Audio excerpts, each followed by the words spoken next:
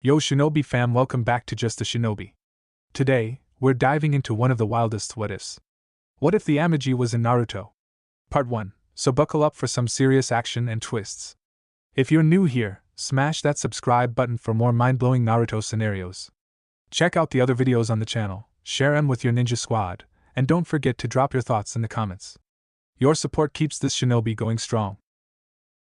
Kanahigaku no Sato. 10th of October. The autumn's night was filled with cries of pain and suffering, the smell of death strong in the air and sounds of ruin ruled the night. Tonight was the most devastating day for Konoha, for it had come under the attack of the most powerful and dangerous of tailed beasts, Kyubi, or nine-tailed fox. Unleashed upon the village from his confinement by a malicious person that sought to bring ruin to this village, Ninetails had caused unprecedented amount of damage to the village, leveling entire swaths of it by mere roaring. Nearly all of Konoha's shinobi rose up and answered the call of duty, striking at the beast with all their might and power, yet it all seemed to do nothing but irritate the beast even more. And the angrier he grew, more and more of loyal sons and daughters of Konoha fell to him, the tally already reaching past hundreds, and now several thousands of shinobi had served their lives to this beast of calamity. And all this time, the beast was under the control of the man that had unsealed him, the one who attacked Kushina Uzumaki just as she gave birth to her triplets, and was trying to kill Minato Namikaze, the fourth Hokage and husband to Kushina. The two seemed evenly matched for some time, yet victory ultimately was claimed by Minato, who managed to sever the connection between Kyubi and this man, who claimed to be Madara Uchiha himself. Once it was done, however, Fox regained his freedom at last, and it was set to not be imprisoned again by anyone, and with greater than before rage and power, it began to destroy Konoha, and in mere minutes it achieved more than he had done under the control of Madara. Shinobi were already losing hope and fighting out simple stubbornness to surrender, when Minato had managed to intervene and teleport the beast away, saving his village and his people. But merely relocating Ninetails was not enough, because now there was an even more dangerous task ahead of him: resealing that creature.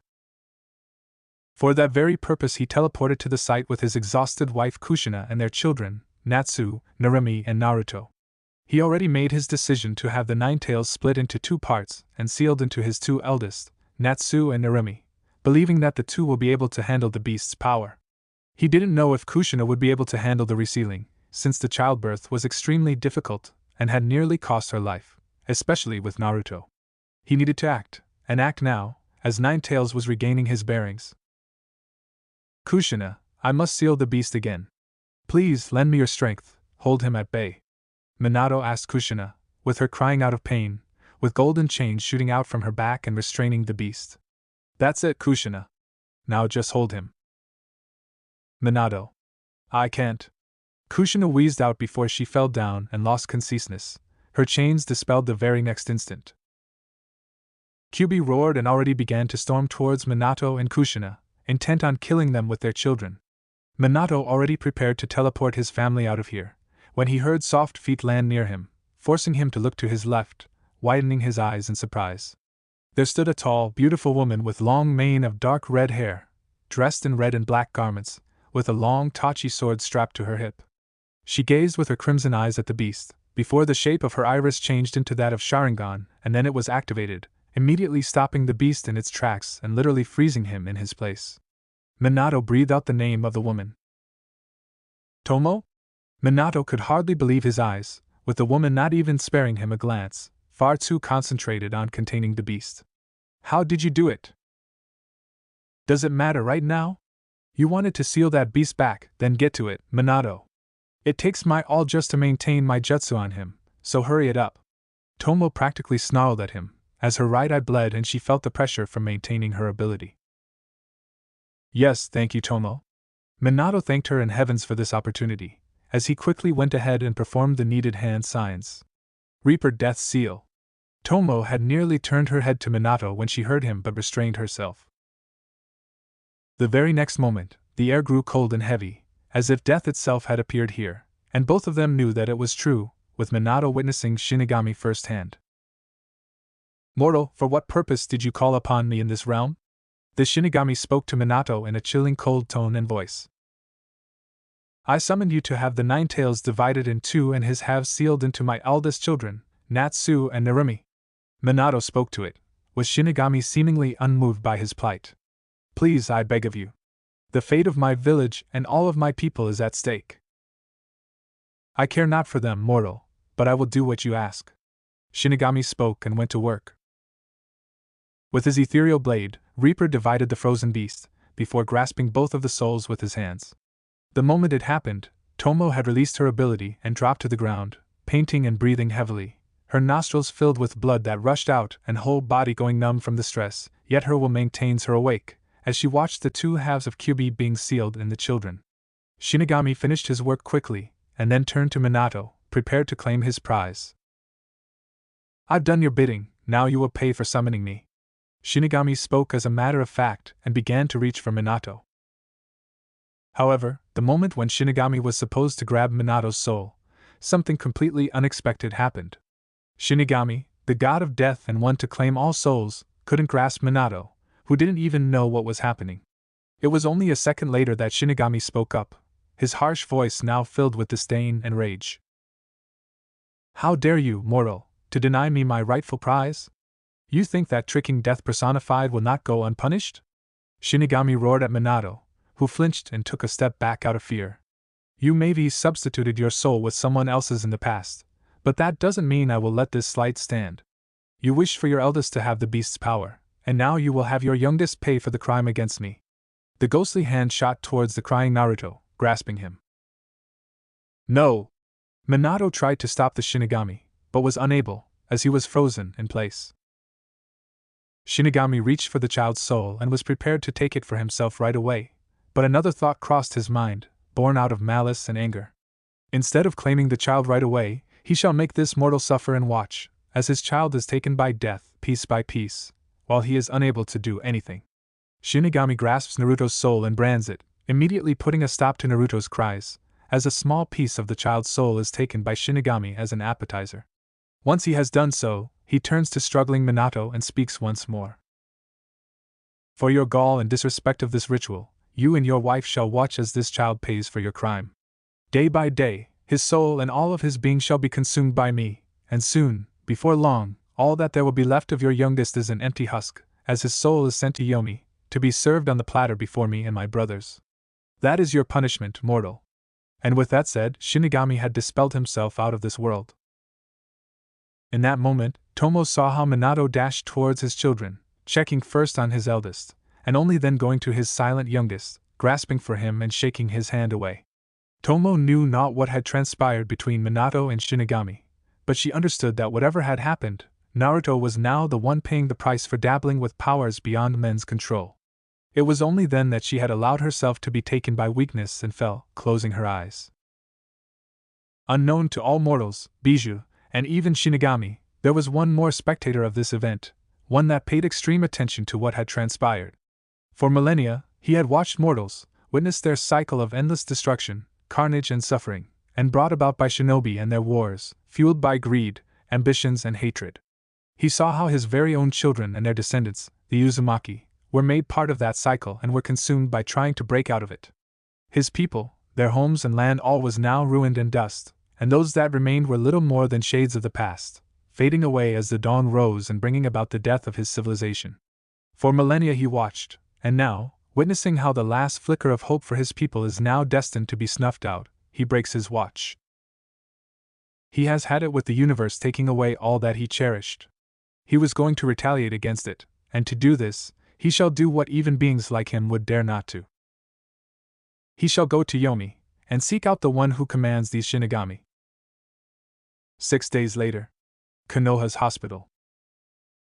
Well, it looks like your blood pressure is normal, and all of the other tests show that you are free to go home, Tomo. Tsunade Senju spoke, as she looked at the file, while Tomo had breathed, before starting to dress up in her usual garments. However, I would like to remind you that because of your prolonged usage of your Sharingan, and seeing the condition it has left you in, I had sent the report to Hokage. You know what that means, don't you? You don't have to tell me, Tsunade. I long realized that my days as a shinobi were coming to an end, Tomo said with some resignation in her voice, as she pulled up her jacket. How bad did it progress this time? Not as much as I had feared and more than I actually hoped, Tsunade admitted. You should be fine to utilize chakra and most jutsu, even genjutsu, but any utilization of Sharingan, not to mention Manjikyu, and The prognosis isn't looking great. You were still good to go 6 days ago, before the attack, but now. Let's just say that you are at the limit of your allowed health. Use Sharingan or even activate it, and then it'll probably be it for you. Tsunade told Tomo, who fastened her sword on her hip. Tomo simply nodded to her, grateful that she didn't lie to her and understanding that she was right. She herself had been about it for a long time now, ever since the war had ended and she was left with nothing but emptiness and void, as well as regrets, sorrow and pain that still lingered in her heart. At least in war she was able to quell her sorrows by drowning them in sounds of battle and death, where she earned her nicknames of Devil of Konoha and Death Queen of Konoha. And those two were just the most famous titles by which enemies of Konoha and what few friends she had knew Tomo Uchiha, one of the most dangerous and deadly shinobi on the face of earth and a recognized strongest Uchiha in village. Widely believed to be an equal in power and skills to Madara Uchiha in his prime, there are very few who would want to make an enemy out of one kunoichi that made Kushina Uzumaki, her former teammate and rival, look weak by comparison.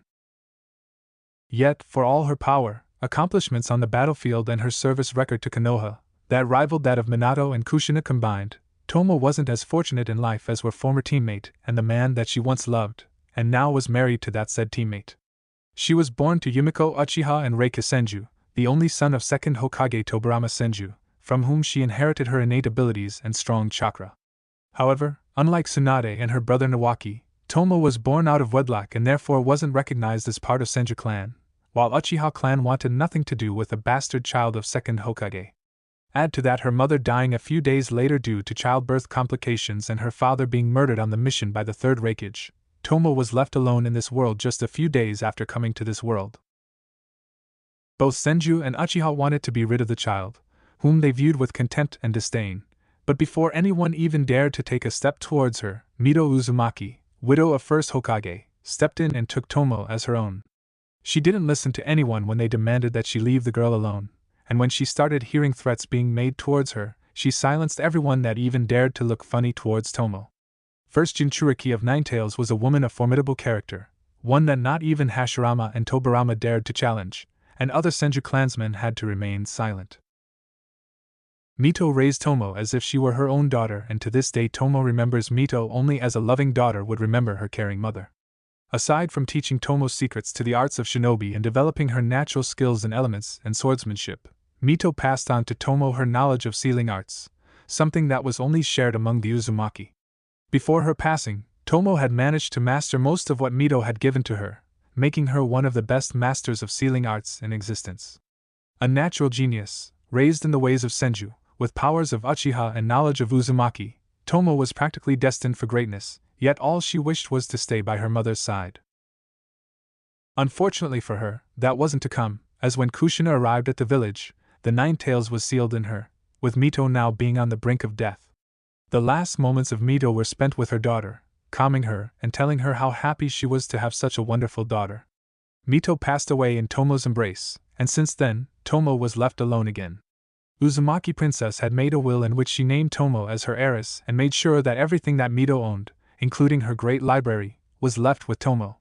However, the village and third Hokage refused to grant that last request of a woman that had given her entire life to this village, and so they've decided to divide it between Tomo, Kushina and village itself, or more appropriately, greedy counselors and Hokage that wished to get their hands on what Mito owned. To this day Tomo hadn't forgiven them for this slight, while Kushina hadn't forgiven Tomo for what she considered to be theft of what was rightfully hers. It is safe to say that their relations were never amicable past that point.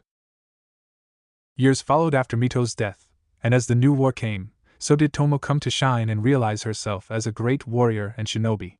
Her exploits rivaled those of Minato, and where he was simply hated, she was feared. Having quickly progressed through the ranks of shinobi, becoming a genin at 10, chunin at 12 and jonin at 15, with her feats growing in merit and greatness. But it wasn't fame or glory that Tomo sought, but affections of Minato Namikaze, a boy and later man that had captured her heart very early on. She had tried to win his affections, but when she saw that he didn't view her as she did him, and that he was in love with Kushina, Tomo decided to not stand in their way, even if it was very painful for her. She was almost starting to come to terms with her decision, when one day, some 3 years ago, Minato actually came to her, looking worse for wear. She knew that Kushina was temperamental and that it could be exhausting handling her, and Tomo honestly didn't even know how Minato handled her when she could barely stand her. That day the two had a really big fight. Tomo didn't know all the details, but it was clear that it was serious enough to make Minato leave Kushina that night and seek her out. Young Uchiha didn't even know how it came to be, but that night she and Minato did something for which he was remorseful the next morning. While that was the best night Tomo had, her hopes and excitement were crushed when Minato had left her without as much as a good enough apology. She realized that to him, she was just a stress reliever, someone to help vent out frustrations, and it made Tomo feel sick, and she would come to wish that this was the only feeling she would have left after him.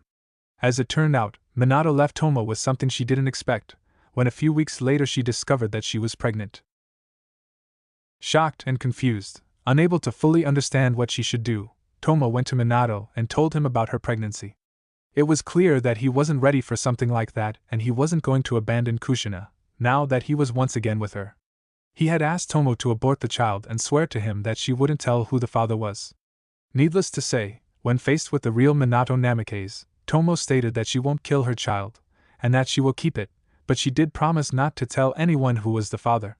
She decided against it because it would only paint a giant target on her back with Kushina wanting to take the shot.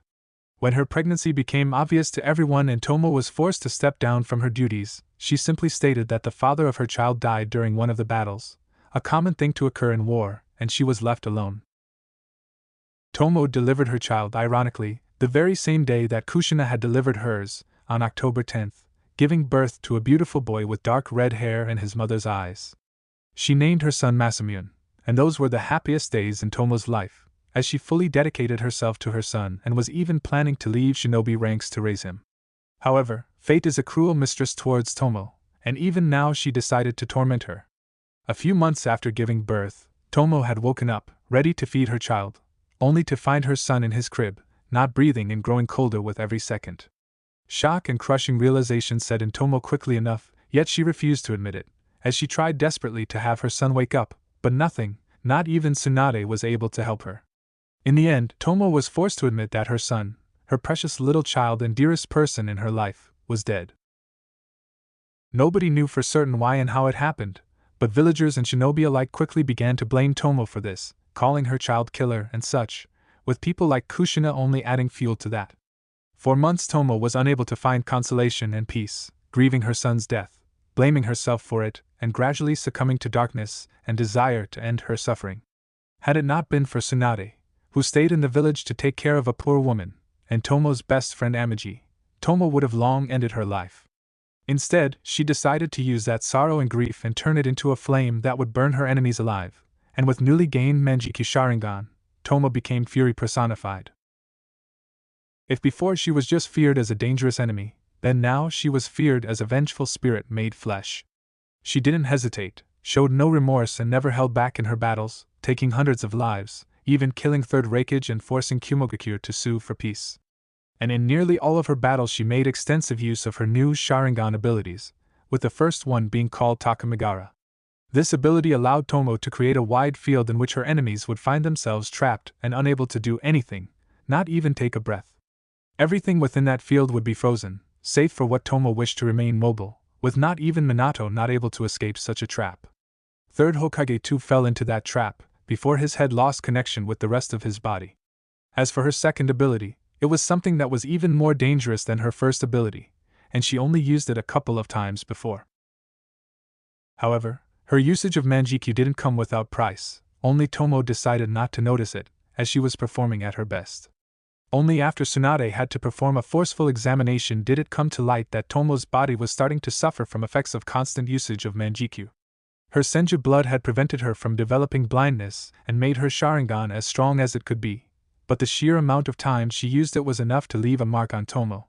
Her chakra pathways and body were suffering from extreme pressure upon them and deteriorated when she used her abilities. If she wasn't careful, Tomo would die from simply using her abilities, and so when the war ended, she ceased usage of her abilities.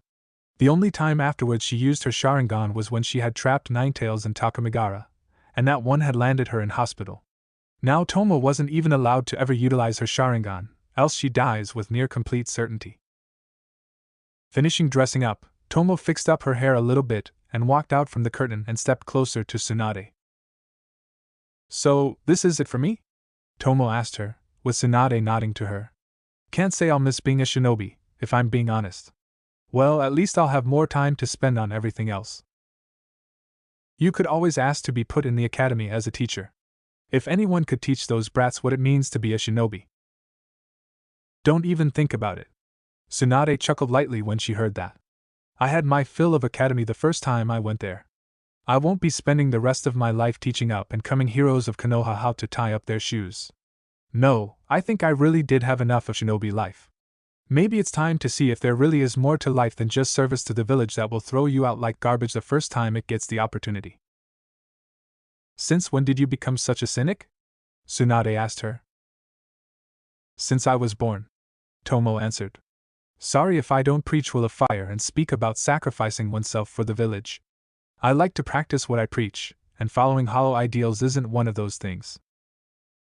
You know, that is one of the reasons why people try to avoid you, Tomo. Tsunade pointed out. You would do well not to voice your ideas without caution, especially now. You have nothing to worry about, Tsunade. It's not like I'm the most socially approachable person, so you can relax. Tomo sighed, as she moved towards the door. Leaving for home, I hope? Tomo clearly heard a small request in Tsunade's voice. In a bit.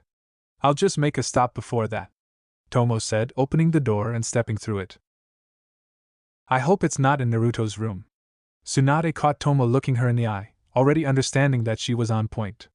Tomo, it's not normal for you, or anyone else, to be visiting a baby of your rival, especially when he isn't well.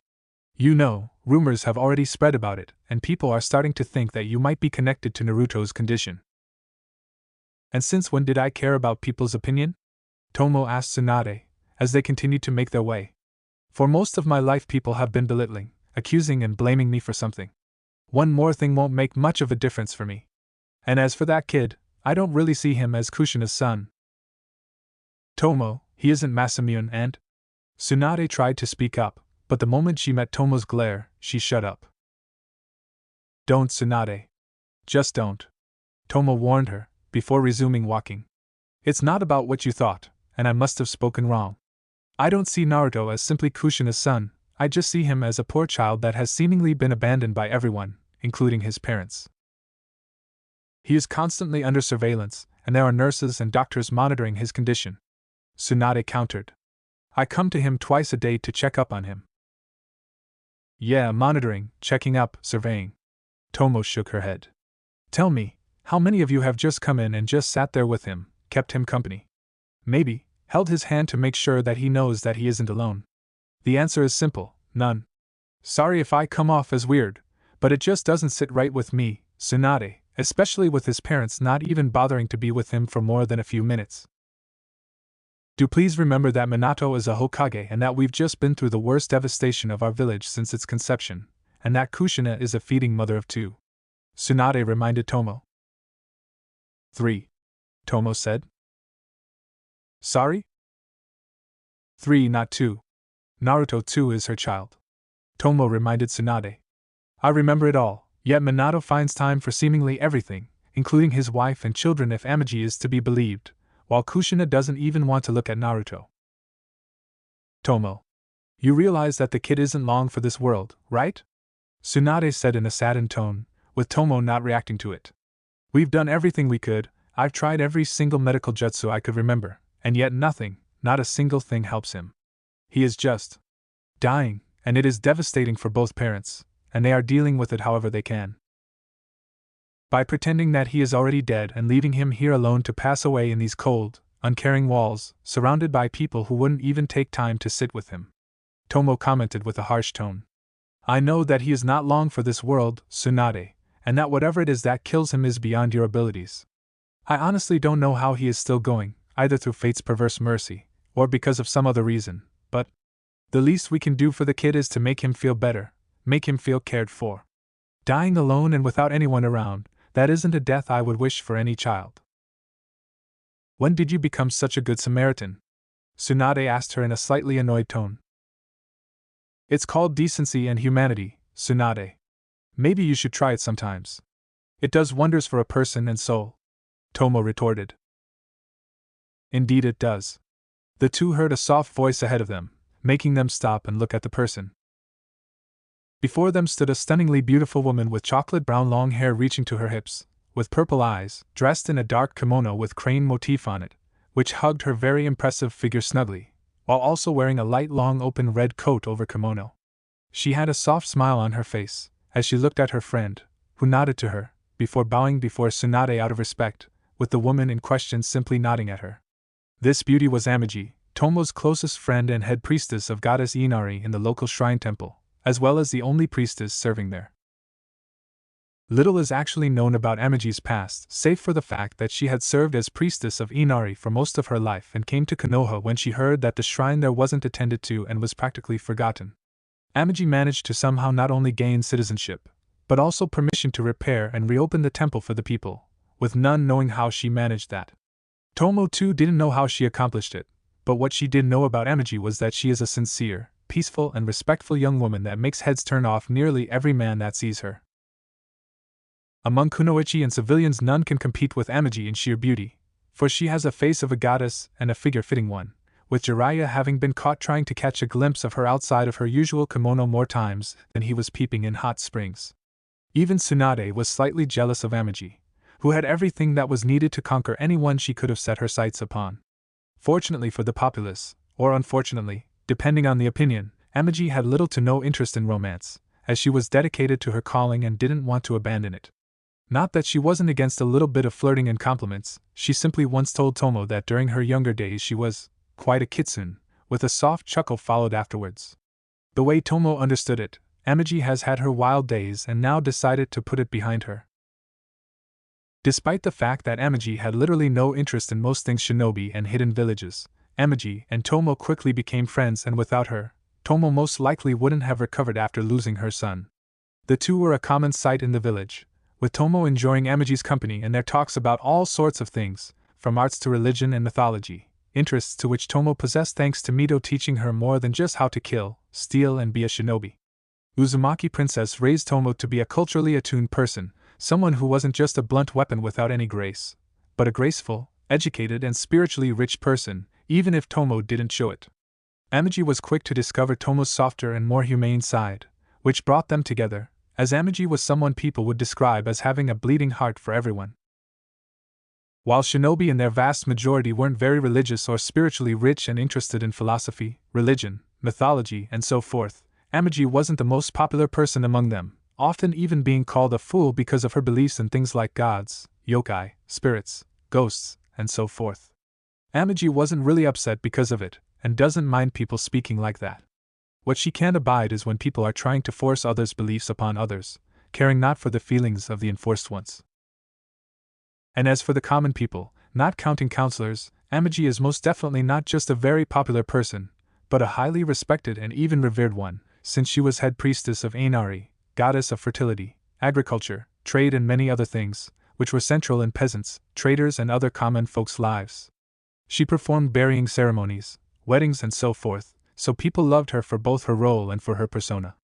Overall, the population of Konoha was nice towards Amagi, in worst cases neutral towards her. Even the Uchiha clan, surprisingly for all, didn't dare to disrespect her, and since many of the Uchiha clansmen had their own small shops and businesses in their own district, they came to the shrine to pray for success and good trade.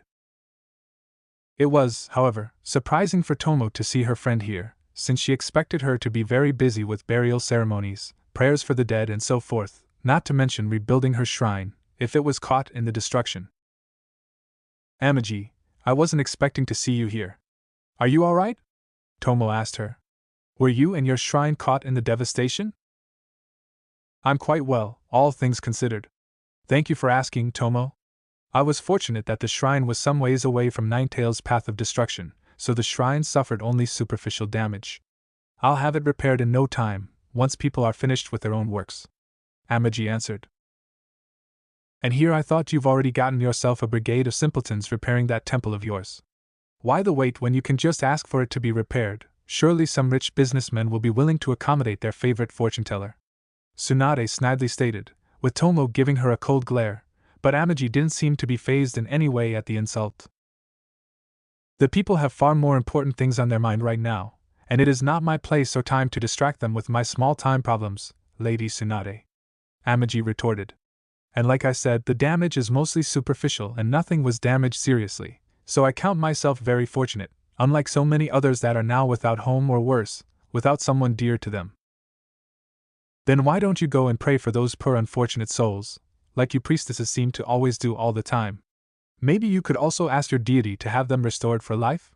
I'm sure if you ask very nicely, that fox of yours will bring them back," Tsunade stated with blatant sarcasm in her voice. "Tsunade." Tomo was about to stop her, but Amagi didn't let Tomo finish. "Tomo, it is quite all right. It is true that I pray for those that have died on that night, and even now, in my thoughts, I am praying for them to find their way to a better world. And it is unfortunate that they are gone, taken away prematurely, and in such a horrid way," Amagi stated to Tsunade. "And if I could, I would ask for Goddess Inari to bring them back, but I can't, and I know that Inari doesn't hold that kind of power, and that Izanami governs over the souls of dead in Yomi, where they are headed, but I know that she too wouldn't grant me such a wish." "Then what good those gods are if they can't do jack about anything?" Tsunade asked Amagi. "Gods do not exist just to grant people their wishes, Lady Tsunade. Gods exist for a reason, that is their existence and purpose, just as we all do. I may be mistaken, but gods exist to govern a plane that is beyond us now, and to preserve the realm we reside in now. We may not see them or even feel them, but that doesn't mean that they do not exist." Amagi started with a soft tone, yet confident in her voice. "And would it be such a shock for the people to discover if they really do exist? We do have talking animals of the size that any normal person would consider abnormal and monstrous. Those are summons, and they are different from those yokai and spirits that you always spout about in your delirious." Tsunade was starting to get really riled up, but then she felt Tomo put her hand on Tsunade's shoulder, forcing the blonde to face her glaring relative. "Tsunade, thank you for walking me, but I'll be able to find my way out. And you can tell Shizen not to expect me for dinner. I'll be staying with Amagi for a while, helping her clean up her shrine." Tomo made it clear that it wasn't up for discussion. "Alright, just make sure that you and your friends do not disturb anyone," Tsunade said, as she headed to perform her main duties, leaving Tomo to sigh and look at her friend. "I'm sorry for her behavior. She still can't get over what had happened to Nawaki, and there are times when she feels like taking it out on someone." Tomo sighed again. "While I do sympathize with her losses, I'm afraid that I don't quite understand her animosity towards me. I do not recall ever angering her, or that something connected to religion had played a part in the death of her little brother," Amagi noted. "It's not about religion or what you believe in, but more about what it reminds her," Tomo told Amagi, who looked at her with a question in her eyes. "Nawaki, much like me, was closer to Mito than to Tsunade, and thanks to that, he gained an appreciation for all things supernatural, like with yokai and gods. Tsunade never liked that seeming obsession of his, and so now every time she hears about it, she gets reminded of Nawaki and—" "I see." Amagi understood what her friend meant. "Let's change the subject, shall we? I see you are finally getting released. I wish I could welcome you for a quiet night together, but I'm afraid that it'll be quite hard for us to relax at the temple, at least for the time being." "Why? Did something happen during the attack?" Tomo asked Amagi. "No, more like an aftermath of the attack. While many people have died, many more were left homeless and without much possessions on them. While the repair works have already started, it's the shinobi district, clan estates, and strategically valuable areas that get priorities to being repaired," Amagi stated to Tomo. "And, as I'm sure you've seen yourself, over half of the civilian portion of the village was destroyed, and people that lived there now have nowhere to go. And so, given the fact that the temple and its grounds weren't damaged, I've decided to let those people stay on the grounds, until they can go home again." "You've turned the temple into a refugee camp for several thousand refugees?" Tomo asked, with Amagi nodding to her. "Won't Inari be against it?" "Well, I did say that in order to appease the goddess, they would have to follow a certain set of rules, like cleaning the grounds, providing help when I needed, and other simple things like that," Amagi noted. "And if Goddess is displeased, I'm sure I'll be able to convince her that it was for the better of everyone, though I doubt it'll even come to it. Inari is a kind goddess, and isn't as temperamental as some other gods." "You always speak about her as if you know her, Amagi," Tomo noticed, with Amagi simply giving a small smile to her. I imagine the council appreciates your initiative. I hope they will at least compensate you for going through all the trouble. I don't know. Did Minato reward you for helping him stop the fox when he didn't ask you for help? Amagi asked, with Tomo understanding what her friend meant. I see. But at least the people will know whom to thank when their own supposed representatives have turned their back against them, Tomo said, as she continued walking. I think I'll still stop by, at least to see how things really are. Be my guest, Tomo, you are always welcome there. Forgive me for asking, but are you in a hurry to meet someone? Amagi asked her, with Tomo glancing at her. I've noticed that you aren't heading for the exit. Is there someone you want to see before you leave? There is. Tomo nodded to her. I'm not sure if you've heard, but while I was recovering here, I've started to pay visits to Naruto, Minato's and Kushina's youngest son, Tomo said, with Amagi nodding to her. I know that it sounds kind of strange to do such a thing, but that kid. When I look at him, I can't just shake off the feeling that he feels lonely and is scared, despite how he looks. You may just start calling me crazy now, Amagi. If acting sympathetic and humane towards those that for some reason are left alone when they are not well, then being crazy isn't so bad in my mind, Tomo. Naturally, Amagi didn't judge Tomo. I've heard about the poor boy and his strange illness. Many claim that it is a curse sent upon the child by the Bijou for imprisoning him and his brother and sister. Lord Hokage and his wife haven't confirmed or disclaimed those rumors, so nobody knows for certain what is going on with him. Doctors and Tsunade don't know either, and the kid just seems to fade away with each passing day. He is getting weaker every day, and it appears that he might just pass away tomorrow or the day after tomorrow, if what I heard is true, Tomo said with sadness in her voice, as they were nearing the child's room, before Tomo turned to Amagi. Amagi, what do you know about the Shinigami? The gods of the dead and reapers of souls? They are creatures that reside in the realm of the dead, Yomi, and serve the goddess of death and creation, Izanami. They are charged with seeing the souls of the dead being sent to either hell or heaven, as well as collecting them from the mortal realms. Most of the time they operate outside of the reach of normal people, unseen by them, Amagi told Tomo. But I know of a few cases where they were purposefully summoned, but every summoning of the Shinigami is a certain death sentence, because the summoner is killed by Shinigami afterwards, Tomo concluded. But, Amagi, do the legends tell of any way to summon a Shinigami, but not die afterwards? Say, shift the price on someone else? Tomo, summoning a Shinigami is always a one-way trip, no matter how you try to trick it, Amagi said in a serious tone of voice. I have heard of one legend where a man had managed to survive such a thing, but it didn't happen because Shinigami was merciful to him. The man in question had previously warded himself off of Shinigami, but I do not know how he had done it. What I do know is that later on he had buried his wife, as the Shinigami had taken her from him as a payment, and because it felt slighted by being denied its prize. Tomo, why are you asking me all of this? Being denied the prize.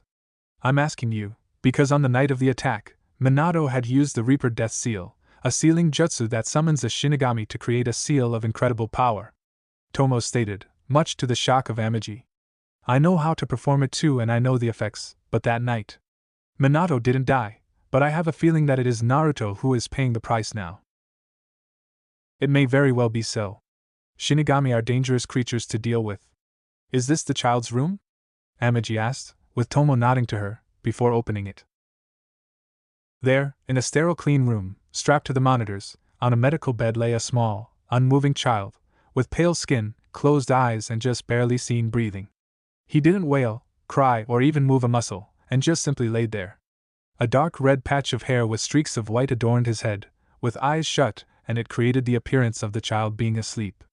Tomo knew that it wasn't the case and that the child was simply too weak at this point to even open his eyes, as she moved closer to him, taking a seat near him and very gently putting her right hand upon Naruto's little arm. He was colder than she remembered him to be, but every time she visited him, he felt colder than previously. Back when she first visited him, he still looked at her with his blue eyes, but yesterday he wasn't able to open them and couldn't move a muscle. Now he couldn't even react to her, but somehow Tomo knew that Naruto felt her presence. She looked at him with sympathy in her eyes, before shifting her gaze at Amagi, before freezing. Amagi stood just there, her mouth agape and tears coming to her eyes, hands shaking, as she walked closer to the child. By the gods, how something so cruel could have happened to a child? Amagi asked in a shock, with her purple eyes looking directly at Naruto, as if seeing something that none could see. Amagi? Tomo asked her. What? Is there something wrong? Something wrong? This child has been branded by Shinigami, Tomo. Amagi almost shouted, shocking Tomo. This isn't just wrong, it is. It is monstrous. What do you mean? What does it mean, being branded by Shinigami? Tomo asked of her, with Amagi calming down a little, before quickly closing the door into the room. Afterwards, she stepped closer to Naruto, lightly putting her hand upon Naruto's stomach, before she began to chant. Tomo had heard her friend chant prayers and such before, but this one was different, and she could sense that something was going on that she couldn't perceive just yet. After a few seconds of chanting, Tomo saw how Amagi's hand glowed with unnatural golden light as she touched the child. The moment she touched Naruto, a dark unnatural cloud appeared all around him, with a kanji on his stomach being revealed to both women. Tomo looked at the kanji and nearly shuddered when she saw the shifting lines of that ethereal thing. This is the brand of Shinigami, one of the most horrific curses one can find in all of existence. Amagi told Tomo. Those that have been branded do not find their souls being sent to hell or heaven, but suffer a far worse fate. They become food for Shinigami, souls torn apart and devoured by the death gods. And Naruto's soul is nearly gone already to Yomi, to be served on the platter to the one who branded him. How did you know that it was there, and what was it all about chanting and that glowing hand? It wasn't a jutsu, but it was something different. Tomo noted. I am no shinobi, Tomo, but those that think that world is inhabited by just those creatures that they know of are wrong in their assessment, and that is all I shall say on the matter at the moment. Amagi told Tomo. This child. It pays for his father's actions. Is there any way to have this brand removed, or blocked from action? I know every seal created by the Uzumaki, there might just be. Tomo was hopeful that with this information, she would at least be able to help the child. I am sorry, Tomo, but once branded, there is no escape. The brand can't be destroyed, removed or passed on to someone else. Only someone of the highest planes of existence can remove something like this, and in this case, it would have to be the one who commands the Shinigami, Izanami. Amagi said with sadness in her voice, before looking at the child. I'm afraid that there is nothing that we can do, no matter what we try, and there isn't much time left for him. How long? Several hours at most, I believe, Amagi said to Tomo. Then, the least we can do to him is keep him company, at least so he wouldn't be so scared, Tomo said with a resigned tone, with Amagi agreeing with her, sitting next to the child. If only the two knew what was happening in the higher plane of existence. Different plane of existence. Yomi, land of the dead. Dark and inhospitable, where all that was living could not exist under any conditions, that was Yomi, the realm of the dead, and where all souls eventually found their way. It truly lived up to its name, for the realm thrived in shadows, plains where deadliest and poisonous grass grew, with trees wrecked with death, and where only creatures that are spawned here can survive. No living mortal should step into Yomi, lest they seek to remain here, only in the form of its occupant, or a ghost in other words, and not every god or goddess braves these lands. But the one who was walking down the road leading to the dark castle situated right in the middle of this endless and desolate realm. It was a tall man of a godly physique, with long and luscious black mane of hair reaching to the middle of his back. His eyes were the color of gold, with a third eye closed on his forehead, with 3 lines crossing it. He had a beautiful face of a man in his late 20s without a speck of flaw upon his fair skin. His torso was exposed, revealing a body that any woman would drool over, with black pants and sandals covering his legs. He walked with a spear, or more specifically, a trident, in his right hand, made pitch black material and with a golden central spear adorning it. He traversed the realm of Yomi long and hard, ever since he departed from the realm of mortals, but he was now near his destination and he was going to see his will be done. In front of the traditional-looking castle stood guard numerous ogre-like creatures, massive in size and easily dwarfing the man. Those were Oni, yokai, created from evil, malice and dark energies, and who resided here in Yomi, serving as punishers of the evildoers and those that deserved its fate here. They also were frequent terrorists of the mortal realms when they could escape from here, and more often than not, when people spoke of Oni being real, they really were. Armed with giant clubs, axes, swords and all that was fit for their size and stature, A literal army stood watch before the castle, with its commander now approaching the traveling person. He was a red oni with a white mane, dressed in armor of the samurai, and with a giant odachi for a weapon. He looked down at the traveler and bellowed down on him. "What's this? A lost traveler? You are very far from home, pilgrim, and you should not have wandered here on your own." Oni spoke with laughter, while the man did not bat an eye. "But it is good that you've arrived. My boys and I have been getting bored and the mistress won't give us any drinks, so now we'll have you entertain us. If you provide us with enough fun, we might actually let you live." Other Oni laughed when the commander spoke, but then all of them went silent when the man spoke. "I've come to see your mistress." "Step aside, Oni." The traveler's tone indicated that he was serious. "Huh? Or what, you think you can just come here and demand a meeting with our mistress without any care in the world? You think you threaten us in our realm? Let's see how you taste."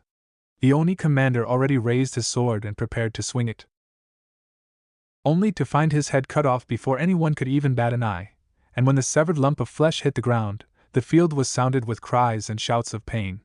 2,000 Oni guarded the entrance into the castle, and it took 2/10 of a second of the stranger to cut through these beastly monstrosities. One such creature could be dangerous to deal with even for dozens of shinobi to deal with, and there were instances in history where Oni destroyed or literally ate entire clans of shinobi. But for this person, they were merely dust that tried to stop the tsunami. With his sheer will, he opened the great gates of the castle and stepped through them into the inner yard of the keep. It was there that he was greeted by the second line of defenders of this castle, an army of shinigami, assembled and ready to destroy this invader.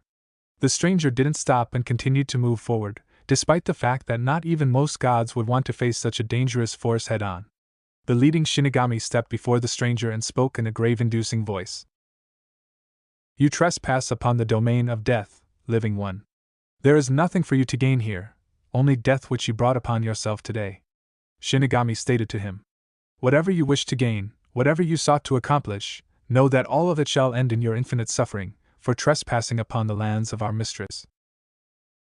I seek an audience with your mistress, Deathbringer. If you or anyone else wishes to stand in my way, then I shall not hold back." Stranger stated to them. "My patience is running thin, as is the time of your existence. Step aside, or become naught but memory." That riled up the shinigami, and they had already prepared to launch themselves at the intruder, when the invisible hand of their mistress stopped them. "The mistress. She will see you, living one." At those words, the horde of shinigami stepped aside and allowed the stranger his passage. The stranger continued his walk into the castle, doors opening before him, releasing a chilling wind, which didn't bother the man as he walked forward. It took him a minute to reach the great hall of the castle, where upon the throne sat the person he sought to converse with. Upon the throne, made what looked obsidian, sat an absolutely ebony white woman, dressed in black figure-fitting robes with short sleeves and cape. Her hair is long and made into a bun and 6 offshoots. Sclera of her eyes was black, while iris bloody red, with them eyeing the intruder. Dark red veins ran across her whole form, seemingly pulsating with power. A small smile was upon her, as she looked at the intruder with no hidden amount of interest. She was the first one to speak. "Many eons have passed since you've last stepped into my realm." She spoke in a calm, welcoming tone. "Forgive my minions, they seem to have forgotten their manners before their betters. Especially one that is my blood and descent," she said with a smile, feeling the rippling sense of fear coming from the inhabitants of Yomi at her statement. "I came here caring not for their manners and etiquette. I have come here seeking your aid and your favor, Izanami." The stranger spoke to her, bowing his head. "My favor? Now why would I ever deprive my grandson of my favor?" she asked rhetorically, before she rose from her throne and walked to him. "Now raise your head, Shiva, and tell me, what does the god of destruction and creation wish for the goddess of death and creation?" "I've come to you from Sekai, the realm where..." Shiva instantly saw how Izanami's face twisted from anger at the mention of that world. "Where Kaguya had gone and where she, along with your brothers, had dared to upset the natural order of development. That realm still reels from the devastation they brought with their battle, and the consequences. I need not tell you just what the consequences are, don't I?" Izanami clearly saw how a flare of anger flashed in the golden eyes of her grandson. "I've seen and felt how my world suffered and nearly was destroyed when my mother and brothers had battled. I was the one that saved it and humanity from being destroyed. Do not remind me of it." And I have not forgotten the catastrophe that was Hagoromo's sons. Shiva clenched his trident a little harder. Indra's pride, Ashura's carelessness, and Hagoromo's ignorance had plunged my world into a cycle of endless warfare and death, which saw mankind stagger and stop in their development. Even my people were destroyed in that mauling cycle, which saw my wife cry tears for 10 years, so do not remind me of the consequences, Izanami. I've come here to you to see that mess finally rectified. Shiva stated with conviction to her. Oh, so you are finally willing to do it? I must admit, Shiva, I am a little surprised and shocked that it took you so long to get to this point. Izanami admitted to him. Care to tell what caused such a sudden shift in priorities? You were once a supporter of their natural development, so to speak, but now. Have you realized that those mortals won't change themselves? Or have you seen the threads of fate weave into one outcome for them? All of the above. Shiva was admitted to Izanami. As you are aware, I am capable of perceiving the possible outcomes of the future, and because of that, I've come to you, Izanami. Threads weave into one distinct ending for Sekai, and that is the death of humanity. No matter the variables, the outcome is the same and it remains that way, for humanity, or rather, shinobi, will not change their ways, no matter how they try. Not even that man, Hashirama Senju, was able to change them or change the cycle. All he had done was enlarge the scale and drag my descendants into that chaos. I am sick and tired of watching it go on, and I've come to break this wheel. And how do you wish to break it, HM? What do you need from me? Permission to destroy it? Go ahead and do it. Worlds are born and destroyed throughout the cosmos all the time, and other gods will probably not even notice if that world gets destroyed. Izanami said without a care in the world. No, you are not here to see it destroyed. You are here for something far more interesting, aren't you? Some time ago, in Sekai, there was an incident involving one of my brother's spawns, Kurama. You should have noticed the sudden torrent of souls coming in. Shiva spoke up. Yes, that has occurred, and along with that, one of my Shinigami had been summoned in that realm by a mortal, yet failed to deliver me the soul of the summoner. Izanami noted, before giving him a knowing smile.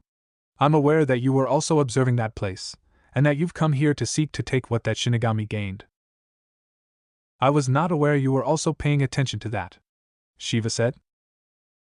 I didn't, but the guest who arrived before you did inform me about it all, Izanami told him. Isn't that right, my dear Parvati?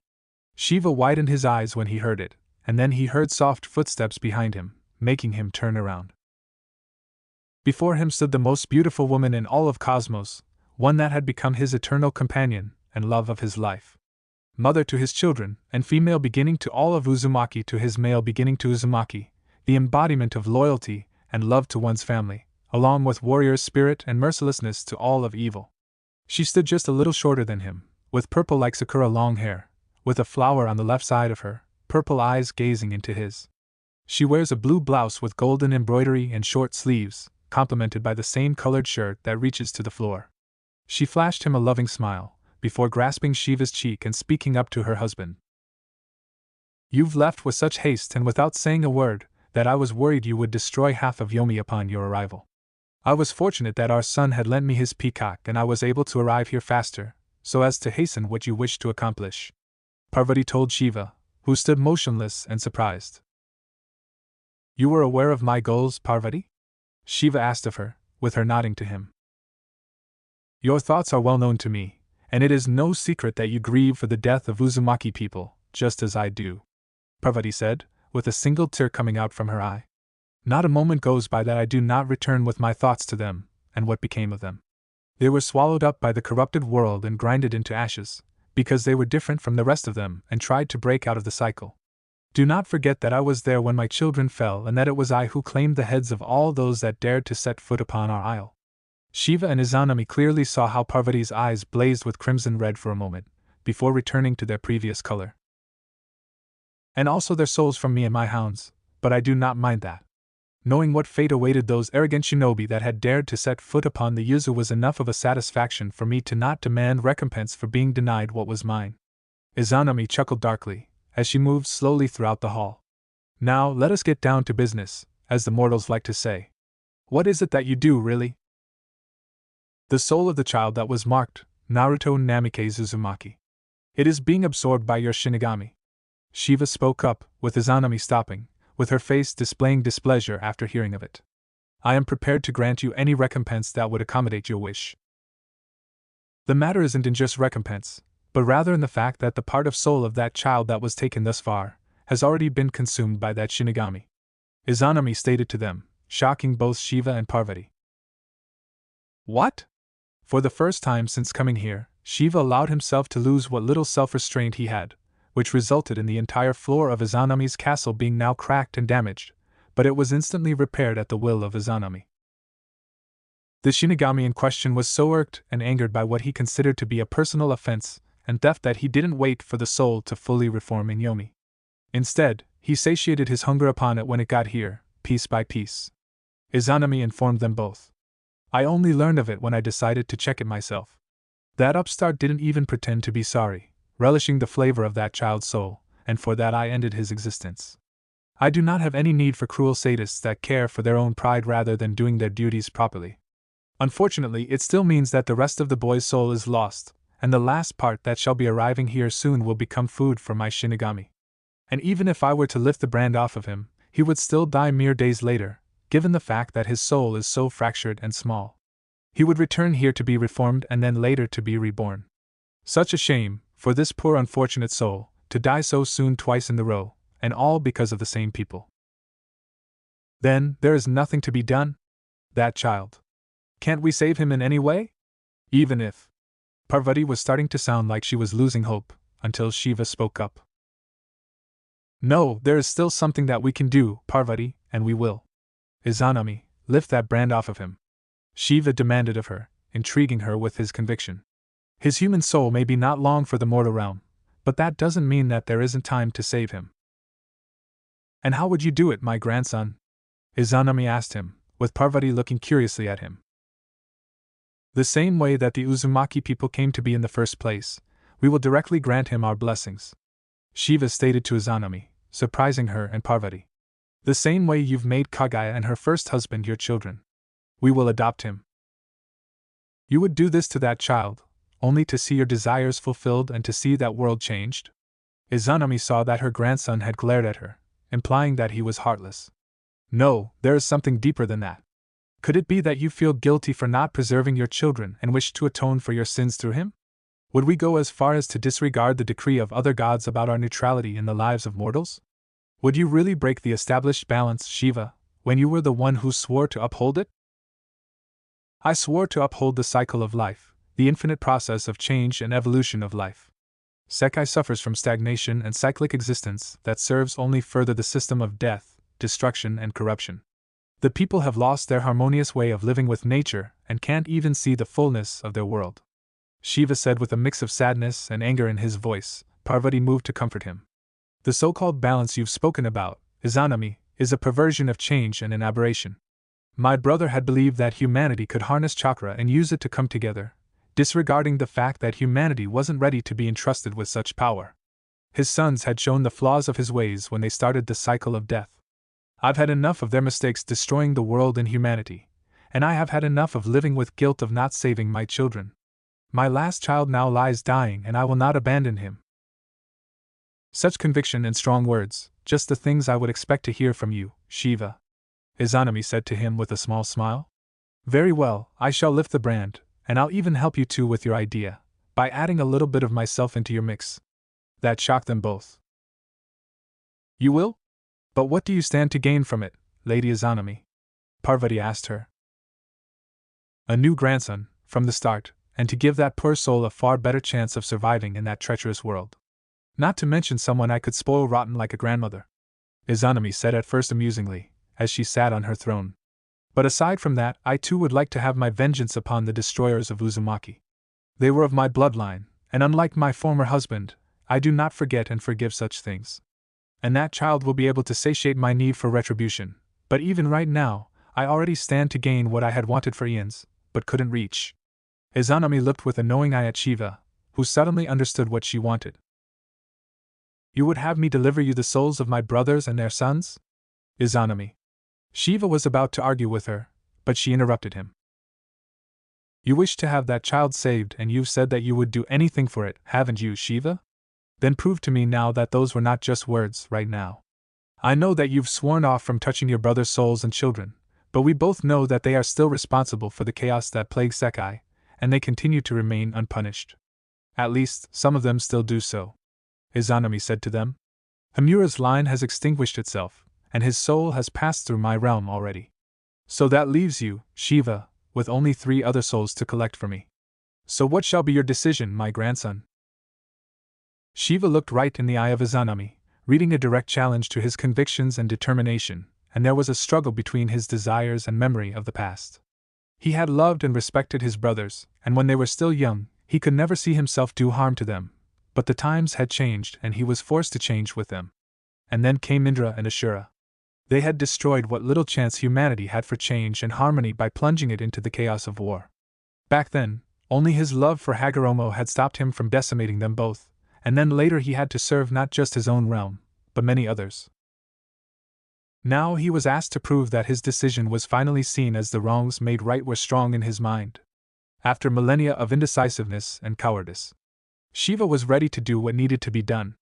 Detaching himself from Parvati, he moved to the center of the room and connected through the cosmos with Sekai and its living beings.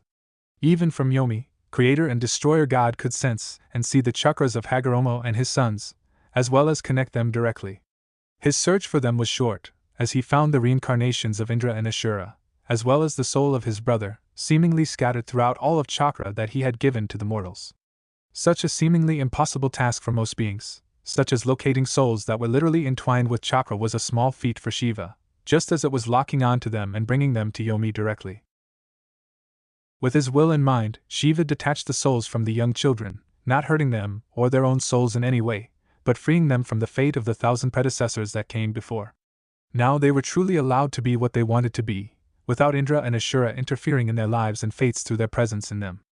As for his own brother, it took more effort from Shiva, but he did what needed to be done, as Sekai had felt a very tiny rippling effect upon itself throughout Chakra, one that will go unnoticed for most, save for that are strongly attuned with natural energy of Sekai. With those tasks being completed, Shiva opened his eyes and with a light movement hit his trident's bottom upon the floor, summoning the 3 into this realm. 2 circles of light formed in front of him, Parvati and Izanami, and from them emerged 3 figures, all looking as if they were in their prime. Indra and Ashura, looking as young as they were when they had begun their feud, with Hagoromo emerging in the middle of the 2, looking like he was far older than when he had his sons. They looked confused, before Hagoromo noticed with his Rinnegan eyes his youngest brother, Shiva, speaking to him. Shiva, what? Where have you summoned us? For what purpose have you ripped us out of Chakra? Hagoromo demanded to know, before he took the look around himself. This place, it reeks of death and… Is this what I think it is? Father, brother? How are you all here, alive and so young? Ashura asked them, before getting into the fighting stance. Ugh, doesn't matter how you've cheated death, Indra. I'll make sure to end you once and for all. Then stop barking and come at me, you little fool. Indra goaded him, readying himself for a fight, until both he and Ashura were stopped by Shiva, who materialized his divine chains from his back and used them to subdue his unruly nephews. Ugh, what the hell are these? Uzumaki chains? That is quite enough, both of you. You've spent literal millennia in your unending battle, dragging countless souls into the abyss with you, shaping the very future of the world into an unending conflict and denying humanity a chance to grow past its infantile stages. Shiva stated to them both, holding them firmly in place. Now it is time you face the punishment for your actions, nephews. Shiva, what are you talking about? Why have you summoned us all here? Hagoromo asked him. He is doing what needed to be done eons ago, Hagoromo. Izanami finally made herself known to the 3, shocking Hagoromo instantly. You and your sons are guilty of quite horrendous crimes, and you've escaped your punishment for far too long. No one has the right to deny me what is mine upon the death of all creatures, yet you've dared to challenge me as you did. Your 2 idiot brats chose the path of reincarnation through their bloodlines, while you, Hagoromo, have decided to escape my grasp through the chakra you've gifted to humanity. Clever of all of you, but you've only staved off my wrath until I've gotten a hold of you. Lady Izanami, please, you have to understand that. Hagoromo had tried to plead to her, but wasn't allowed to speak. That you still hold hope that your sons, or their reincarnations, will finally mature enough to stop their feud? That they will finally bring the world to peace and prosperity it should have achieved eons ago? That your Nishu will finally prosper as it should have been originally, a path to harmony and communication? Izanami asked in a mocking manner. For the one who claimed the title of sage, your ignorance knows no bounds, Hagoromo. You've failed to notice the divide between your sons, created through the disparity in their abilities and talents, and you've not seen how your eldest was consumed by pride and arrogance, festered by your demand in training him and by that worm, spawned by my daughter. And even when you did see it, what did you do? How did Sage of the Six Paths choose to face the imminent threat to his ways in peace? You chose to step aside and let your sons battle it out, giving your youngest the power to match his elder brother. What an ingenious way to destroy all you've worked for. I meant only for Ashura to stop Indra, not destroy what was built by me and my followers. Hagoromo defended himself. I meant for them to stop, to realize that power and brutality was not the way to achieve peace. They needed to understand it themselves. There were far less destructive and more profound ways to bring your wisdom upon them, but you chose to stand aside like a coward, Parvati said to Hagoromo, before taking a look at Ashura and Indra. Your indecisiveness has cost the world hundreds of thousands of lives and put you into a loop that it needs to escape from. And without us, there is nothing that can break that cycle, Parvati. Without us there is nothing that can now stand in the way of Kagaya returning, and even now, there are forces on the move, determined to see her reborn. Without Indra and Ashura, without their reincarnations, there is nothing to stop her from coming back. Hagoromo shouted at them. That is where you are wrong, brother, Shiva told him. Mother's seal may be weakened now, allowing her the window of escape, and it is true that the reincarnations of your sons can have the potential to stop her. However, that doesn't mean that they hold the chance of changing the world in the way it needs to change. I can perceive that few timelines contain the world that exists after them, fewer even where the world is in some state of peace. But I see far too many visions where this shinobi world is rocked with strife and war unseen before. Yet the possibility for the better world remains, Shiva. Isn't this enough of a reason to let us go? I'm certain that with hope and proper guidance, they will do what you wish, Shiva. Hagoromo tried to convince his brother, but found him unconvinced. I've held my hand for eons, Hagoromo, relying on this hope and belief in a better future, and despite how countless times I saw your sons' reincarnations wreak havoc upon the world in their wars, I still held my hand. Shiva admitted to him. But after I saw the only vestige of harmony, peace, prosperity and alternative of Sekai, my people and children, the Uzumaki, being destroyed by the system that they had created, I realized that they will not change the world, and even if they do, it will be at the expense of millions, possibly billions of lives being grinded to dust in their war grinder. I am sick and tired of waiting, so I'll do what they should have done. And as for our mother, Hagoromo, you can rest easy knowing that she and her lackeys will be greeted by someone very capable of stopping them. My son will be there, and he will do what needs to be done, whatever it may require. Now, Izanami, do what you must. With pleasure, Izanami said, as her eyes glowed for a second. Shiva released his nephews, letting them fall to the floor, and the moment they did, a black chain opened up underneath them, with tendrils shooting out of there and grabbing the three by their limbs. Indra and Ashura struggled and tried to release themselves, but were unable to escape the manifestation of Izanami's power where she was at her strongest. Not Kagaya or even Izanagi would be able to break free from the hold of those things. Hagoromo didn't struggle, simply bowing his head in shame and accepting his fate, daring not to face his brother and grandmother. Shiva turned his head to Izanami and simply nodded to her, letting her know that he had had enough of this charade. Without any words, the three were pulled down into the abyss, before the hole was closed up, leaving no trace of them in Yomi and other worlds. Izanami let out a sigh, before stepping closer to her grandson and his wife. With a gesture of her hand, she opened up a portal out of Yomi. Now, shall we be off? Time is running short, and if we do not hurry, we may miss our chance to gain a new member of our family, Izanami said, as they stepped through the portal. Sekai. Konoha's hospital. Time froze for all of the world, as three celestial beings appeared in the hospital, stepping out of the portal and into the realm of mortals. Frozen in place and unable to perceive the presence of gods, humans around them were unable to witness Parvati, Izanami and Shiva appearing right in front of Naruto, where he was visited by Tomo and Amagi, with the former frozen and unable to perceive them, but the latter. How curious, Izanami said in an amused tone, as she saw Amagi rise up from her seat, a shock present on her face and trembling out of sheer fear and being in the presence of three gods at the same time. Calm yourself, servant of Inari. We are not here to harm this little one or you. Lady Izanami, Lord Shiva, Lady Parvati. What is it that why you seek in Sekai? Amagi barely managed to say anything. We seek to do what is needed for this child, and to give this world a better future. It is not our intent to harm anyone here, Parvati said softly, before turning her head to Naruto. It is our decision and desire to give this child what it deserves and gain what we lost family. Family? Amagi asked again, but she didn't receive any answer, as the three deities moved to Naruto and focused their attention upon him. Such a beautiful child. He looks just like our Skanda, when he was the very same age. Parvati couldn't keep a smile off, before reaching with her hand to the child's cheek, caressing it. Same hair and shape of face, though these white hair do make him distinct. Like the light of the sun creeping in from the red leaves. Fault of my Shinigami, but I think they look rather unique with him. Make him stand out and memorable, which is something I would want in my grandson. Izanami noted with a smile. I suspect that he will be a magnet for women all around him, and if he'll grow up to be even half as dashing and daring as your Skanda, then there is little doubt that women will flock to him without any regards.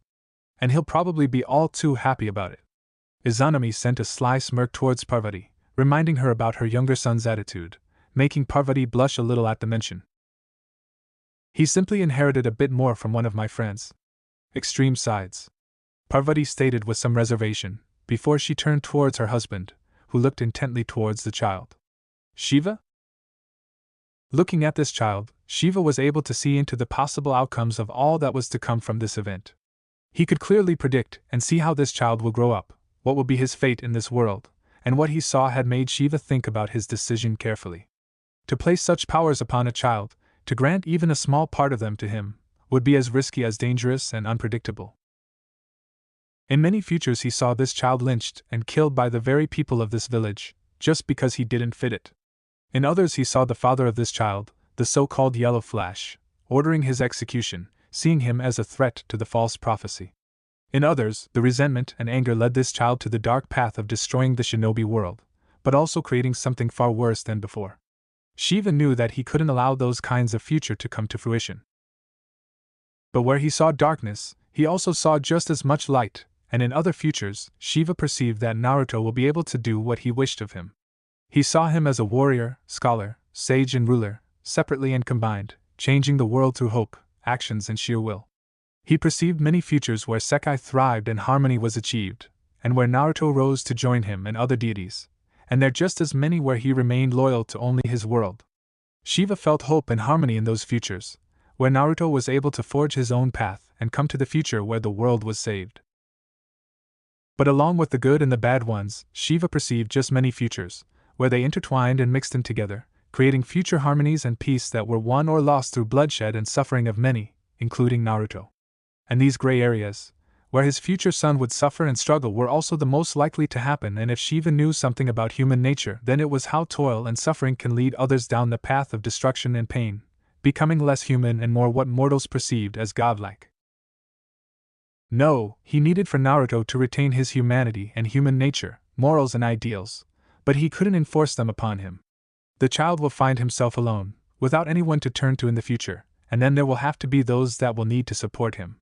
People that were to teach him the value of humanity, those that may open him a path towards life and peace, and Shiva could clearly see that Namikaze and Kushina weren't the people for it.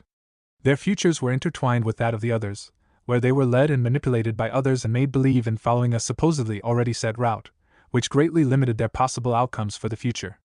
No, Naruto will need someone who will teach him the value of free choice and living by your own code. He will need a mentor and a parent in one face, perhaps even several at once. Shiva turned his gaze away from Naruto, and then suddenly looked at the woman that was nearest to Naruto, observing her with his eyes.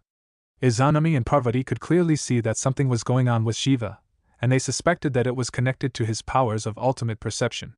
After Shiva was done looking at the woman, he looked at still shocked Amagi, before speaking to her in a calming tone. Amagi no Tenko. Shiva's voice immediately made Amagi calm down and stop shaking. May I ask you a favor, servant of Inari? Of course, Lord Shiva. Amagi bowed before him out of respect, before raising her head. I shall do whatever you may require of me, as long as that doesn't interfere with my duties to Inari. I wouldn't ask you that, Shiva assured her, before turning to the child. This child. He will be blessed by us three, but that will not secure him a safe and happy life.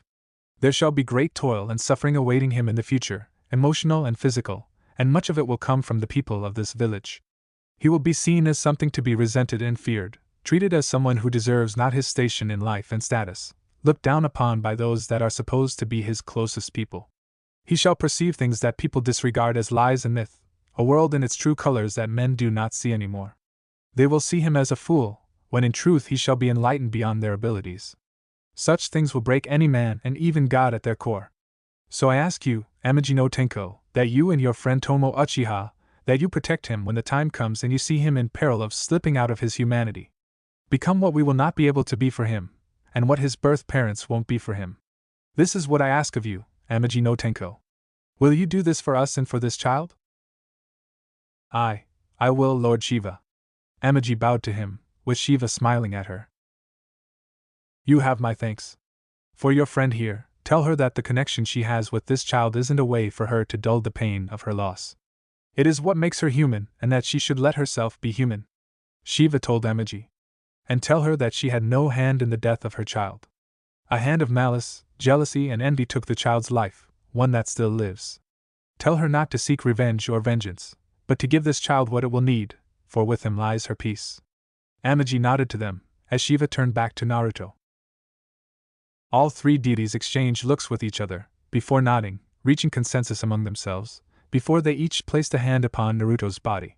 Shiva's hand landed upon Naruto's head, with Parvati placing her hand on Naruto's stomach, while Izanami placed her hand upon Naruto's heart, reaching with her powers for the brand and removing it from the boy.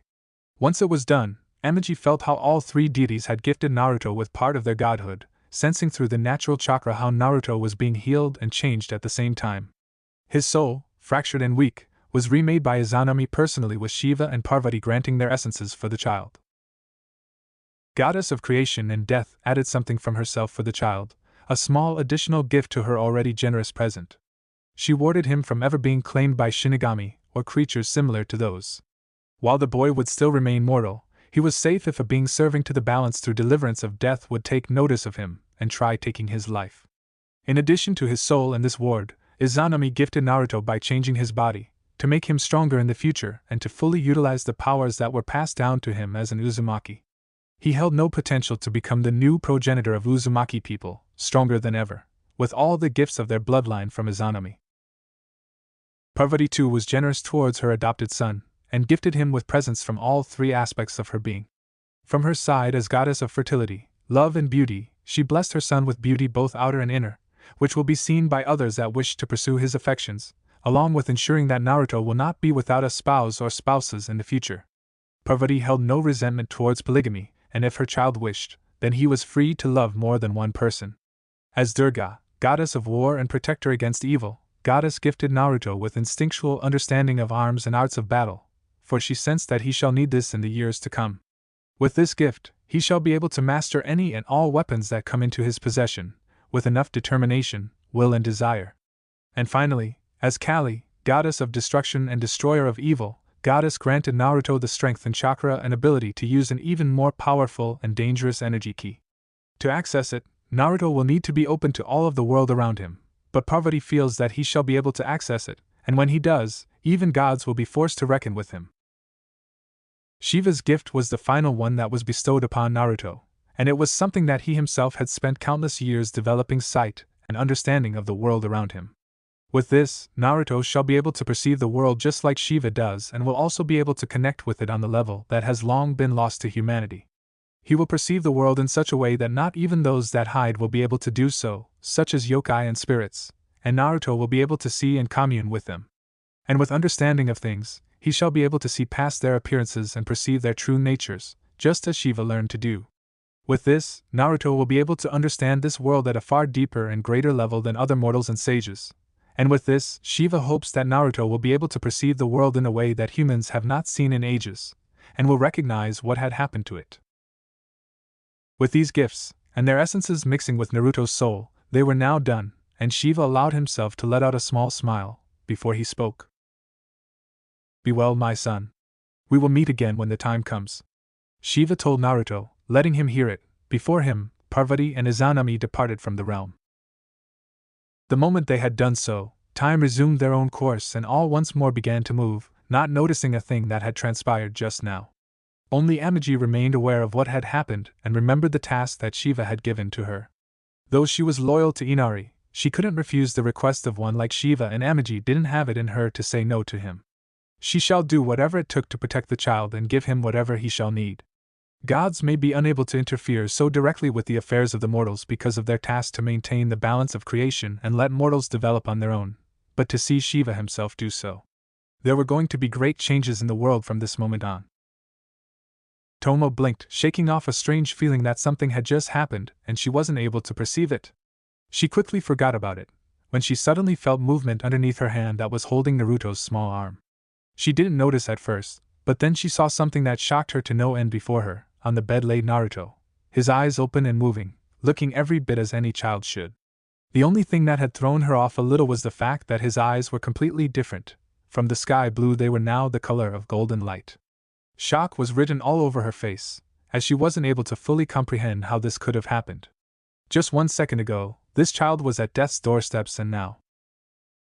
Tomo's shock was instantly gone when she heard Naruto first start to whine, and then when he started to cry out loud. Without a moment's notice and without even understanding it herself, Tomo disconnected Naruto from the monitors around him, and gently laid him in her own arms, rocking him and calming him down. There, little one, no need to cry. Nobody will hurt you or scare you, else I'll make them very sorry about doing it. Tomo saw how Naruto was calming down in her arms, letting out a calm sigh, before looking at her smiling friend. Amagi, did you? I've done nothing with the child, Tomo, of that I can assure you. Amagi quickly told her. Then how is this even possible? Just a moment ago he was. Tomo couldn't wrap her head around it, until Amagi put her hand on her friend's shoulder and spoke calmly. I will explain everything to you once we are away from the prying eyes. Right now, I believe it would be best if we've informed Hokage of the fact that he has left his youngest in the hospital, when he is in perfectly good health. Amagi stated to her friend, with Tomo nodding to her. You just sit here and I'll make sure that the message is delivered. And with that, Amagi left the room, leaving Tomo with Naruto in the room. It didn't take the priestess all that long to have the message about his son delivered to Hokage and his wife, for Amagi returned already in tow with Kushina, Minato and Tsunade, all three of whom were left stunned and speechless at what they saw. Before them stood Tomo, gently rocking a completely healthy and healed Naruto, a small smile dancing on her lips as she hummed a soft tune for him. This was definitely not what they wished to see, and Kushina was the first one to speak up, as her temper flared up akin to a volcano. You wretched wench, give me my son back!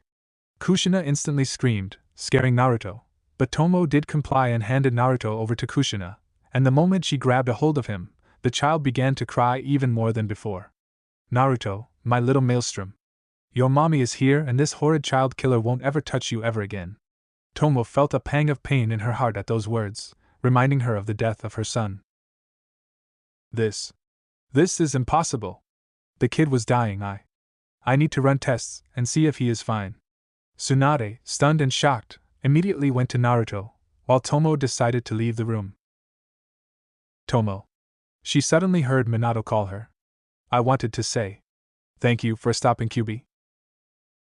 I simply did my duty, Lord Hokage. I believe with this, I've earned my right for retirement? Tomo asked, but her tone indicated that it wasn't a question at heart. Why yes, I've already signed all the needed papers. You are now officially discharged from shinobi forces, Tomo. Minato told her. And I also want you to know that. Good, thank you for that. Come, Amagi, let's not ruin this precious moment for these people. Amagi nodded to her and left with her friend. Tomo, about what Kushina told you. Do I look like I care about what that red-haired banshee spouts from her big mouth? She could have at least had the decency, or common sense for that matter, not to shout with Naruto there. And did you see just how roughly she grabbed him and rocked him? Tomo said with clear anger in her voice. I swear, she didn't grow up even a single bit since she was a kid, and now she is the one with 3 kids of her own. Maybe she has 2 instead of 3? Amagi suggested with an innocent look to Tomo, who didn't appreciate the implication. Don't give me such a cold look. I saw just how sweet you two looked with each other, and he clearly prefers you to her. I simply knew how to calm children properly, unlike that red-haired ogress, Tomo told Amagi, before letting out a sigh. Like I would ever dare to hurt a child. You never did, and there is no blame of yours in the death of Masamiune, Amagi told Tomo with full seriousness. Someone who was jealous and angry at you had decided to take him from you. And that wretch still walks the earth. How would you know of it, Amagi? Maybe, because God had told me? Amagi said with a small smile to her friend, with Tomo simply letting out a tired sigh, not able to make heads or tails of what her friend meant. All she knew right now was that she was glad that Naruto was healed up and that he was going to be returning home. She could only hope that they would later meet under far better circumstances. If only she knew what future had installed for her. Konoha. 5 years after the Kyuubi incident. Namake's estate. Mom, Dad, did you see that? Natsu cried out of excitement, as he released his chakra. Ha! Take that, Narumi! I'm now one step closer to beating you to the title of next Hokage. Laugh all you want, but in the end, you won't even be able to match me, 'cause I unlocked mine earlier, so I've got a head start. Narumi smirked at him, making Natsu angry and irritated, before their parents had intervened. Now, don't start fighting, children. You should be very proud of yourselves, since nobody gets to unlock their chakra so fast and with so little trouble. Minato said with a proud smile on his face, with Kushina matching his joy. Just 10 days into the training, and you've already tapped into your chakra. I swear, by the time you become Genins, you two will be unstoppable if you continue on like this. Of course they'll be unstoppable, when they have 2 of Konoha's best shinobi and 2 Sanins helping them out, Minato. Kushina said with a big smile. Oh, you are making me so proud of you. To think that you've managed to unlock your chakra so fast. Not even Mikoto's genius son could do it until he was 6, and I've got 2 of you beating him for a year. You must be prodigies, Natsu, Narumi. Kushina grabbed both of her kids and hugged them tightly, with Minato joining in. This was the scene of a happy celebration of children's success that was observed by one child that seemed left out in the family. That child, Naruto Namikaze Uzumaki, currently observed everything that transpired through the window on the 2nd floor of his estate, his golden eyes looking at what was going on in the garden with a barely hidden hurt, covered by the bangs of red like blood hair, with streaks of white in them. He stood out from his brother and sister, with Natsu having blue eyes and red hair, while Narumi had blonde hair and violet eyes. And it wasn't just because of his looks, but also because of the attitude he had, which was vastly different from his siblings. When Natsu and Narumi were seemingly obsessed and overly excited with everything that revolved around being a shinobi, Naruto seemed to take it with far less excitement and enthusiasm. While he was somewhat interested in being a shinobi, if only to gain some manner of attention from his parents, he didn't see being a shinobi as everything there was to life and the world. If anything, Naruto felt it to be somewhat restraining to him, and not fully for him. Along with that, Naruto was different in how he preferred to spend his time, as he liked to read books on all sorts of stuff, like legends, folklore, myths, but also more complex stuff, like math, science, and so on. Where he was far more comfortable with spending time with a book, his siblings hung out with their friends, of which they had a dime and a dozen, if not several dozens. And since Naruto didn't talk much to other people, he didn't have friends among the villagers, and given some other factors, it was no wonder that he was seen as a strange child. Such as when their parents had asked on their 5th birthday whom they wanted to be, Natsu and Narumi instantly said that they wanted to be shinobi and future Hokage, with Minato, Kushina and everyone else praising them and smiling, with Naruto thinking that his siblings simply gave expected answers. But when he was asked, Naruto didn't answer with shinobi. Instead, his answer was that he didn't know who he wanted to be, but he did say that he would like to help those in need of it. His parents and everyone else at the party interpreted as being a hero and shinobi of Konoha and its people, with everyone saying that it was a nice dream, but it was then that Naruto said that he didn't mean Konoha. He wanted to help people just because they were people, even if they were from other villages, whether he was or wasn't a shinobi. When his mother asked why he wanted to help everyone and not just Konoha, Naruto answered that it would be wrong to ignore everyone else.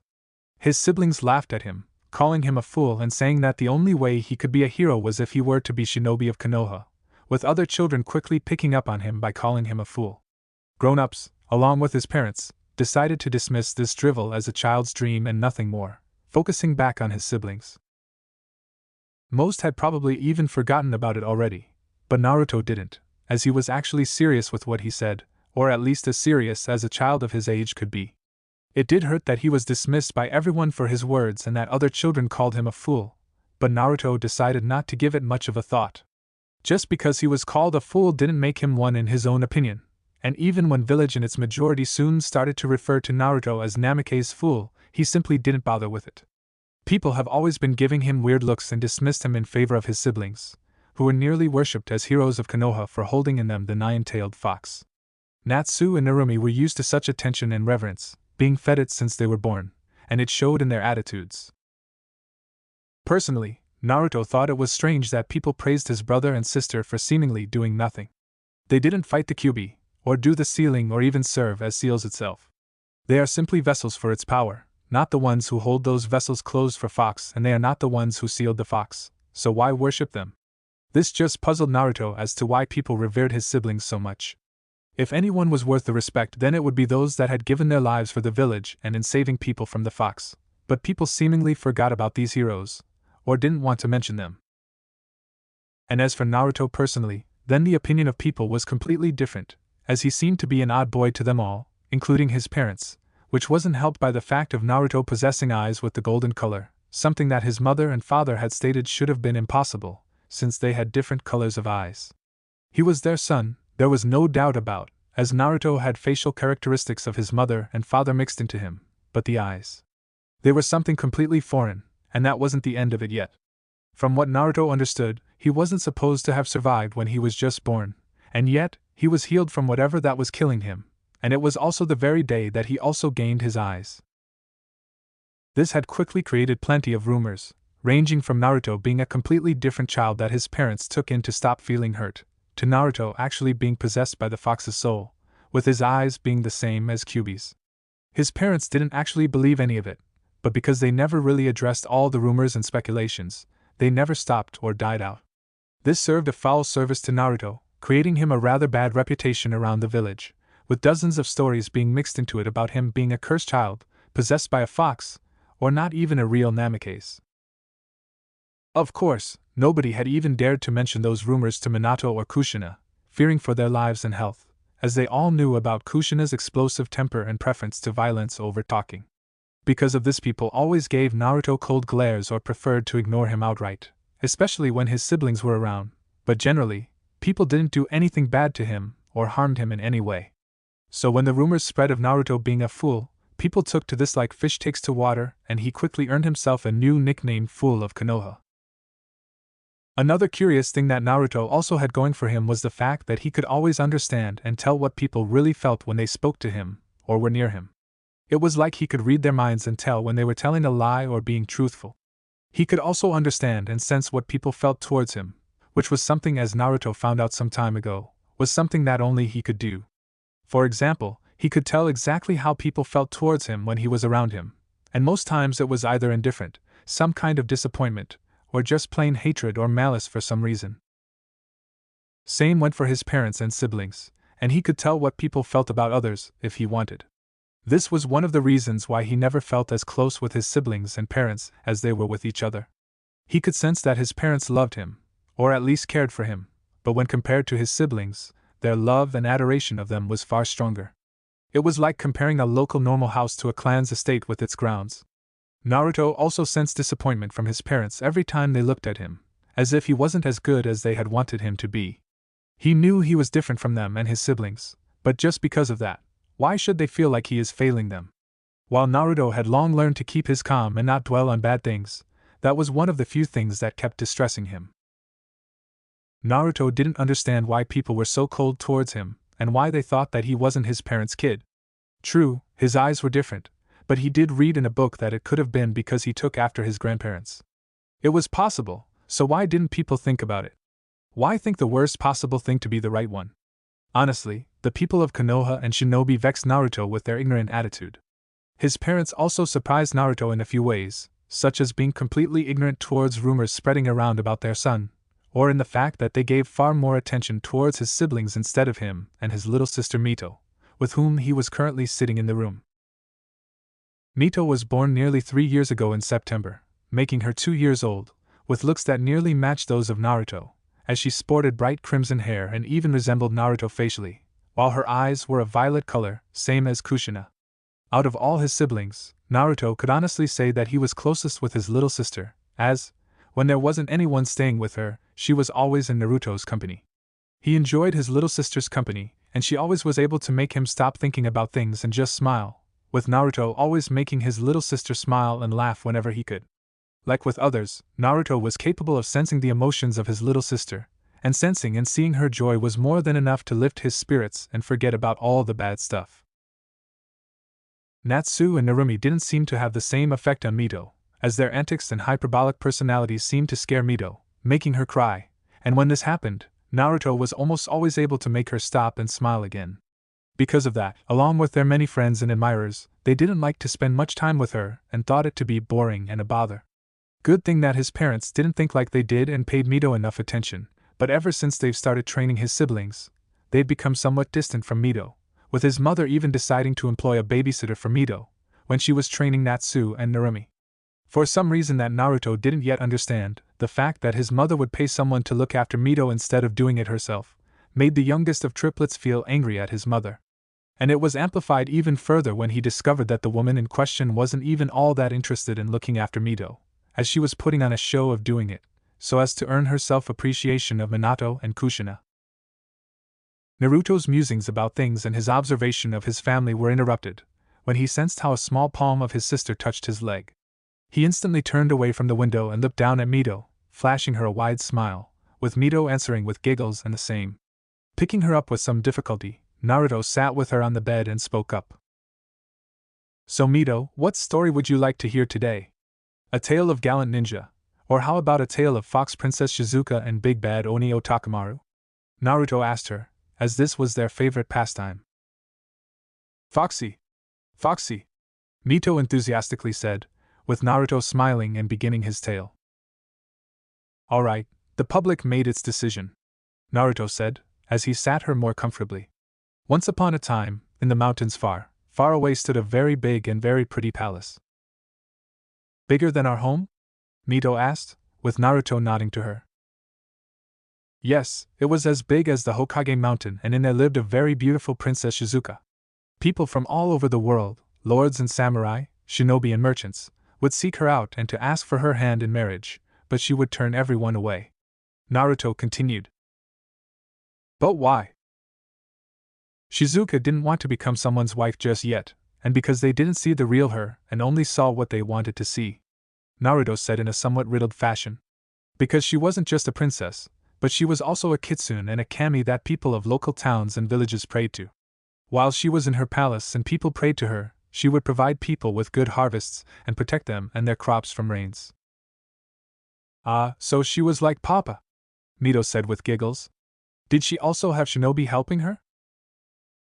"No, not shinobi, but kitsune just like her, only younger and not as powerful. You see, Mito, Shizuka was a tenko, a kitsune that lived over 1,000 years and grew all 9 tails. With all 9 tails, a kitsune could become a tenko, a very, very important kitsune and a local kami," Naruto explained to her. "Like Hokage, she would protect and look after people, but also make sure that they had all they required, as long as people respected her and didn't try to hurt nature or hunt foxes." "Why would people hurt foxes?"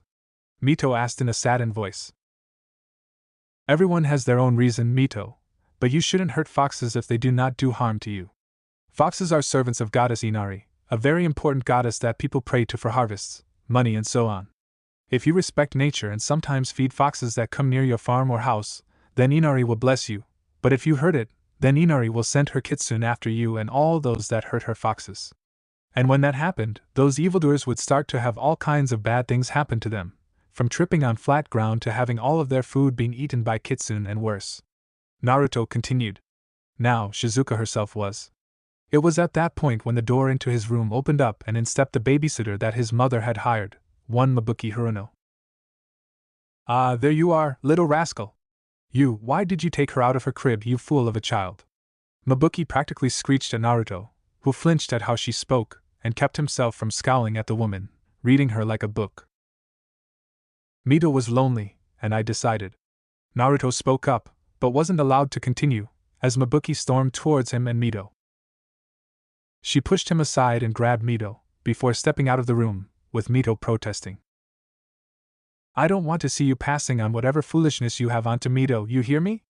If I see her with you again the next time I'm here, I'll report to your parents and they'll deal with you. Do you understand me, fool? She threatened Naruto, with him nodding to her. Good, now make yourself useful and don't show yourself around me and Mito.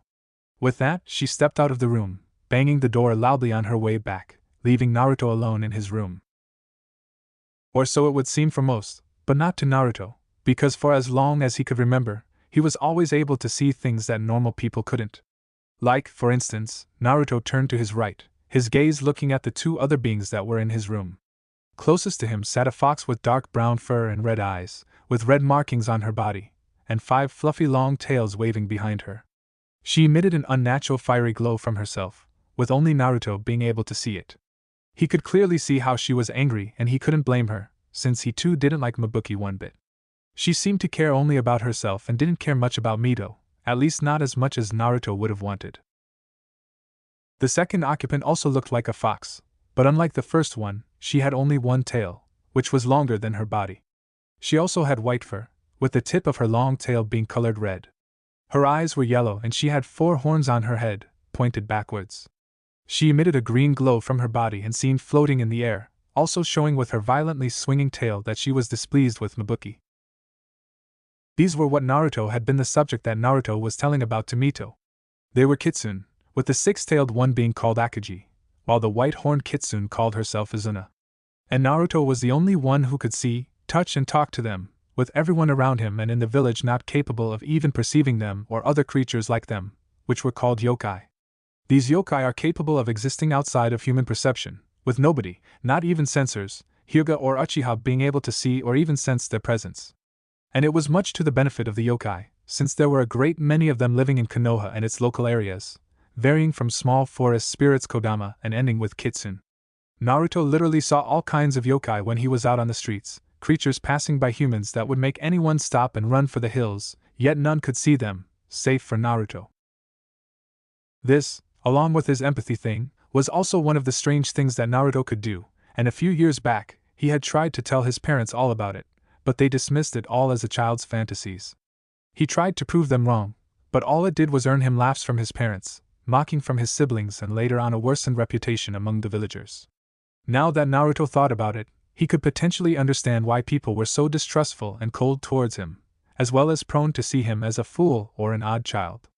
Didn't mean that it wasn't hurtful, but still. Back to the kitsune in front of Naruto. Due to his abilities, Naruto was always aware of someone watching over him since he was the same age as Mito. Sometimes he would even see Akagi and some other kitsune watching over him from the window or right outside his crib, looking after him when he was left alone. Most, or rather always, it was Akagi that was near him, and she was the first one of the kitsune and yokai in general to speak to him. She taught him all he now knew about yokai, kitsune, and the world as it was in reality, and all other things. She told him that she and other kitsune were instructed to watch over him by a tenko that resided in this village. When Naruto had asked who tenko was, Akagi didn't answer, but she did tell him that they will meet when the time is right. Naruto trusted Akagi and other kitsune, because he could clearly see and sense that they didn't wish him any harm and genuinely were concerned about him. Akagi in particular was very protective towards Naruto, claiming that to her, he was the most important person in the world, with Naruto sensing devotion, care, love and something that he couldn't quite yet figure out. Naruto just accepted this all as a fact, and with that, he had gained himself his first real friend. Izuna was one of the kitsune that was tasked with looking after him, but she seemed to have long taken a liking to Mito, which didn't bother Naruto all that much. If anything, he was relieved that his sister had someone looking after her when he wasn't around. Letting out a sigh, Naruto stood up from his seat and fixed his appearance a bit. Wretched woman! What right does she have to shove you like this? Naruto, darling, just say the word, and I'll make her beg for you to forgive her. Akagi offered him with a very menacing giggle followed afterwards. I wish, but then she would probably say that it was me who had done it to her, and I think my parents would believe her, or at least my mom would. She does still think that Mabuki is her best friend, alongside Mikoto. Naruto sighed again, before turning to Izuna. Izuna, could you look out for Mito? I doubt I'll be able to see her again before dinner. I'll not let her out of my sight. With that said, Izuna flew away from the room, passing right through the door, as if she were a ghost. Then what is your plan for today? Perhaps we could go to the library and finish up that book you've started? Akagi suggested, tilting her head to her left a little bit. Maybe, but I don't feel like reading anymore. Let's just go for a stroll. Maybe some fresh air will help me up. Naruto said and went out of his room, with Akagi following closely.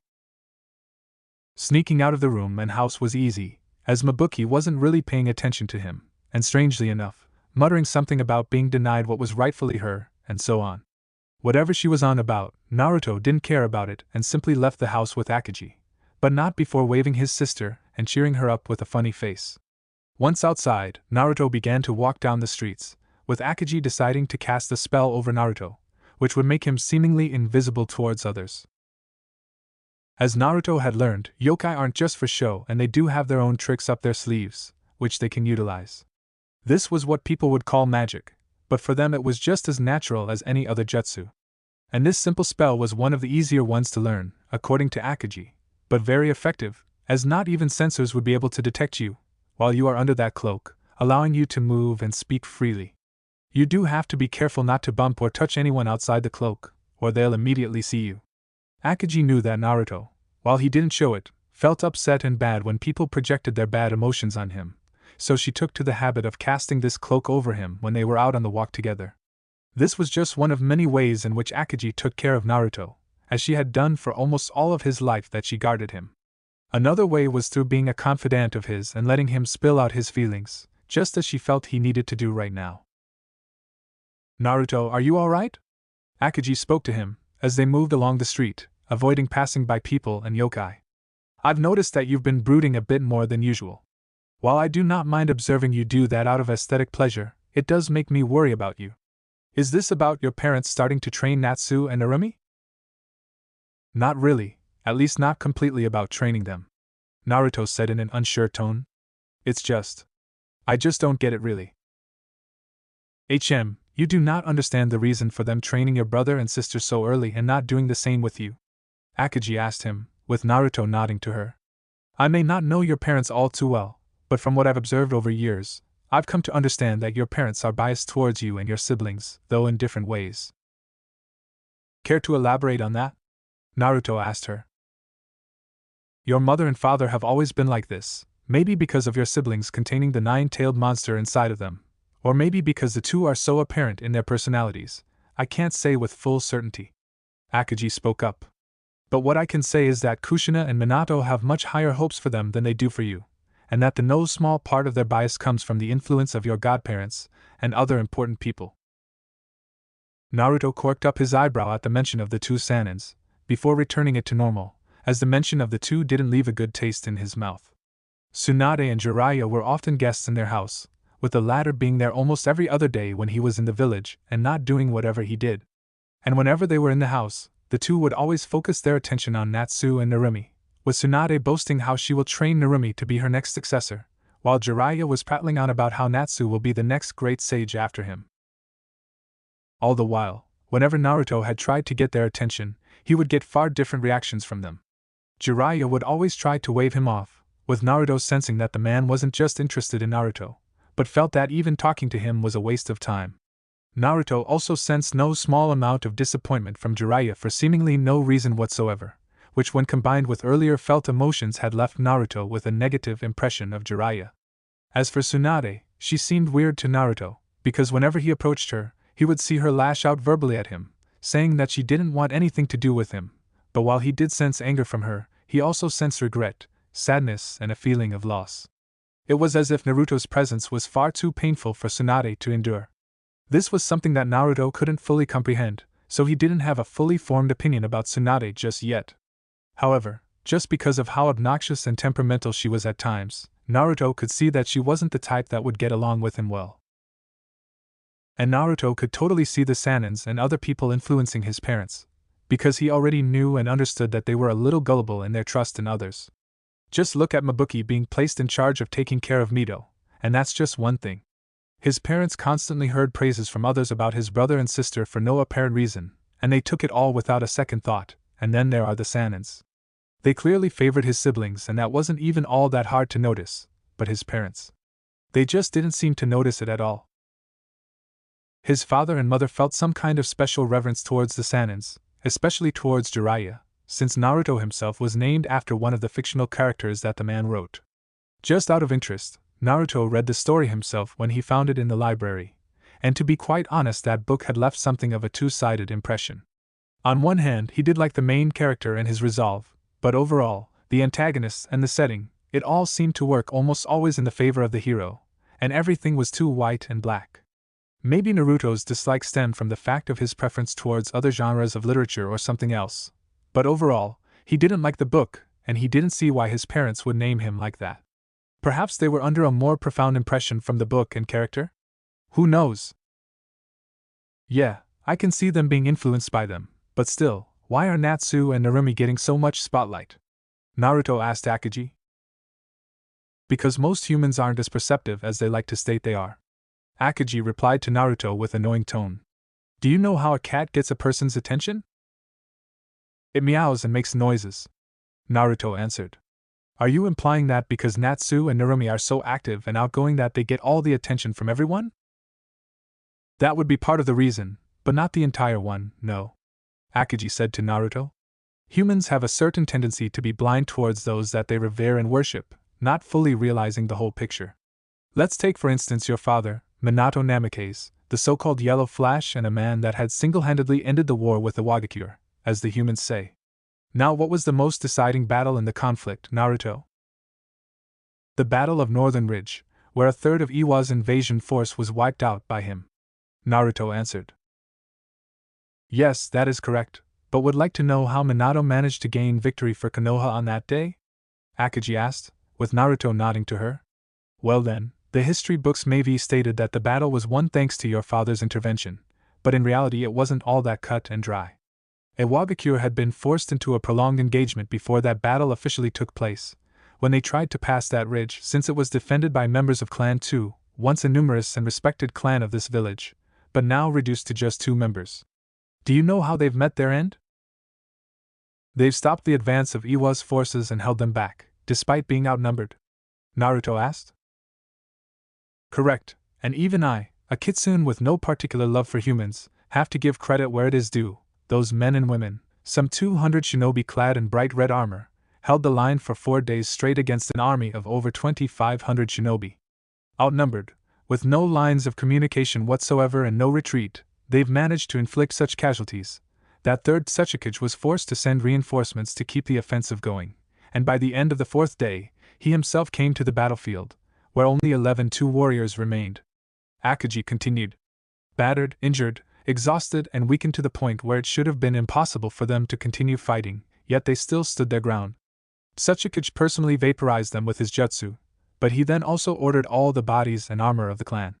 The bodies were buried in a mass grave not far from Ridge, while armor was sent back to village. Only a few days later, when Konoha's reinforcing battalion had reached the ridge, they were met with over 1,000 of Iwa's shinobi, who were also battered, tired and ill-equipped for further offense. Yet the unprepared Konoha shinobi were overwhelmed, and then came your father. So the foundation of that victory and end of the conflict with Iwa was brought thanks to the sacrifice of Clan 2, but nobody seems to talk about them. What became of them after the war? Naruto asked.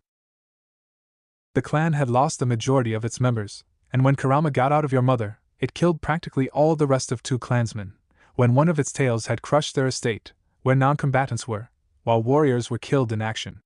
Akagi told Naruto. Only one member of the clan survived, a young woman by the name of Naotora, and only because she was on the border duty. When she returned, she found out the fate of her clan and how she was left with nothing. After this, she quit being a shinobi and had adopted a son, called Naomasa, whom she now raises. I see. So what you are implying is that the truth of the matter may be deeper and not so obvious to the eye, right? Naruto asked, with Akagi giggling a little. And this is exactly why I adore you, Naruto. You are able to see better, unlike the humans who can't often see past their noses. but you just like to take your time and examine something thoroughly. Ah, when you grow up, I would so very much like to be an object of your examination," Akagi suggestively stated, forgetting about the fact that she spoke with a 5-year-old child. "You are like an open book, Akagi, though it is good and I'm glad to know you. You don't hold anything back and say what you feel and what you think about, which is better than what most others do," Naruto replied to her. "Still, it doesn't exactly answer the question I had in mind." "My dear Naruto, to fully answer the question you've imposed upon yourself about your siblings, you would need to learn to read the minds of others, if you want the clearest picture possible. All I can say is that you shouldn't always try and comprehend the reasons behind everyone's actions and thoughts," Akagi told Naruto, who seemed to be in a somewhat thinking process. "I know that you may be wondering if you were to become more like your siblings, then would your parents pay more attention to you, and all I have to say to this is that you would be making a real fool out of yourself. Despite what humans may say about you, Naruto, you are far from the fool they claim you to be.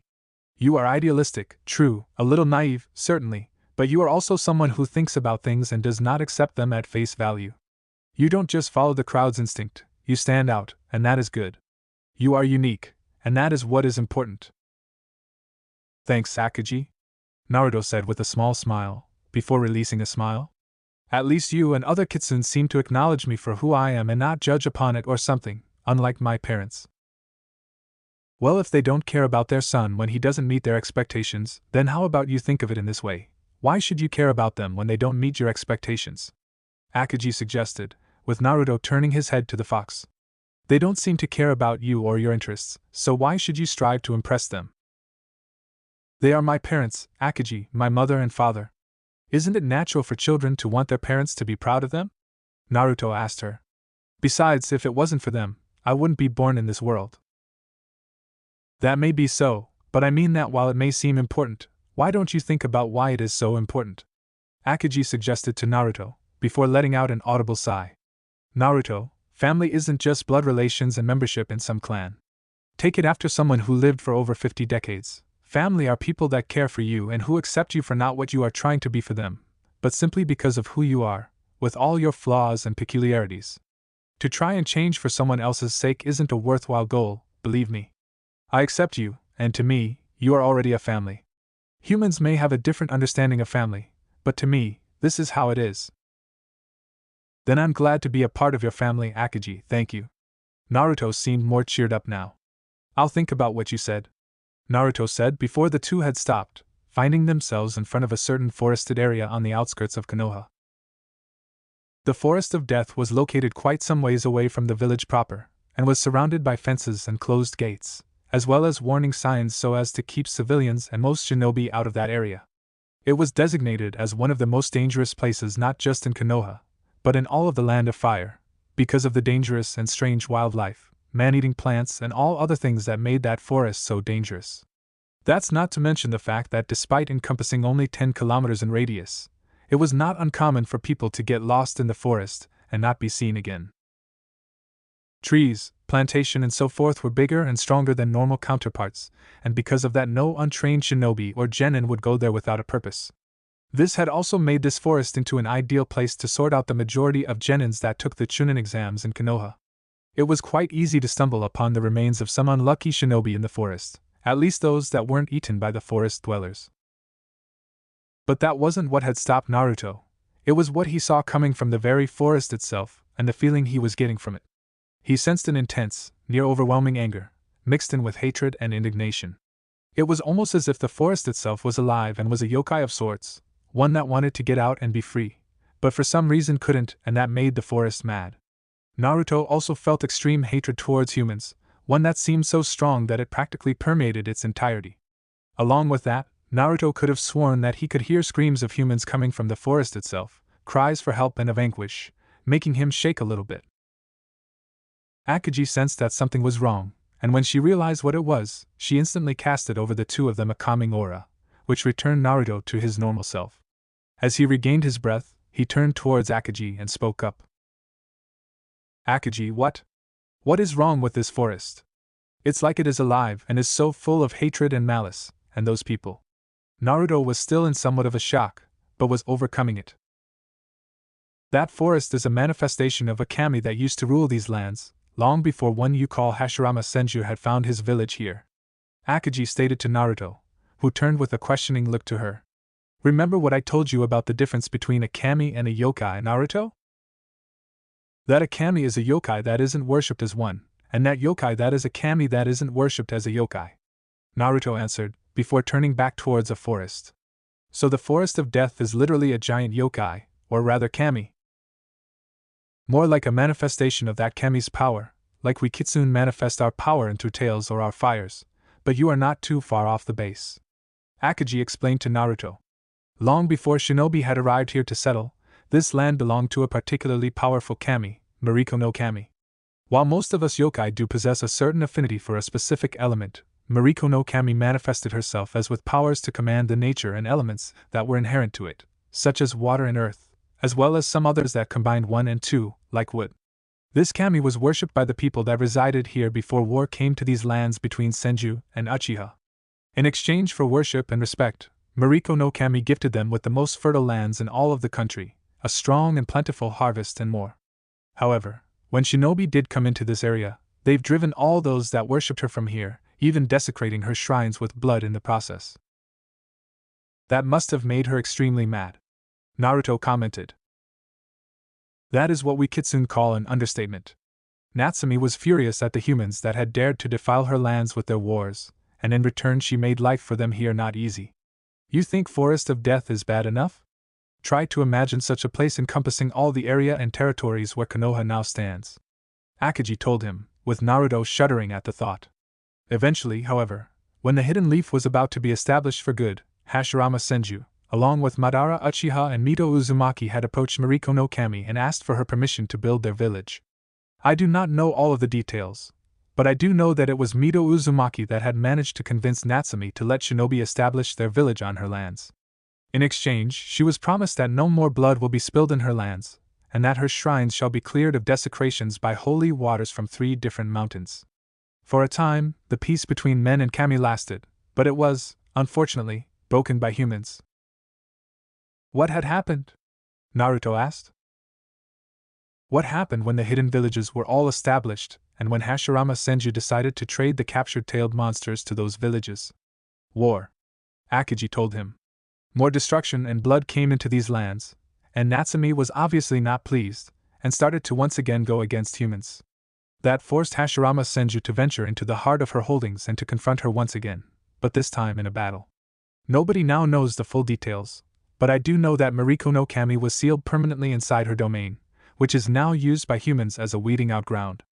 That, and that Hashirama Senju never returned from that forest. Wait. You mean to tell me that the first Hokage was murdered by Mariko no Kami? Naruto asked in shock. Killed? I wouldn't be so certain, for Mariko no Kami is a particularly malicious kami when angered. She may still keep him alive, if only to torture him for her own amusement, but do keep in mind that despite that, she isn't an inheritably malicious kami. If anything, before the coming of shinobi, she was actually a very kind and caring kami, one that protected her worshippers and people that passed through her forests. Akagi stated to Naruto. Though after decades of imprisonment and being turned into a meat grinder for humans, her attitude had shifted towards more of an angered kami, and if it wasn't for our Tenko, we, humans and yokai, would have to deal with a Kijin, whose powers would rival those of Yamato no Orochi. What does your Tenko do to her, exactly? Every time once the exams are over, or when she has time, she comes here to exorcise the souls of the dead that were left behind, letting them pass away into Yomi. Along with that, she cleanses the forest of the malignant energies that were left due to all of the fighting. Akagi told Naruto. Thanks to this, Mariko no Kami can be calmed down a bit, and a threat to us all averted. As I recall, Tenko is currently there, performing the exorcising rites as we speak. Really? I wish I could see it myself. Naruto said wishfully. Both Tenko and rites themselves. Maybe someday in the future, until then we best. Naruto, hide behind that tree, now. Akagi immediately ordered Naruto to do so, and so he did, even though he did not understand why she asked him to do so. His understanding came sooner than later, when he saw how a trio of Inuzuka shinobi with their dogs landed near one of the entrances to the forest, looking rather suspicious and seemingly on edge. Naruto was glad that Akagi put a hiding cloak around them, so it was safe to assume they were well hidden, so they observed what was going to happen. In the next minute, they saw how another trio of shinobi, wearing the red uniform of IWA, landed near the Inuzuka shinobi and went to them. Both Naruto and Akagi were close enough to hear the exchange between them. "So, have you brought us what we've asked?" the leader of IWA shinobi asked, before scooping out from his pocket a scroll. "Just keep in mind that while this information pays well, if we find out it to be a dud, then we'll make sure your Hokage knows who has been his village's routes of supply and stations on the borders." Yeah, we know all about it. Not the first time we've been doing the business. Here. The leader of Inuzuka threw the IWA ninja his scroll. "Got something real special for you this time, so you better pay up more." "And what would that be?" The IWA leader opened up the scroll and read quickly, before closing. "And how did you come by such a valuable piece of information?" "Well, we've got our own ways of getting the information. Anyway, something like that is worth at least double the usual payment." Inuzuka grinned with greed written all over his face, before the scroll with payment was tossed to him. "Hey, and where is the rest? This is serious stuff, something that can get our whole clan in serious trouble, and we risked our necks for you here." "No, you've risked it because you were easy to buy. This is for now, and once we confirm if the information is genuine, we'll pay double that, got it?" The IWA leader stated to them. "Should this be fake, then this payment will have to go to your funerals." Wait, did you hear that?" the IWA leader suddenly said, making everyone turn towards one of the gates, only to see that the wind was moving the chains on it. Naruto let out a relieved sigh, thankful that they weren't spotted yet, but unfortunately it was then that his luck ran out. With his curiosity gaining over his common sense, Naruto moved just a tiny bit closer to the group, not noticing a small tree branch underneath his foot. Once he shifted his foot a little, the branch broke with a resounding sound, breaking the cloak that Akagi had put up around him. The moment it happened, Naruto instantly turned around and was ready to run, but he was far too late. He smashed into one of the IWA nins, before falling onto the ground and crawling away in fear, as he was surrounded. Well, look at this, boys. We've got ourselves a little eavesdropper here. Now, didn't your mommy ever tell you that you shouldn't eavesdrop on other people talking?"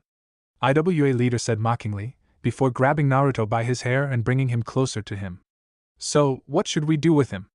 Perhaps we'll just drop you off in that forest of death and have the wildlife take care of you." Hey, stop, just slow down for a second there," one of Inuzuka nin said. "That kid, it's one of Hokage's brats, the fool one." "Oh, so this is one of Yellow Flash's own mutts?" the IWA leader said, taking a closer look at Naruto. "Yeah, you definitely look like that yellow bastard. Looks like we've just won ourselves a jackpot, guys. Now don't you worry, little brat, we won't be hurting you, at least for now. You'll actually be coming on an adventure with us, straight to our village, where—" That was the point at which something completely unexpected for all of Shinobi had happened, as the head of the IWA leader was suddenly blasted with fire from behind, forcing him to drop Naruto. The very next moment all of the ninja turned around and saw Akagi, now manifested in the physical realm, looking just like she did in spiritual form, only now she was as big as an ox. She snarled and waved her 5 tails around menacingly, ready to pounce and kill all of them for even thinking about hurting Naruto. What the hell is this? Is that 9 tails? One of the ninjas cried out of fear. "No, you fool, but it's definitely not a normal fox. Damn it, it must be connected to the brat, since he's got those weird eyes. Get him!" Inuzuka commanded, with him and his Niken leaping at Akagi. With a roar that could rival that of Kyubi, Akagi didn't waste time with these mutts, since not only she hated Ninkens and Inuzuka, due to the fact of latter training the former via hunting foxes, which were Akagi's friends, but she had her dearest in danger here. The first Niken that leapt onto Akagi herself was grabbed by one of her tails, before being slammed into the ground, with the vice breaking the back of that dog. The 2 others that followed were literally swiped away by her other tails, which were ablaze with her summoned fire, burning and setting the fur of those beasts on fire. The intensity and power of Kitsune fire was enough to burn through chakra steel, so fur, flesh and bones of those beasts were little trouble for Akagi's fire. The next thing that had happened, Akagi was hit on her head with some form of spinning attack, making the fox stagger and move back, before regaining her bearings. She sensed that the Inuzuka were preparing to make another attack on her like this, and this time Akagi was ready. Just before it connected, Akaji's left forward foot moved, before striking the moving Inuzuka and launching to his right, before spewing fire from her mouth to incinerate her. The two others decided to double-team on Akagi, but fueled with rage and anger, she was able to repel their initial assault from her side. Just as they prepared to strike one more time, she extended her tails and grabbed a hold of them both before they could move. With another bout of roar, her tails became whips of fire and incinerated the captured Inuzuka, and now Akagi was prepared to deal with IWA Ninja. Until a clear child's cry of pain resonated through the clearing, instantly sobering Akagi from her bloodlust and bringing her to look at her Naruto. She saw how deep in his knee was wedged a kunai, with blood already dripping out of the wound, while he was now being held by one of Iwa's shinobi, a kunai close to Naruto's throat. The two others were slowly retreating closer to the boy, with the leader speaking up. "Okay, you demon, you don't want us to hurt the boy now, do you?" The leader moved the kunai a little bit closer to Naruto's neck, making the tiniest scratch on it, riling up Akagi even further. "If you manfils dare to kill him, I swear that I'll see your village razed to the ground, with all your people served as ashes to salt the earth." Akagi spoke to them, scaring the IWA shinobi, but she didn't make a move on them just yet. "So you can talk. And no, don't worry, we won't kill him. He is now far too valuable to us now."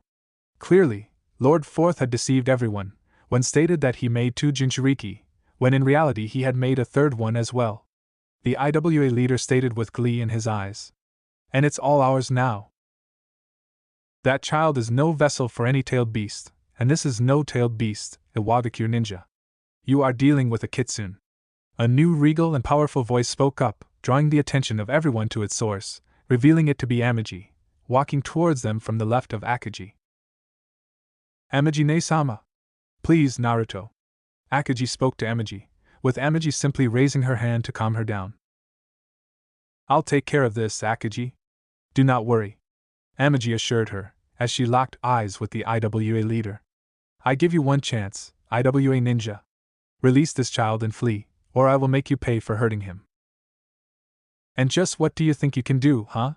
You are just a pretty woman, and we've got the Jinchuriki, so," one of Iwa's shinobi stated, before both him and his friend next to him suddenly became engulfed in blue fire, leaving them not even a chance to cry out of pain.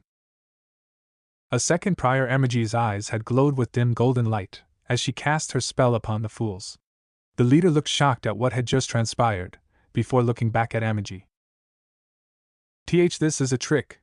Why you've got us locked in a genjutsu? Kai!" Yet nothing had happened or changed. "Kai! Kai! Kai!" He tried again and again, to no avail. "You have until I count to 3 to release him." 1. Amagi told him, and just as she counted to 1, the man decided to simply run. Dropping Naruto without a care, he dashed to the opposite direction of where Amagi and Akagi stood, until he suddenly stopped, feeling a blade wedged right between his ribs and plunged deep into his heart. Once the blade was removed, the body of the man dropped down and Tomo Uchiha stepped over him, moving to Naruto's unconscious form, with Amagi joining her. She carefully removed the kunai from his knee, before beginning to disinfect the wound via the first aid kit she carried with her in a seal, a habit from her time in service.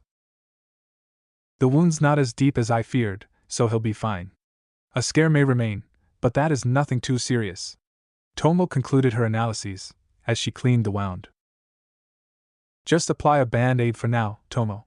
I will heal Naruto in my temple, and there we can finally introduce ourselves to him," Amagi told Tomo, who was glad that Amagi had finally relented. "Finally, it took you long enough. We should have talked to him long ago, right when he first confirmed to us that he could see yokai," Tomo stated to her friend, with Amagi releasing a slightly strained sigh. "What about the bodies? Akagi will take care of them, will she?" Amagi saw how Akagi nodded and went to eliminate the traces of a fight ever taking place here. Still, it is concerning that Konoha shinobi would be so willing to sell their own comrades for a quick profit. Treason and bribery were always a part of shinobi life, and those were Inuzuka, the reckless and short-sighted kind, who gave in to their baser instincts of greed and ambitions. "I've had to kill more than a few of Inuzuka turncoats during the last war," Tomo confirmed for Amagi, as she finished her work with Naruto. "There, that should do it. Now, let's head for the temple." Several hours later. Inari's temple in Konoha. The first thing that Naruto had realized when he finally started to wake up was the fact that he was sleeping on something very soft and fluffy, and that he was really warm. Once he started to open up his eyes, he also noticed that he was covered in what appeared to be large foxtails, covering his body and acting as a sort of bed, pillow, and sheets.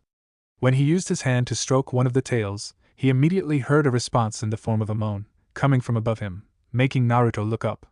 Then he came face to face with a very beautiful woman, who possessed red like ruby's eyes, long dark brown hair, and also a pair of fox ears on top of her head, coupled with red makeup around her eyes. She was dressed in an open black coat with golden features on it, and a white shirt underneath, coupled with red miniskirt and black stockings, which left nothing to the imagination when it came to her bust, hips and legs, though it was still covering it. For a moment, Naruto could have swore he was looking at Akagi in what he imagined would be her human form, though he didn't know if kitsune were capable of becoming humans. The woman smiled at him softly and caressed her cheek with her hand softly. "Did you sleep well, Naruto?"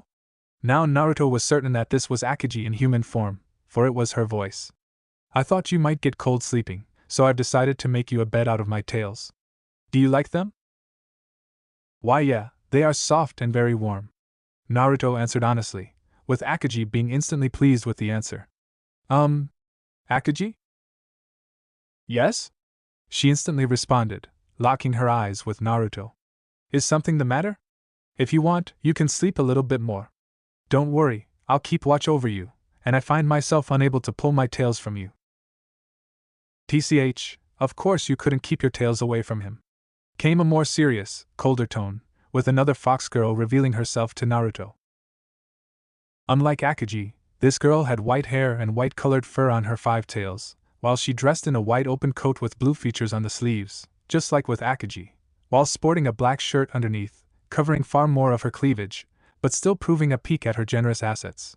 Her skirt was just slightly longer and blue in color, with white leggings covering her legs. In figure, she could compete with Akagi in every department, as she looked just as beautiful, with her short white hair, blue eyes with red makeup near them. She had something that resembled a small scowl at Akagi, who simply giggled at the girl's irritation. "Kaga, there is no need for you to scowl like that. There is plenty of room for both of us, and I'm sure Naruto will appreciate your soft white fur, just as much as he enjoys my own right now," Akagi suggested with a light-hearted tone, with Naruto widening his eyes, realizing that he looked at another kitsune that was a regular guest to him, Kaga. Kaga was one of the kitsune that most often visited and watched over him, rivaling Akagi in that department.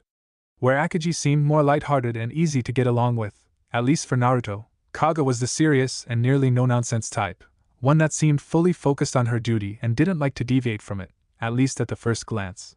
Despite her cold exterior, she was caring and affectionate towards Naruto, as well as one of the main teachers to Naruto when it came to his education. Once Kitsune discovered that Naruto was capable of perceiving them and communicating with them, Kaga took it upon herself to educate the boy, first in reading, and later in various sciences. In her mind, a child and a person that was illiterate, despite being a child, was weak and not worth anything, so Kaga started to teach Naruto. Thanks to her, Naruto was able to learn how to read just a month after starting, as well as to write and more, before moving on to math, literature, sciences, and language. Being a demanding, strict, and also a very effective teacher that she was, Kaga managed to make Naruto into a rather intelligent person, despite him being a little child. Still, while he did get lots of headaches and was more than often exhausted, Naruto was still far better off in the knowledge and intelligence department than his siblings. They maybe started to train in chakra, but when it came to reading, let's just say that if Naruto wanted to hide from them for all of eternity, he could do so safely in the library, where he now practically lived, in no small part thanks to Kaga. Along with her strict personality, she was also a sister to Akagi, though he never did learn who the older sibling was. While they got along famously, complimenting each other well, Naruto was a witness to when the two kitsune were arguing with each other, with him being the reason for it. And if his sense of danger was correct, now was one such time. "You have always been too lax with your duties, Akagi. Had it not been for you, Naruto wouldn't get hurt in the first place. You should feel ashamed of yourself, letting some humans get an upper hand on you," Kaga chastised her sister. "Had he been with me, no one would have as much as lay a hand on him. Perhaps I should request Amagi-sama to be put in charge of protecting Naruto more often, if not on a permanent basis." That got a visible tick out of Akagi and a reaction, as she softly removed her tails from Naruto, letting them both rise up, with Naruto moving away from the two sisters. Kaga, aren't you getting a little bit full of yourself? Akagi asked her in a not-so-malicious manner. Because as far as I can recall, I've never, ever, been lax in my work to look after Naruto, and as for what had happened, there wasn't any way to anticipate that such a thing would happen. And besides, I've had everything perfectly under control. Such a situation shouldn't have been allowed to happen, sister, Kaga retorted.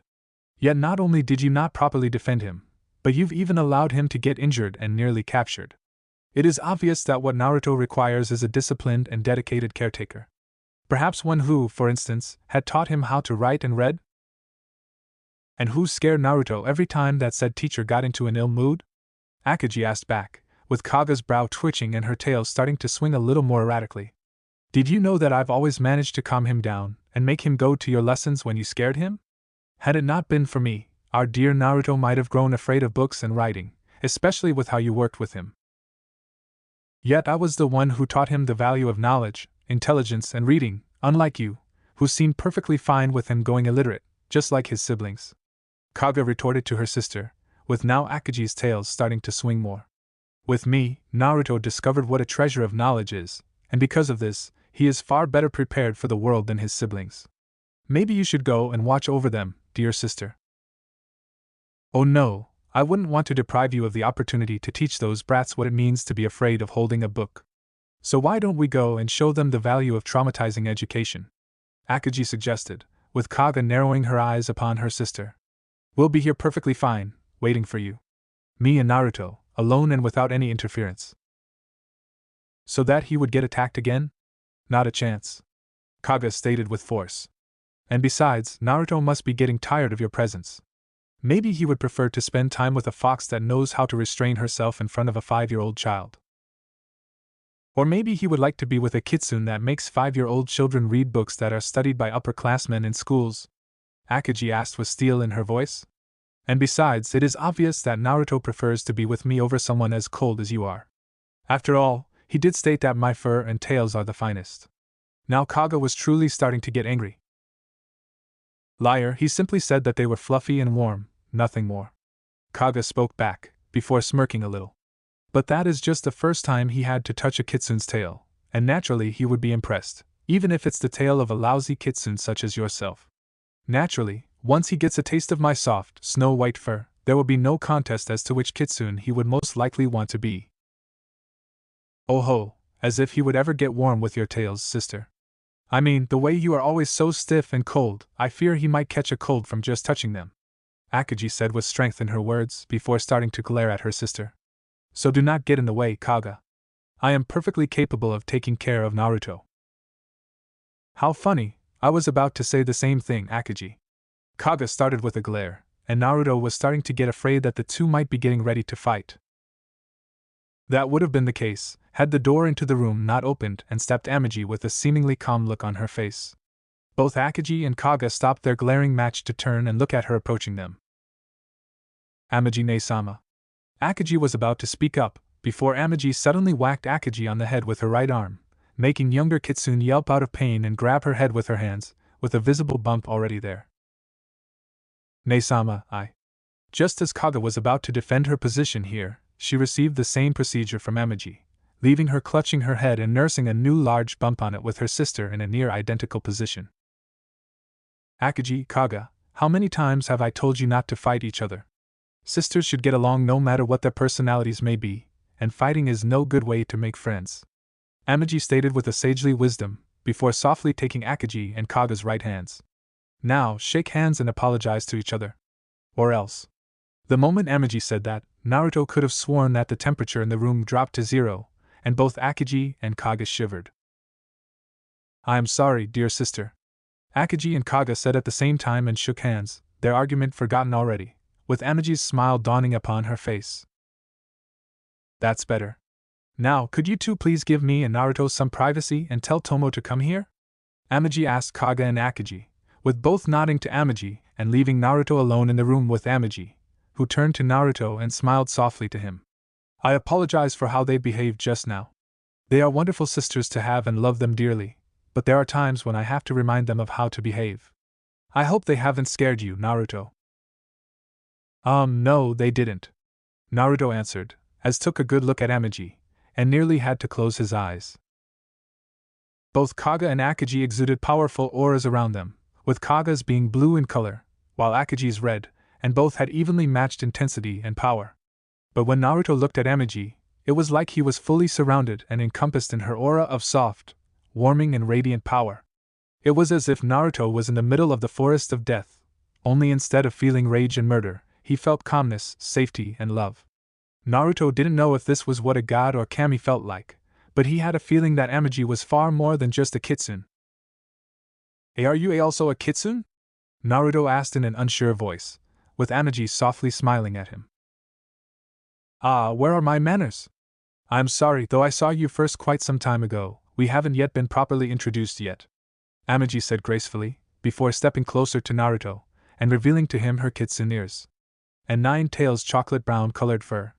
Naruto, it is my pleasure to finally meet you officially. My name is Amagi, and I am a priestess and servant to Goddess Inari, as well as a kitsune. But you may already know me by my official title Tenko. Amagi no Tenko. Amagi no Tenko.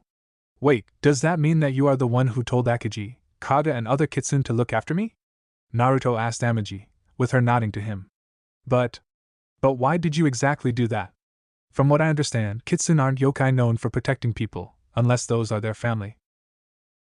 Yes, you are correct in that, Naruto. There is a reason for this, but first I would like for us to take a seat and wait for my friend to arrive. Please. Amagi motioned for Naruto to sit before the small table, with her sitting in front of him. A minute after they were seated, the door slid to the side, revealing Tomo Uchiha stepping inside, in her usual garments, and with her sword near her side. She took a closer look at Naruto, briefly wondering if her son would have looked like that, had he been allowed to live. Deciding not to get too lost in the past, she shook off her thoughts about Masamune and focused on the present. She took a seat next to Amagi, prompting her to speak up. Naruto, this is my friend, Tomo Uchiha. You may not remember it, but the two of you had met when you were just born, Amagi said with a smile. I remember you, Naruto suddenly said, much to the surprise of both women. I think I do. You were in the hospital, back when I was really small, and you always kept me company when nobody was around. Thank you, it was really scary, being there alone. I'm surprised you remember something from back then, Tomo admitted to Naruto with a small smile. You were less than a week old at that point, not to mention suffering from an ailment. And you don't need to thank me, I was only doing what I thought was right, and seeing a little baby all alone in that room. It didn't sit well with me. You did it just because I was alone there and nobody was there to help me, without any possible reward or something like that, Naruto asked Tomo, with her nodding. Then you are better than most people I know, and definitely far better than my sister's caretaker. Wait, how long have I been out cold? Naruto asked with worry. A little over an hour, don't worry. I've been informed by Izuna that none have caught on to you being absent yet, Amagi assured him. And yes, Mabuki is still in the house, while your parents and siblings have decided to take a break and head for a ramen stand they like so much. Did they at least take Mito with them? Oh wait. If Mabuki is in the house, then they decide to leave Mito alone with that harpy. Naruto let out a frustrated sigh. They could have at least taken Mito out for a walk, instead of leaving her with Mabuki. You don't seem particularly concerned with the fact that your parents haven't asked about your whereabouts, do you? Tomo asked out of curiosity. I know that your parents have decided to train your older siblings, while leaving you out of it. Don't you feel angry and slighted, for not being included in this? No, not really angry. Well, maybe a bit sad that they've stopped paying attention to me as much as they did, but not really angry. I mean, I get it that they need to be trained earlier to better control Nine Tails chakra, and that starting out early is better, Naruto told the two. I'm angrier at the fact that they almost forgot about Mito, and instead brought in that woman. She doesn't even care what happens to Mito, so long as she gets to show my mom and dad that she's a good friend and can be trusted, Naruto said with anger evident in his words. Yes, I too would like to ask what place your mother was thinking when she decided to ask Mabuki Haruno of all people to sit with her daughter. I mean, that woman had been after Minato since academy days and had always hated your mother, without hiding it all that much. Tomo told Naruto. It must make her sick to see Kushina with Minato's children, and to be forced to sit with the youngest one. I don't know what she has in mind, but I doubt it's something good. I'd wager it's got something to do with politics or something like that. Then it is a good thing that Izuna is there and watches over Mito. If something were to happen, either Kaga or Akagi would be able to get there within a minute's notice. Amagi assured them. Now, I am afraid that we'll have to change the subject of our discussion. Naruto, you've asked me why I've tasked my kitsune with watching over you. Well, the reason for that comes from the fact that you are a special person, not like most humans. I am certain you can already guess what I mean by that. You mean the fact that I can see yokai, and also understand what people feel and when they lie to me? Naruto asked, with Amagi nodding to him. Well, maybe it's some kind of Uzumaki ability of Uzumaki, or from my father. Something like my mom's chakra chains or… Naruto, if a yokai wants to, will become impossible to perceive for any human, whether they have a Sharingan, Byakugan or even a Rinnegan. I can attest to that fact, because I too couldn't perceive yokai, until Amagi had taught me how to perceive them in the spiritual realm. Tomo stated to Naruto. And there are no other digitsu that can allow a person to perceive yokai, and the realm they live in. But you, Naruto, are different because you were gifted with such an ability. Gifted? You mean, someone gave it to me? Naruto asked them, with Amagi and Tomo nodding to him. Yes, Naruto, you were gifted this power, along with several others by not just anybody, but by deities themselves. Amagi stated to him, surprising Naruto. 3 deities have decided to bestow their blessings and essences upon you. Those 3 were Izanami, goddess of creation and death, Parvati, a goddess with 3 separate aspects, which include Durga, goddess of war and protector against evil, Kali, goddess of destruction and death, and Parvati herself, goddess of love and fertility. But the one who gifted you your unique perception is Shiva, god of creation and destruction. I was there and was a witness to it taking place, Naruto. 3 deities. But why would they do something like that? Naruto asked Amagi. I'm not someone as special as Natsu and Urumi, and I don't have the Kyuubi in me, so why did they do something like that to me? We don't fully know, but it may have something to do with the fact that you've been branded by the Shinigami. Tomo spoke up. On the night Kyuubi attacked and you were born, I helped your father by stopping Kyuubi for long enough to let Minato do what he wanted to. He used a jutsu that summoned a Shinigami into our world, and it separated the beast into 2 and placed the 2 halves into your siblings. Now, normally to even summon a Shinigami into our world would mean that the summoner pays with his life, but something went wrong that night, and instead of Minato getting his soul eaten by Shinigami, you ended up branded by it. Branded by it. Is this why I was dying back then? Naruto asked. Yes, the brand was slowly taking away your soul, piece by piece. It is an especially cruel and horrific thing for any person to come to possess, and as far as I know, only very few people have ever been branded. And only one person has ever survived getting it removed. You. Amagi told Naruto, who sat quietly, thinking about it all.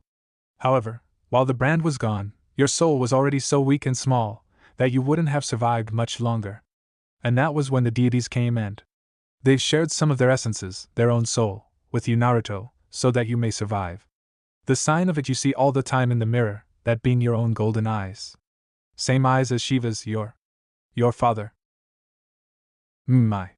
Wait, this doesn't make any sense. How can they? How can Shiva be a parent to me? I have my own parents, and they are humans. Naruto was shocked to hear what Amagi had to say. And I do not deny it, Naruto, since Minato and Kushina are your parents who gave you your life. However, with deities, it cannot be as clear as it may seem. Amagi continued. In order to save your life, they'd put a bit of themselves into you. That is, in essence, the same process that parents do when they create their children, and those 3 had done with you. Shiva and Parvati can be considered to be your divine father and mother, while Izanami is now your divine grandmother. They are your family now, just as Kushina and Minato are as well. Then why haven't I ever seen them? Did they just give me those powers and abandon me, because they got disappointed or something? It was starting to get clear that Naruto was starting to get hysterical, with Amagi deciding to spread around them a calming aura, so as to let Naruto handle it with greater ease. It is not as easy or cut and dry as it may seem, Naruto. What they did. It is something that deities do not do out of impulse or petty desire, especially with one like Shiva, who is capable of seeing every possible future of every living being. And they hadn't abandoned you, Naruto, and I am certain that even now they are still watching you, but they can't interfere, lest they draw attention from other deities and other beings of similar nature and power. Amagi told Naruto. The world that we currently inhabit is called Sekai, but it is only one among countless other worlds in all of Cosmos. Deities exist to protect the world and life upon them, but at the same time, they can't fully interfere with the way life evolves and changes on those worlds. While you could say that deities govern the worlds, they do so indirectly, through such things as religion and creatures like Kitsune, but not in any other way. There is a set of laws that deities follow, and one of them states that they can't enforce their direct power over people of the world. Why not? If a god or goddess were to lead people of a certain world, wouldn't that world prosper? Naruto asked the question of Amagi. Let me ask you something, Naruto. Would the people accept a being that isn't like them as their leader, who tries to give them something that they can't fully comprehend? Amagi asked Naruto, who started to think about it real hard. Well, it would depend on a deity itself and how he would rule, Naruto said in an unsure way, with Amagi chuckling a little. Indeed, but the deities have made sure they do not exert such power or control over mortals and worlds.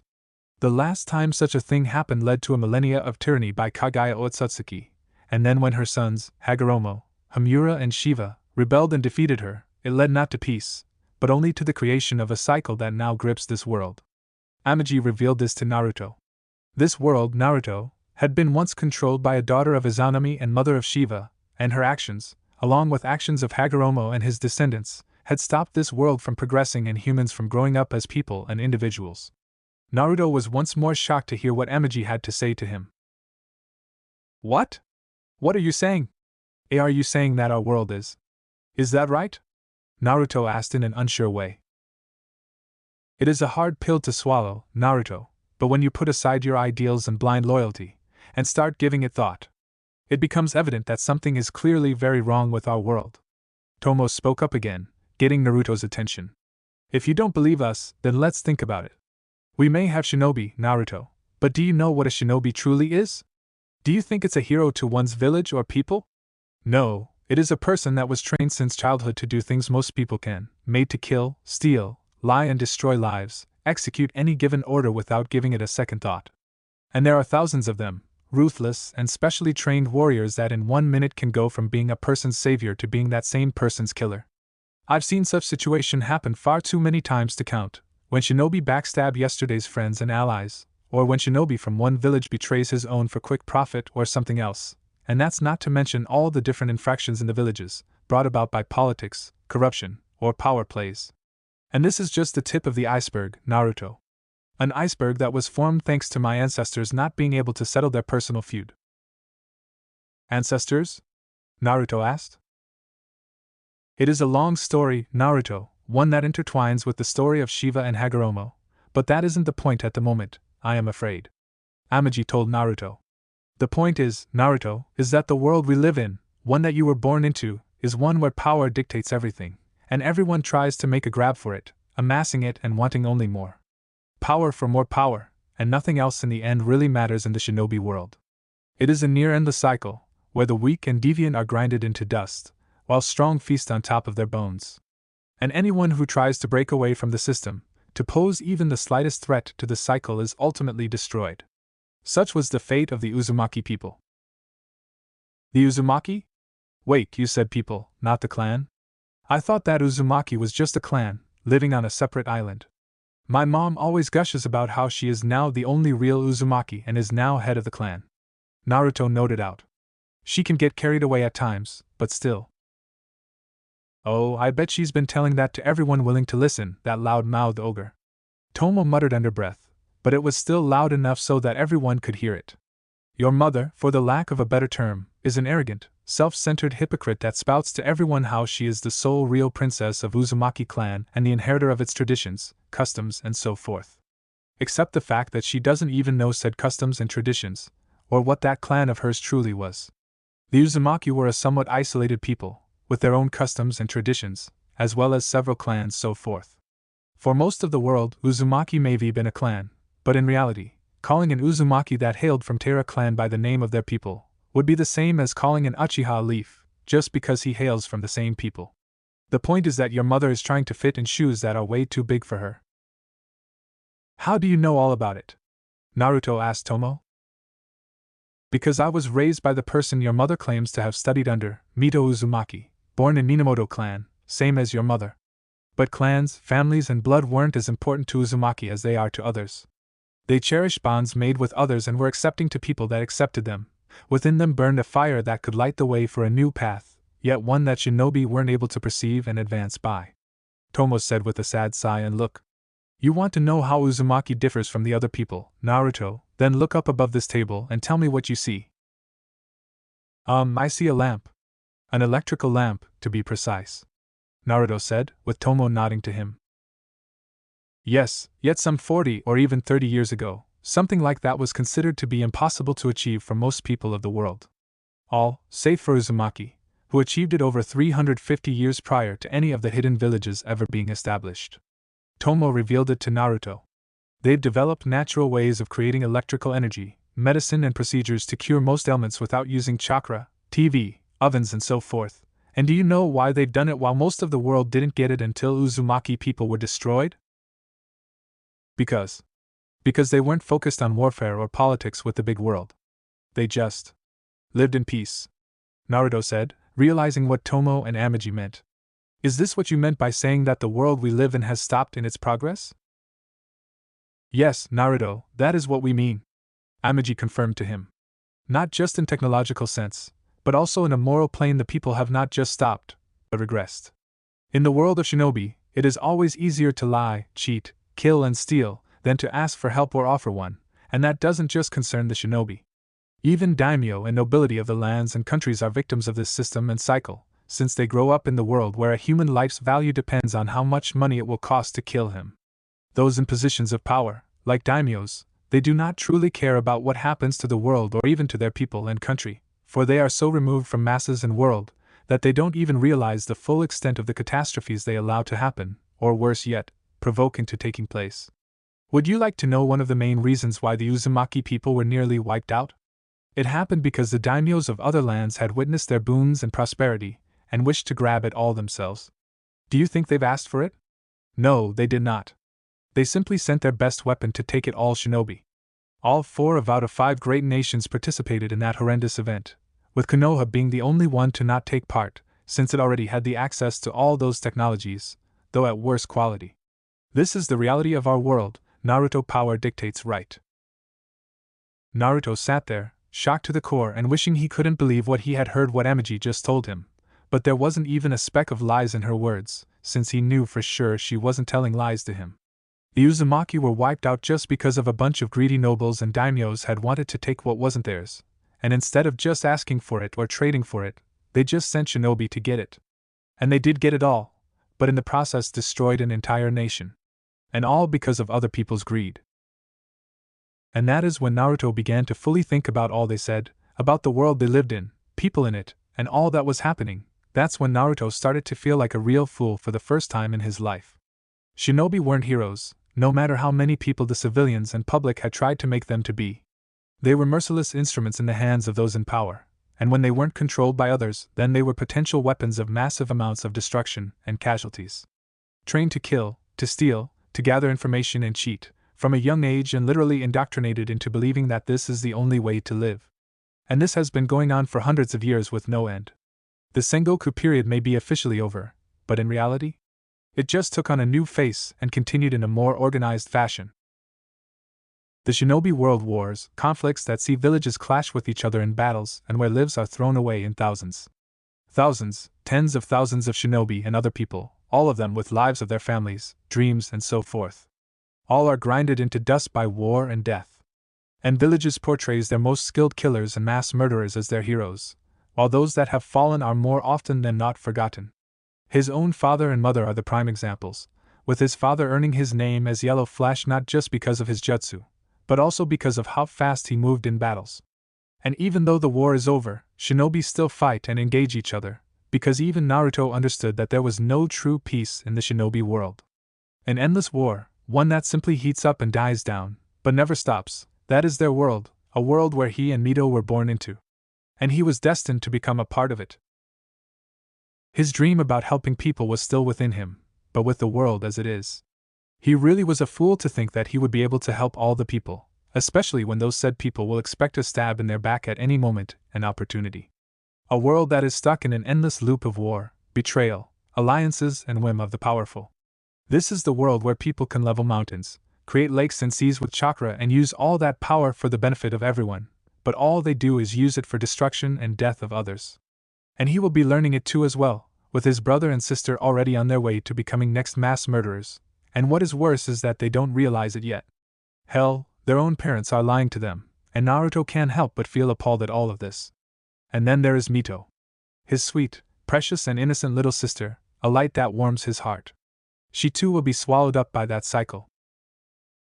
At the thought of it all, of being part of the cycle that destroys any hope for better tomorrow, it made Naruto sick, and both Amagi and Tomo saw it, with concern written on their faces.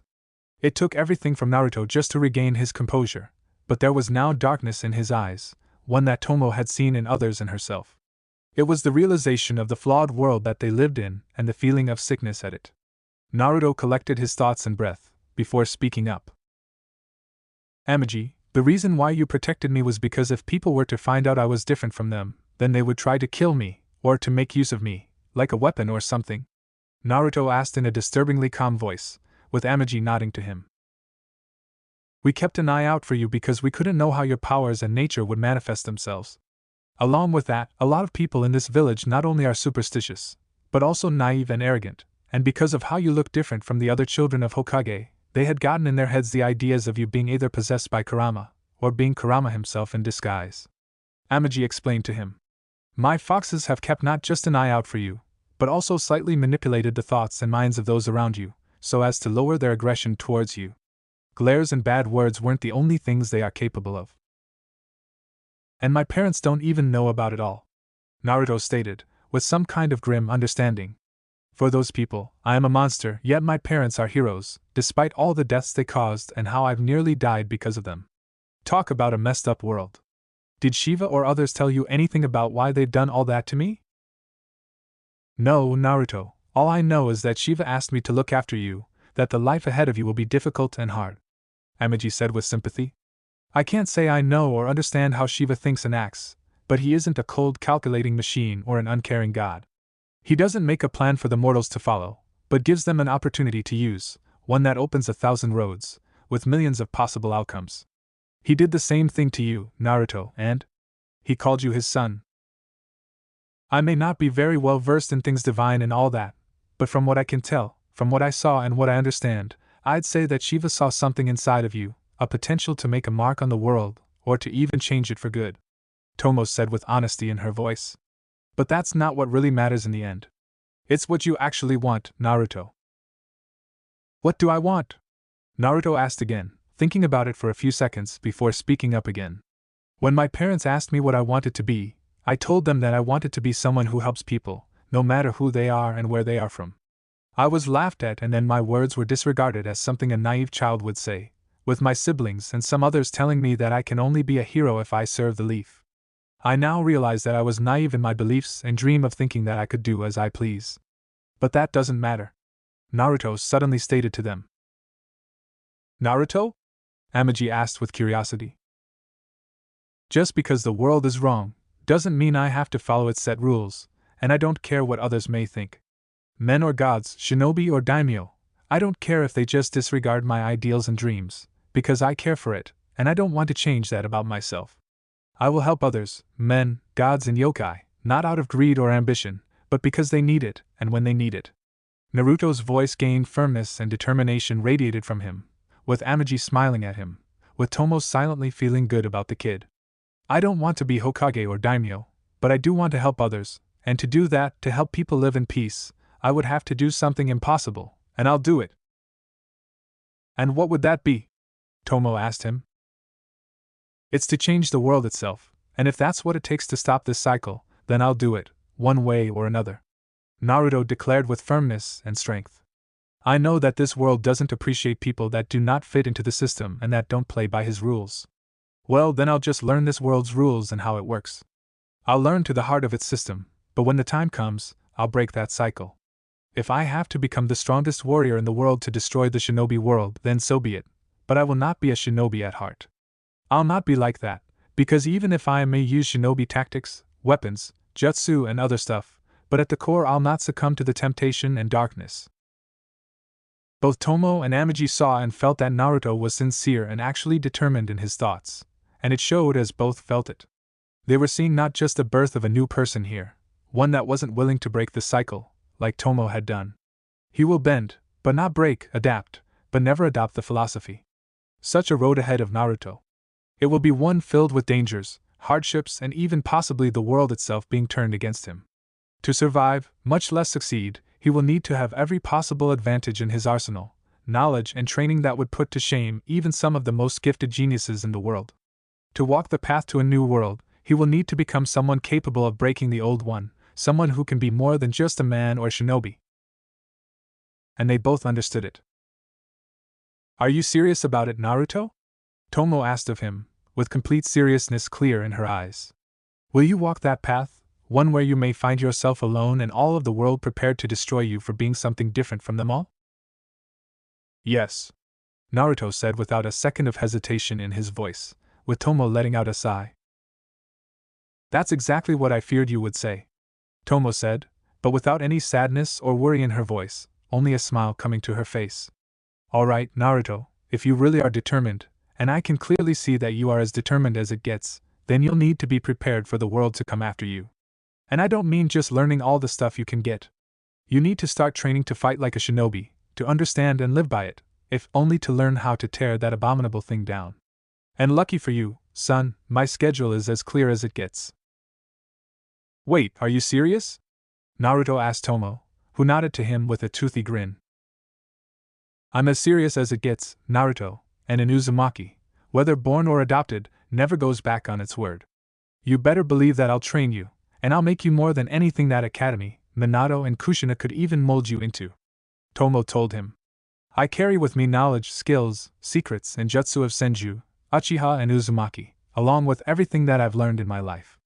I can assure you the training will not be easy. In fact, it will be a living hell, but like Mito Uzumaki told me in the start of my training, hard in training, easy in battle. And believe me, the saying still holds true. So are you willing to accept me as your teacher? Yes, sensei, Naruto said with happiness in his voice, before bowing before her in honor, before realizing something important. Wait, but what Mito? If I will be training as hard as you say, then who will be watching over her and playing with her? And I don't want to leave her all alone with that harpy Mabuki. Leave that little problem to me, Naruto, since I happen to know a particularly well-suited kitsune already ready to swoop in to take that position from Mabuki. Amagi chuckled lightly. Don't think that you can just hog him all to yourself, Tomo. Me and my sisters won't forgive you for such an act, not to mention that would be missing everything he has to learn from us. What, you mean you'll also train me? But what can you teach me? I mean, I'm not a yokai or an oni, and even if I'm a demigod or something, I don't think that I can learn any kitsune magic, Naruto said in an unsure way. And who told you that, HM? Same people that said that yokai do not exist? Amagi asked in a playful tone. Back in the day, Naruto, among Uzumaki existed specially trained warriors, people dedicated to upholding the balance between men and yokai. These men and women trained in a secret art that was created by one of Shiva's own grandsons, one known as Abe no Saimai, or Saimai Uzumaki. He learned the secrets of magic and nature, unraveled the mysteries and learned how to utilize energies beyond normal men. He wasn't the first shinobi, but the first Amagi. So, how would you like to learn how to use the powers of yokai and truly discover what this world truly holds in all its planes? I would like that very much, thank you, Naruto said, bowing before Amagi. I promise that I'll make you proud, Tenko-sama. Please, just call me Amagi, no need for such official titles, Amagi said a little bit bashfully. Looks like we'll have our hands full in the future, Tomo. Seems to be so, but I wouldn't have it any other way, Tomo admitted to her friend.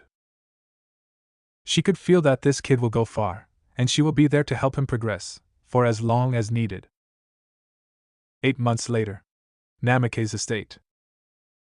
As autumn gave way to winter, rolled in the new year and spring came to awaken the world from its slumber under the snows. And now spring was giving way to hot summer, as May was reaching its end before passing the torch to June. And while not much had changed for the world as a whole, those changing seasons saw a change in one Naruto Uzumaki Minamoto, who once was known as Naruto Namikaze. He didn't change the name officially, but after giving it some thought and also after continued neglect from his parents, he found himself unable to associate himself with the name of Namikaze. Henceforth, he decided to use the name of Uzumaki Minamoto, since he was a part of Uzumaki people and of Minamoto clan, from his mother's line. Of course, he didn't exactly tell his family of that change, since they wouldn't understand it, or maybe even care, but those that did care about Naruto knew of this small, yet somewhat important change in character. And that was just one of such changes to him that came after he opened his eyes to the world for real and began his training under Tomo and Amagi. Just as Tomo promised, the training under her was brutal and harsh, focusing both on his physical and mental aspects, teaching Naruto as much theory as she made him apply all that he learned in practice. To say that he didn't think about quitting would be a lie, since Naruto had thought about it quite a lot at times, but as time went on, he stopped thinking about it and focused on what was important, and that was achieving his dream. And as soon as he stopped caring about the harshness of Tomo's teaching methods, Naruto noticed that over time, exercises and training were starting to come to him easier and easier. His body was taking it all and just adapting to the circumstances, growing stronger, more agile and nimbler, with Naruto noticing the fact of his training paying off when a few weeks prior Tomo had made Naruto do exercises he did when he first started. To say that he was shocked would be an understatement, and it only reinforced Naruto's will and determination to progress. So far, Tomo focused on giving Naruto a clear understanding of what is required of a strong shinobi, and made sure that Naruto was developing and progressing along every possible route she could think of. She didn't try to make Naruto fully focused on one aspect, instead favoring versatility and a jack-of-all-trades approach to the situation, and she did pass that down onto Naruto. Taijutsu, ninjutsu, genjutsu, fuinjutsu, all of that Naruto was learning under Tomo, some in practice and some in theory. The only thing she kept from him so far was Byukujutsu, a set of disciplines which revolve around utilization of weapons.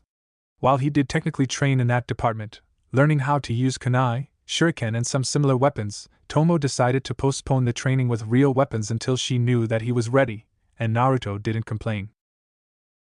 He did have his hands full as it is, with knowledge of Uzumaki, Uchiha and Senju being provided to him and open for learning. Most of that wouldn't be really useful to Naruto if he didn't have his chakra unlocked, and thankfully, he did unlock his chakra pretty early on. In fact, Tomo had managed to make Naruto unlock his chakra on the second day of their training, with the assistance from Kaga, of all people. The memory of that day still shudders Naruto, but it did reveal his full potential for use, such as his powerful sensory abilities, which complemented his empathic power, allowing him to hear emotions and sense thoughts in abstract form from all nearby people and not just those that he directly looked at. And that included both yokai and humans, and while at first it was really overwhelming to control, Naruto quickly learned how to effectively use it without hurting himself. Next thing that Naruto found out was that he had inherited his mother's chakra chains, which he could use and summon, with only 2 at the time, but they were really useful in his spars with Tomo. She did make him use every possible advantage he had against her in that monthly bell test she made him take against her. So far, he has not had much success, as she defeated him every time, despite how much he progressed and became stronger. Though he had to admit that every time he did get stronger and faster and put it to use in tests, Tomo simply tried a little bit more against him, showing that she still had an advantage against him. Well, it only fueled Naruto's desire to get that damn bell. Fuinjutsu was something that he found not just useful, but also very interesting and fascinating to learn. For Naruto, it wasn't as much a chore or a hard subject to learn, as much as it was a hobby that he found himself indulging and devouring all that was connected to it. Seals, their structures, intricacies of writing them, everything about them was fascinating for Naruto to learn and master. With his inherent ability to see into depth of things and understand them, of which he learned from Amagi, Naruto had no trouble discerning the true nature and all details of seals that were present before him. All he needed was time and patience, and both were in abundance in his stock. And as for the creation of those, thanks to Kaga, Naruto had no trouble drawing intricate and complex patterns that were required for the seals. Already he was able to create simple seals, like small storage seals, simple flashbang seals and incendiary seals that, despite their simplicity, were still very useful when properly applied. Genjutsu was in many ways the same as Fuinjutsu, and it was one of the subjects that Naruto studied under both Tomo and Amagi at the same time and separately. While there were some initial difficulties in focusing and utilizing the mind for this art, after discovering meditations and learning how to clear his mind, Naruto was able to learn how to utilize the art of illusions. Given the fact that in many ways genjutsu was using a person's imagination and creativity, Naruto found it rather interesting and unique in its utilization. While he wasn't capable of any highly complex illusions, he was already showing quite some advances, according to Amagi and Tomo. And speaking of Amagi, she wasn't kidding that Naruto will be learning about the secrets of the world and how to utilize them. It was thanks to her that he discovered the fact of the world being alive and even exuding its own chakra, called senjutsu chakra, just like all living things do. She also told him of the fact that in time, once he managed to learn how to connect with the world on deeper level, Naruto will be able to learn how to collect that nature chakra into himself, using it to amplify his abilities and even utilize the two secret arts that are known to summons and yokai, senjutsu and yujutsu. Amagi did also state that most summons also were capable of accessing the nature chakra, and could teach their summoners how to do it, but she discouraged Naruto from learning how to use nature chakra that way.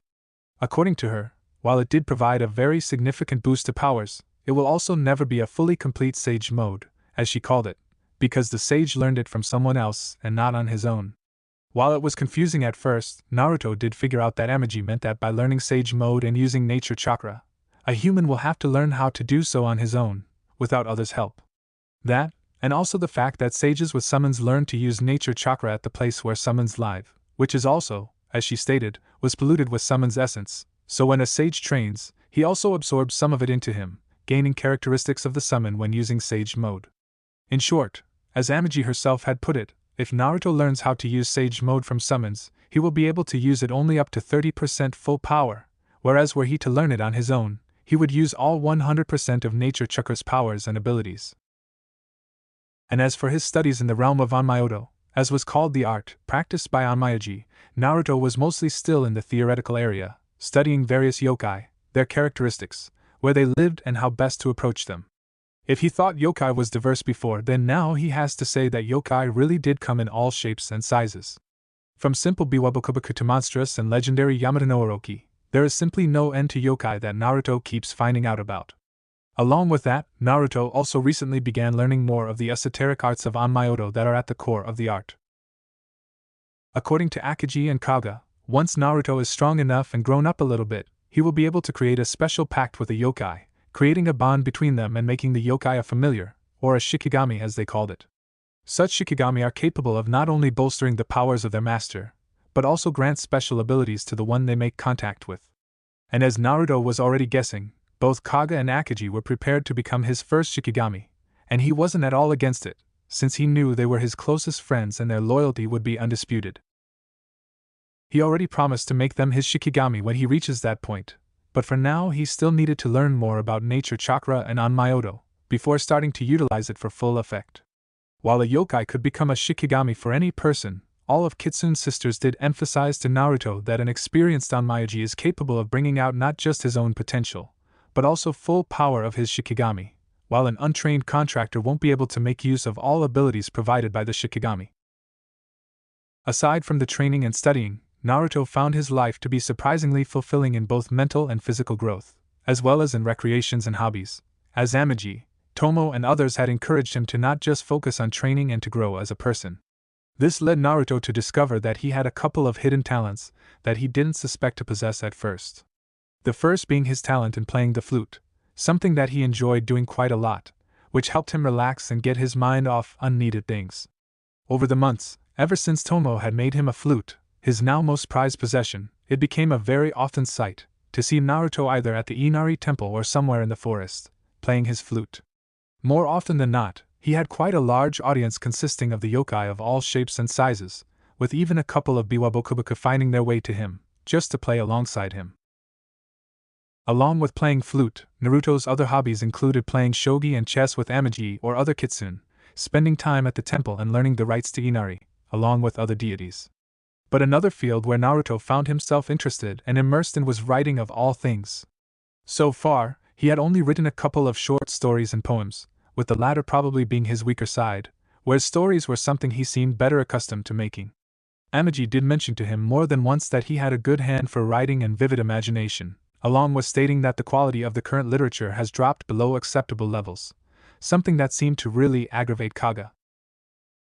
When he thought back and recalled the stories and books he read before, he had to agree with his kitsune teacher in that regard, since Tale of a Gutsy Ninja was rather mediocre, and that was Naruto now being merciful. And as for the Makeout series that he found stashed in between the books on the highest shelf in his family library, along with being protected by a simple seal and an incendiary bomb, for some reason. It would be better said that when Amagi and Kaga got their hands on those books and on Naruto, they gave him an earful of his life, though they did calm down when he said he didn't read any of it. He didn't know why they acted this way, but something told Naruto that he best never bring up that series ever again. Either way, if Naruto's opinion of Jiraiya was not quite high before, then now it hit rock bottom, though the same thing could be said about almost all of his family and their friends, save, of course, for Mito. While over these months he grew very close to Amagi, Tomo, Kaga, Akagi and others, starting to see them as his family, the same couldn't be said about his real family. His parents, just as he had suspected, were spending most of their time on the twins, while leaving him out for most of the time. Not that he minded all that much, at least now, but he did mind the fact that Mito was also often being left out by them, though to a significantly lesser degree. It did help the matter knowing that Mito now had, since November, a new caretaker, and it was someone whom Naruto could trust. That caretaker was none other than Kitsune Izuna, who was now working under the guise of a normal, white-haired, golden-eyed young woman. Naruto didn't know how Amagi managed to have Mabuki ousted, but also replaced her by Izuna, but he was grateful. His parents were very trusting towards her, with his mother even having come to depend upon her in household chores, with Izuna oftentimes even making food, something that Naruto was grateful to her for. Before her, his family's menu was rather limited in varieties, with ramen being a near constant on the table at least once. While Naruto did find it to be tasty, at least in the past, eating it for almost every day had served to create a certain distaste for that thing. Thank Inari for Izuna and her balanced food, because without her, Naruto was certain he would find himself going nuts from eating ramen every day. He didn't understand how his family could handle it, and why Kushina always made it every day. It's like she was obsessed with it, and was trying to pass on that obsession on him and his siblings. Overall, however, things weren't well between Naruto and his parents, but they didn't even realize it, since Naruto could sense their emotions and thoughts when he was near them. In their minds and eyes, they were still as close as they've ever been, something that Naruto could attest to was a lie. And speaking of his siblings, if they were irritating to Naruto before, then now they were starting to become just plain insufferable. The fact of them being trained by their parents, along with Sanin's taking part in it, had gone into their heads, and now their pride and arrogance swelled to the point of Naruto starting to avoid them as much as possible. Their ego was practically giving him a migraine whenever he sensed their emotions, and their thoughts were so one-sidedly obvious and written all over their faces, that he didn't even need empathy to know what they think. Over the months, the two have begun to nearly openly look down on both Naruto and Mito, with both of them not wasting an opportunity to point out that Naruto wasn't like them and that they were better. Although, according to Tomo, Naruto as he was right now, could beat both of them rather easily, not that Naruto was going to test out that thought. Unlike those two firebrands, he wasn't in the market of picking fights with nearly everyone to prove their worth. He'll leave that to the Sanin's favorites. Oh, and speaking of those two, not much has really changed for Naruto in that department, save for Naruto gaining an even lower opinion about the two of them, since Tomo and Amagi spoke in detail about them and their self-deprecating hobbies. Tomo had quite a great deal to say about Tsunade, who through gambling and drinking excessively and without control, had squandered over 2/3 of Senju fortunes, with the rest being preserved by Tomo personally, since it actually belonged to her. While Tsunade was the greatest medic in all of land, her hubris, temper and bad habits have dulled her abilities, and Tomo did stated that Shizen Kato, Tsunade's apprentice and attendant, was quite capable of surpassing Tsunade, if only she were to step out of the oppressive woman's shadow. And the less said about Jiraiya, the better, because Naruto preferred to think as little as possible about him, and his thoughts and emotions were also giving him a headache. Seriously, what was his deal with seeing naked women and wanting to do what he could only guess was mating with them? Naruto had seen Akagi naked more often than not, when Kitsune wished to take a bath with him, and there wasn't much of a reaction from Naruto. Sure, she smelled very nice and she was very soft to touch, both skin and fur, but beyond that, maybe it was something that grown-ups had going for them? Deep in his musings, Naruto sat by the window, seemingly watching the skies pass by without a care in the world, when he heard a knock on his door. That brought Naruto out of his thoughts, knowing that it was Izuna, since she was the only one to knock when coming into his room.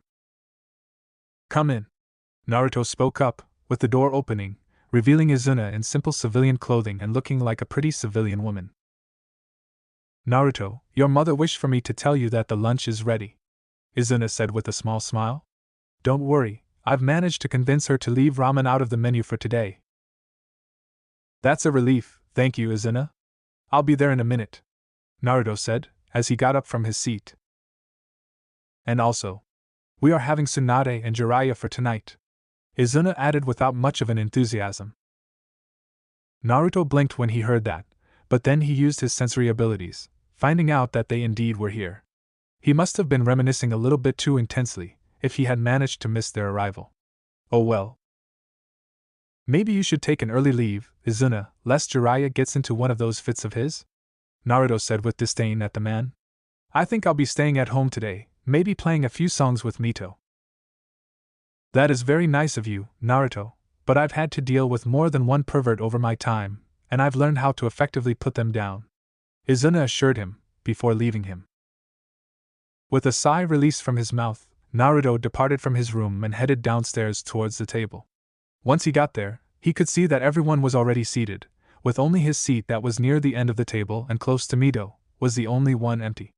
Food was already served and everyone already started eating without him, save for Mito patiently waiting for Naruto.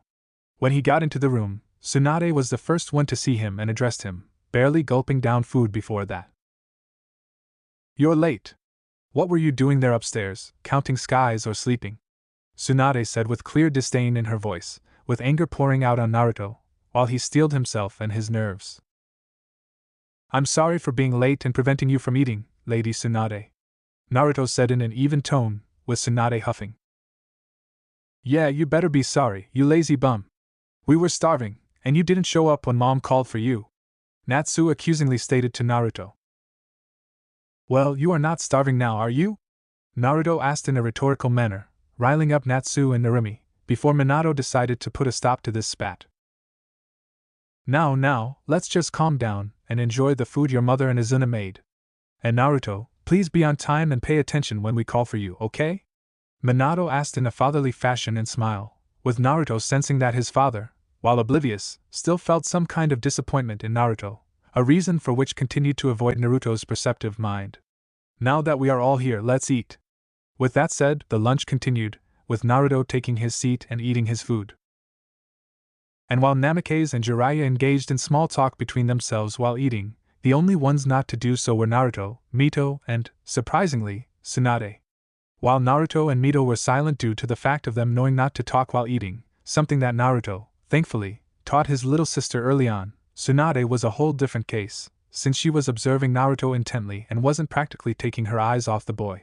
She has always had conflicting feelings towards the kid since he was born and after he was mysteriously cured of what seemed to be assured death. It was still something that made Tsunade angry and bitter, since she tried every single thing that she knew on that child to save his life, but wasn't able, and then he suddenly got better in a near instant. Tsunade was an atheist, much to her grandmother's dismay, and for her an explanation such as divine intervention wasn't something she accepted as a viable explanation. After he was released, she had tried to do research on how he could have possibly survived, coming up with nothing. She went on to ask and practically interrogate Tomo about her time with Naruto and if she did something to him, like using some kind of secret Uchiha technique on him. Tomo stated to her multiple times that she didn't do a thing and was just as in the dark as Tsunade, but Senju woman didn't relent and tried to press Tomo for more, but all she had gotten in the end was nothing, but her severely soured relations with Tomo. Since Tomo, apparently, didn't know anything, Tsunade decided to take a look at that priestess of foxes, Amagi, but that also yielded no results whatsoever. Amagi was someone whom Tsunade couldn't stand for being just so. That woman had that unnatural air about her, one that made people feel like life isn't as bad as it is, and it seemed like nothing fazed her. Add to that the fact of Tsunade despising religion of any kind, and it becomes somewhat obvious why Tsunade disliked Amagi.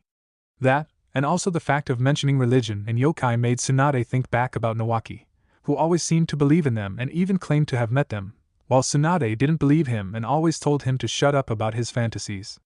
Their very last spat happened just before he took off for that mission, returning back to Tsunade as nothing more than a charred, unrecognizable corpse.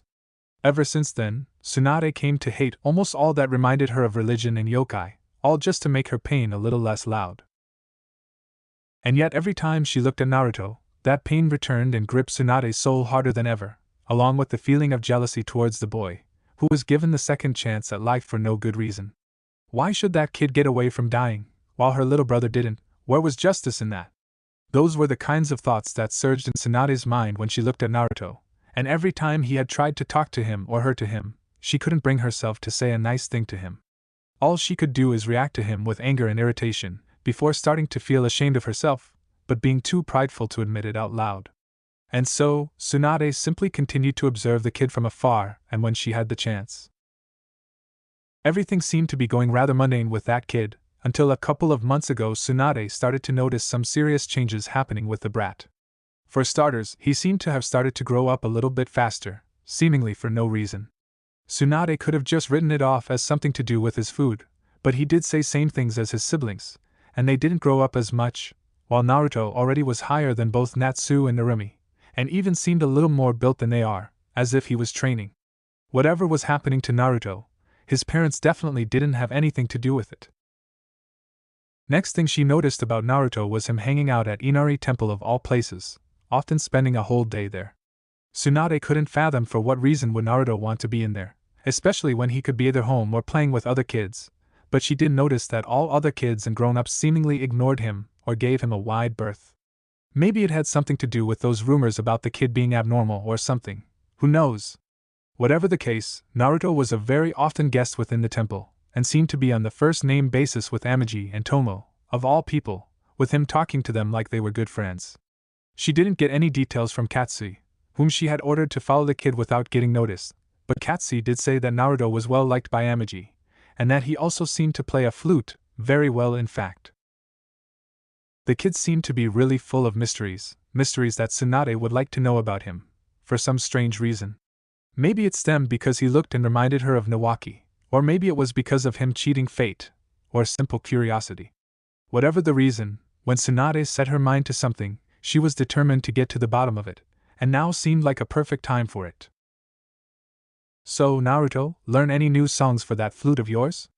Tsunade suddenly spoke up, loud enough so as to make everyone turn their attention towards her and Naruto, when she spoke up. Huh, what are you talking about, Tsunade? What flute? Kushina asked, blinking a couple of times, thinking about what she heard.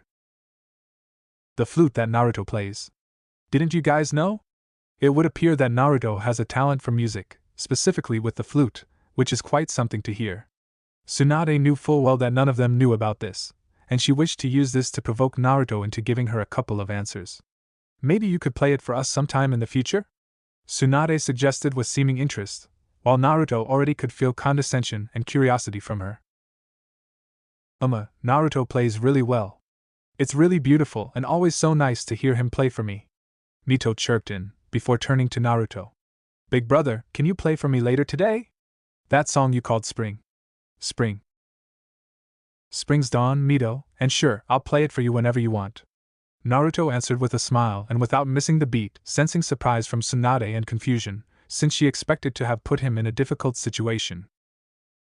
Naruto, we never knew that you've started to play flute. Where did you even learn and who gave you a flute? Minato asked out of curiosity, with Naruto sensing that he really did want to know. More importantly, why didn't you tell us? Kushina wanted to know why her baby didn't share such an important thing with her. Did you think we would think less of you just because of that? Naruto, you are our son, and we would support you in whatever hobby you have. Well, I started to play during the winter, when I saw one of the monks that were staying in the village play it. I really liked it, and he showed me how to play one. Naruto answered truthfully. And as for the flute itself, I got it from a friend. It is a gift. Really? Why have we never heard you play it? Do you feel embarrassed playing it before the public? Minato asked, with Naruto not taking well to that question, since he was quite proud of his play before a yokai public. It's okay, son, there is nothing wrong about getting a little jittery when you are in the center of attention. I too had to deal with it when I first became a Hokage. Minato jumped to conclusions before Naruto could answer him. I don't know about you, Dad, but I don't have a problem with crowds or attention, Naruto suddenly said to him, making Minato stop. Then why didn't we know about it before now? Kushina pressed on the question. Well, I didn't exactly hide it or anything. Izuna knows that I like to play the flute when I'm in my room, Naruto said without any trouble. Izuna, is this true that Naruto plays the flute in his room?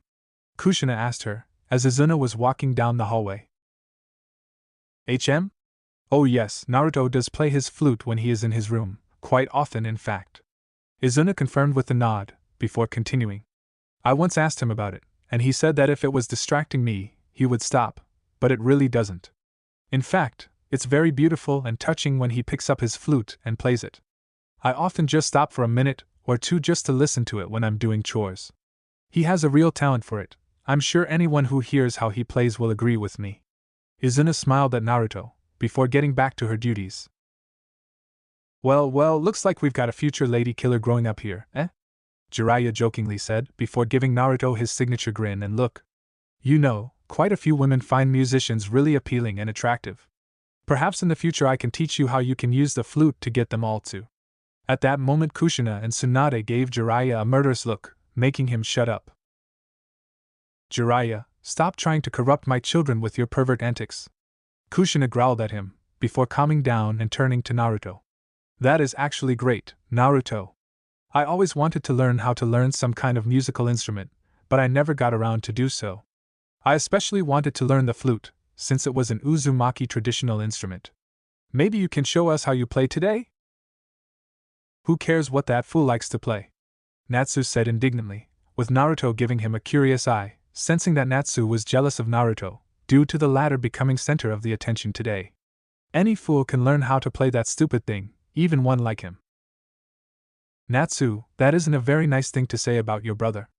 Minato chided him, but without much intent in his voice. You should be happy that your brother found something that he likes to do. Now we'll hopefully have a house filled with music, when Naruto plays for us. Minato smiled at him, actually feeling somewhat proud of his son, though not losing that disappointment as well. Well, if he has time to kill by playing some flute, then why doesn't he try and train to be a ninja?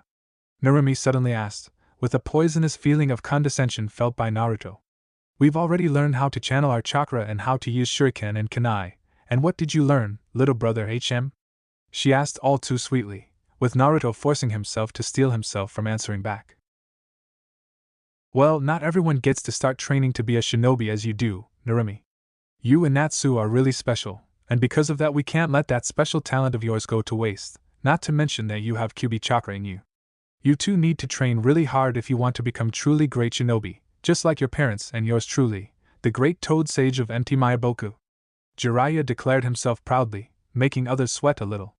Your little brother just isn't as special as you are, so he'll have to wait till he can start with his own training in the academy, but I'm sure that Naruto will become a good shinobi in the future. Jiraiya said without consideration for Naruto's feelings, while others seemed to agree with him in that statement. You hear that, Naruto? You may still be a good shinobi in the future, if you stop being such a fool all the time and actually put in the effort when we get into the academy. Shame that you'll never be like me and Narumi, but well. Looks like your precious yokai favored us over you in the end, Natsu said arrogantly. Kami, Naruto replied, making Natsu look back at him. What? Natsu asked him again. Kami, Natsu. Kami bestows favors upon people, not simple yokai. Naruto explained to him. Even I know of that, and I'm a fool, if you are to be believed. The tiniest smirk appeared on Naruto's lips, infuriating Natsu at the fact that his stupid little brother one-upped him. I knew about it, I just wanted to check if you also knew about it, Natsu said loudly, so as to hide his embarrassment, but failed, due to his face turning red. Then thank you, wise sage, for helping this fool remember things he isn't supposed to forget, Naruto said without losing a beat, further aggravating Natsu. Why are you? Natsu was about to stand up before Kushina put a stop to it. Natsu, Naruto, that is enough, both of you. No fighting at the table, or you'll both be going to your rooms without dinner tonight, am I understood? Just like usual, Kushina's method of threats did its deed and fighting died down, before she turned to Naruto. Naruto, it is not good manners to mock your siblings like that. Just because you seem to know something they don't gives you no right to act all high and mighty. She decided to discipline Naruto, who had to stop himself from corking up the brow at the fact that he wasn't the one who started to do so right now. Talk about selective vision and hearing. Naruto heard Kaga, his current guardian, speak from behind him in her fox form. As you say, Mom. Naruto replied, deciding to return to his food, with others deciding to follow his example, until Tsunade, unsatisfied with the information she got so far, decided to press on for more facts. By the way, Naruto, how is that priestess doing? She suddenly asked, seemingly out of nowhere, again getting everyone's attention, with Naruto starting to feel irritated at Tsunade's constant need to bring to light his life. You know, the one that Tomo likes to hang out so much with. What was that woman's name? Tsunade seemingly forgot, with Naruto sensing how she was almost enjoying it. Does that woman take pride in making people feel uncomfortable, or is it something to do with her obsession about you? Kaga asked with a barely contained growl. I've seen Najutsun with more tact than this cow. And that is saying a lot. What priestess? Jiraiya asked out of curiosity. Wait, do you mean Amagi? That fox priestess with the body of a goddess, and those absolutely gorgeous. Jiraiya wasn't allowed to continue, when he felt Kushina's feet nearly crush his own. She is an Inari priestess, not just a fox priestess. Naruto corrected him, but it was clear nobody cared about it. Naruto, what does that mean? How come you know the Amagi of all people, and also, do you know Tomo Uchiha? Minato suddenly asked with some force in his voice, with Naruto nodding to him, surprising everyone.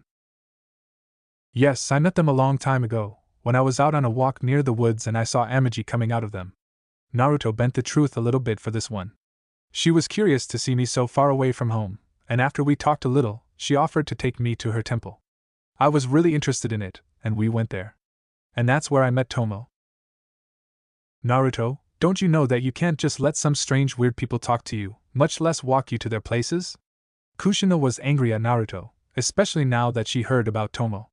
Especially with that weirdo, who worships Kyuubi of all things and that damned woman as well. Amagi doesn't worship Kyuubi, she worships Inari, goddess of fertility, rice, nature, food and prosperity. It's a good deity, one that doesn't hurt people, and Kyuubi is a monster. Naruto reminded Kushina, with some irritation coming out from him. And Amagi isn't weird or bad. She is simply a very nice lady that welcomed me at her house and told me about herself, nothing else. Does it even matter what that woman worships? A giant fox is a giant fox, and Kyuubi is the biggest one around, so she's obviously worshipping it. Kushina angrily stated, hating when people didn't agree with her. Kurama isn't even a real kitsune, much less an incarnation of Inari, you red-headed ogress. Kaga angrily said, with her tails swinging angrily. And if you judge the divinity by the size, then I'd like to see what you have to say if you were to see Amagi-ne-sama in her kitsune form. And she is only a Tenko, not Inari. Kushina, let's not get too obsessed with it, shall we? Minato decided to try and defuse the situation. And Naruto, it was very careless of you to allow Amagi to take you to her temple. You must always be careful around people that you do not know, even if you are in Leaf Village. You could have been hurt or worse, kidnapped by our enemies. Minato said with a strict tone, his disappointment towards Naruto intensifying. Yet I wasn't hurt or kidnapped, was I? Naruto asked back, with Kushina seemingly having had enough. That's not the point, Naruto. If you can learn how to behave with strangers, then we shouldn't let you walk alone so much and talk to those two women. From now on, I don't want you anywhere near those two, do you hear me? Kushina demanded of him, expecting him to comply. And why shouldn't I be around them? They are good people and they haven't done a single bad thing to me, not to mention that I really like Amagi's company. Tomo is always very interesting to talk to. Naruto asked, seeing his mother widen her eyes out of shock and anger. What is so interesting in that dark sow that had murdered her own child? Kushina had suddenly asked of Naruto, with Minato seemingly shocked that she brought it up, while Naruto felt not just anger at him, but absolute hatred towards Tomo for some reason. Did she ever tell me about that, That woman had killed her own son, whom she had with God knows who, and as far as I am concerned, she now tries to get to me through you, all because she's always been jealous of my happiness. That snake will do anything to hurt Naruto, even use a foolish child like you. Naruto widened his eyes when he heard his mother just call him like that, with Minato too shocked at that. Kushina, maybe you are taking this way too seriously. Why don't you? Then why did she save us all? Naruto suddenly asked Kushina, surprising everyone again. What are you talking about, Naruto? She asked him. On the night when you had us, when the fox attacked, why did she save us if she, according to you, hates us so much? Naruto asked her the difficult question of Kushina, making her unable to answer it. Naruto, where did you hear about it? Minato asked him, since this was rather classified information that no simple child should have access to. I heard you and Kakashi speak about it a couple of months back, when he was visiting us. Naruto didn't lie on that account. You said that if it wasn't for Tomo, then we would be dead and the village would be destroyed. So why did she save us on that night? Because she is a sick woman that can't get over what she did, and who cares why she did it? Natsu asked Naruto. The point, Naruto, is that you are an even bigger fool than we thought you were. And here I was thinking you couldn't get any dumber. If Mom says you shouldn't be with her, then you shouldn't. Mom and Dad are always right. But what is wrong? Naruto suddenly asked back, with steel in his voice. Naruto, it's not as simple as that, and yes, she did save you and your siblings on that night, but that doesn't mean that you should associate yourself with people like her and Amagi. Minato said, trying to get to his son, who felt like his father wanted to hide something. You are a son of Hokage, my son, and so you should know just what people you should talk to and what people you shouldn't talk to. And while Amagi may be nice and Tomo can act somewhat polite, they aren't the sort of people you can just hang out with. And why is that? What's so different about them that I shouldn't talk to them? Naruto pressed on.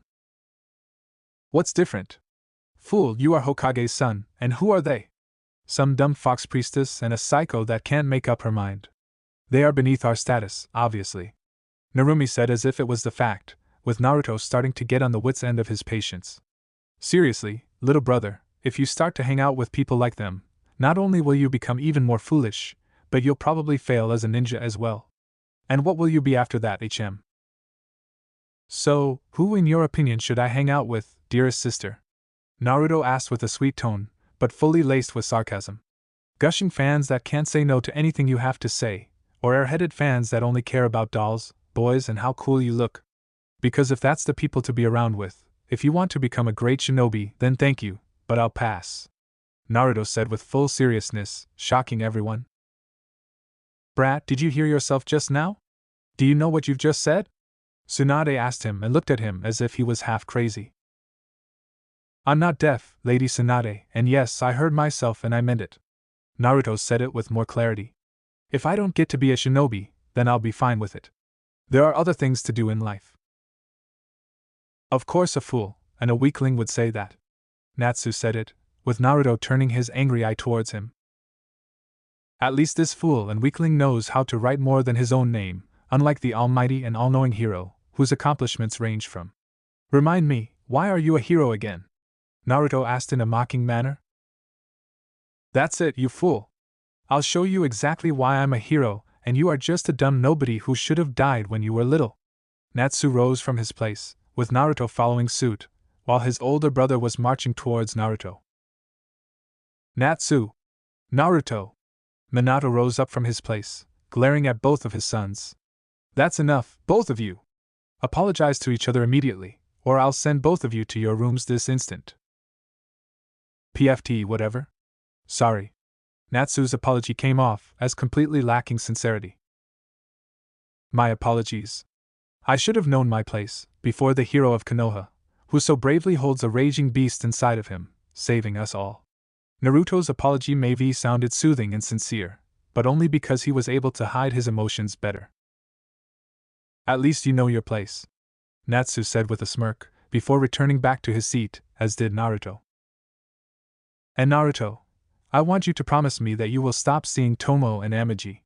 It would seem that they have a bad influence on you, if you are thinking like you do about being a shinobi. Minato told his son. I'm afraid that I can't do as you ask, father, Naruto said in an official tone, shocking everyone with his attitude. Naruto, that wasn't a request, but an order. Minato is your father, not to mention the Hokage. If he says you shouldn't see those people, then you shouldn't. Jiraiya stated with a serious tone. You may not have the tailed beast or the potential of your siblings, but you are still Hokage's son, and that means you must speak to people of your class, like children from other clans and those of counselors. If you were to follow the example of your siblings, you would understand what it means to be a Hokage's son, but if you continue to associate yourself with their ilk, then is it Hokage's duty to care and protect the village and its people? Naruto suddenly asked for Jiraiya. Naruto, don't change the subject so. Kushina tried to stop him, but failed. Answer the question, Lord Jiraiya. Or the great sage of Enti Mayaboka can't answer a simple question to a foolish child? Naruto dared him. Of course it is, and your father is the best Hokage that ever lived, Jiraiya stated with pride in himself and Minato. And are Amagi and Tomo part of that village? Naruto asked again, his eyes narrowing on Jiraiya. Naruto, that's enough already. Minato tried to stop him, but also failed. Are they part of the village, or are they just garbage, like you are implying? Naruto asked with more force. Ugh, yes, they are a part of the village, but that doesn't mean that you should just talk to them and… Jiraiya tried to tell him, but Naruto interrupted him. If they are part of village, and Hokage protects all of village and its people, regardless of who they are, then why should I consider them as lesser than me or other people? Naruto asked with force, driving Jiraiya, Minato and Kushina nearly mad with his persistence. The village is one big house, and that people here are all family, that's what father always told us, and we should care about them and look after each other. So why should I stop caring about them, when they are a part of our family, the same family in which I am a part of? Tell me why I should look down on them and not care about them. Explain to this fool why. Because they are inferior to your father and your mother, as well as your siblings, and all of us shinobi, that's why. Jiraiya started in rage, as he rose up and looked at Naruto, rage clear in his mind, as well as his true feelings. Listen here, you dumb brat, those two are just weird civilians, one of which worships foxes and the other had killed her child, or let it die, but whatever.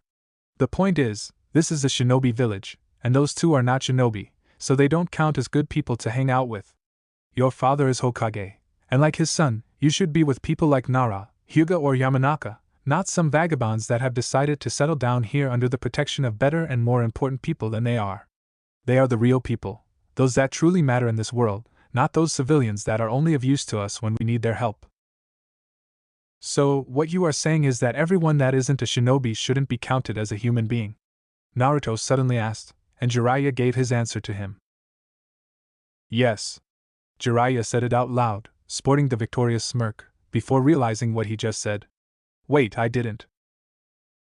No, you did. Naruto simply said, putting down chopsticks and standing up. Thank you for the meal. Naruto simply said, and without any other words, started to move away from the table. Naruto, where do you think you are going? Kushina demanded of him to know, with him answering. Outside, to all those that aren't shinobi and who shouldn't be counted as humans. Naruto said with a grim expression, as he began to move. Naruto, wait, this came out wrong, please wait and… Minato tried to stop his son, but he didn't stop, until Mito finally spoke up again. Naruto, where do you go? She said in a sad tone, with Naruto stopping and turning towards her. I'm going outside, to the temple, Mito. I'm sorry if we scared you like this. We were all just being stupid, Naruto said to her. Will you play? She asked him softly, with Naruto giving her a smile. Of course I will, Mito. For you, I'll play whenever you want me to. Only for you. Naruto made sure that everyone heard it and understood what he meant, before turning around and leaving the house with Kaga behind him. To hear those people talk, to actually hear how they felt about others and what Jiraiya said. Now he clearly started to see how rotten and corrupted the shinobi world was. Only shinobi mattered in this world, while civilians mattered only as providers for the villages from which to draw people, resources and money for their constant wars, battles and schemes. But when it came down to protecting those same people? Only if they were paying money or giving something valuable, and other times they would just abandon them to their fates. This was not the way the world should work, not the way for the people to exist. No, for Naruto this was simply impossible to accept. All humans were equal in his eyes, whether daimyo, shinobi or a simple priest, all living and thinking beings were not below him. To segregate them would be to follow the path of shinobi, and Naruto wasn't going to be a shinobi. He may learn their ways, but not accept them to the heart. If a person, human, demons, gods, or yokai, needs help, he shall give it without looking back. If evil in whatever form there is, human, ayakashi, yokai, or even gods, prospers and shinobi are helping it, he will put an end to it, either through sword or through cunning. This was to be his way, the way to peace and the end of this cycle. The way of Naruto Uzumaki Minamoto. Senju Uzumaki Mansion. Training Yard. Half a year after the dinner. This year's snow fell early in this year, and by the time of the beginning of December, Land of Fire was already covered in a white blanket, with children playing the snowball fights all over the village, with their parents watching over their overjoyed children. However, not every parent was just watching this day, and not every child was enjoying the game of snowball. Some, like Naruto right now, was in the middle of an intense fight with his sensei, Tomo, with him trying to move to her left and strike at Tomo with his foot. His sensei didn't waste time and dodged his attack with theatrical ease, as she moved away from him, shifting the snow underneath her feet. Though the temperature was well beneath the minus, with Tomo and Naruto being dressed appropriately to withstand the cold, that didn't mean a break in Naruto's training. If anything, this presented a perfect opportunity for Tomo to hammer into her trainee basics of fighting in winter, when cold bites your skin and face, and when ground beneath becomes an obstacle for your movements. A shinobi needed to be prepared to fight in every possible terrain and in all weather conditions, and even if Naruto wasn't going to be a shinobi at heart, learning how to at least act like one was imperative. Plus, Naruto also happened to have learned a couple of new moves that might actually allow him to get an upper hand over Tomo, and finally get that damn bell. The master and apprentice locked eyes with each other, moving in a circular motion, maintaining opposite directions and same distance, waiting for one of them to make a move. Both of them practically dragged their feet just millimeters over the ground, a trick that Tomo picked up from observing and learning samurai techniques and tactics. This allowed the warrior to quickly go into a fighting stance, with solid ground beneath and a minimized risk of being forced onto the ground. She taught this trick to Naruto the first month they started training, and he took that lesson to heart. Using the seeming stalemate to regain his breath and evaluate his options, Naruto began to come up with a plan to get close to Tomo and take the bell. Just as they were starting to make the second round in their movements, Tomo saw how Naruto's hand dived into his pocket, quickly grasping and drawing out two small kunai with papers attached to them. She instantly recognized his flashbang papers, guessing that he had decided to try the method of disorienting her and getting in close. Classic, but something she already had a few ways of countering. Just as Naruto threw them at her, Tomo's two shuriken hit them both, stopping them in the air, and since both of them were near Naruto, he will have to experience the full effect. Shielding her eyes and jumping a few meters away from him just as she threw those shuriken, Tomo was a witness to the two papers going off and creating a loud bang, along with the small smoke screen, which was something new. Apparently, Naruto had modified them and thought they might give him the advantage, but not this time. Smoke dissipated in a few seconds, allowing Tomo to look at the place of impact, only to find that there was no one, which surprised her a little. He must have known that I would use shuriken to stop those kunai, that's why he attached those new papers to him. Clever, creating a distraction to gain a window of opportunity for a surprise attack by purposefully making a mistake. Tomo thought to herself, before starting to think as to where she could expect the attack from him. There are two trees, both large enough for him to get onto, but since there are no leaves, they limit his options for hiding to just behind the trunks. With that thought in mind, Tomo produced 8 more shuriken from her sleeves and sent them flying away in a consecutive fashion. Calculating the force of wind, her own throw and trajectory of their landing, she managed to space them in a way that would leave Naruto no chance to dodge them, without coming out from behind either of the trees. A second later, and all of the shuriken struck where she aimed them to be, yet Naruto didn't appear, which made Tomo suspicious. By her estimation, she should have forced him out of hiding, but since he didn't show up, it meant that he wasn't there. Then where was he? It was in that next instant when Tomo heard a small shuffle behind her, making her turn around and look at the source of that sound. All she found was nothing more than a simple squirrel, picking up a nut from the ground, before stopping and looking at her in fear. Tomo blinked a couple of times, before letting out a sigh and turning back, allowing the rodent to continue its activity. Until she caught without looking by its tail, when it tried to grab the bell off of her belt. Tomo turned around and took a closer look at the squirrel, before shaking violently a couple of times, before forcing it to transform back into Naruto, who was seemingly dizzy from it. Tomo smirked a little at that one. Oh, not a bad move, Naruto. Definitely inventive and good, but a good shinobi uses all of their senses in their work, which includes smelling. Tomo reminded Naruto of that, who nodded to her, still being kept by the collar above the ground. Now, when did you learn transformation jutsu? I don't remember teaching it to you just yet, Tomo asked curiously. Sometime after our last test, sensei.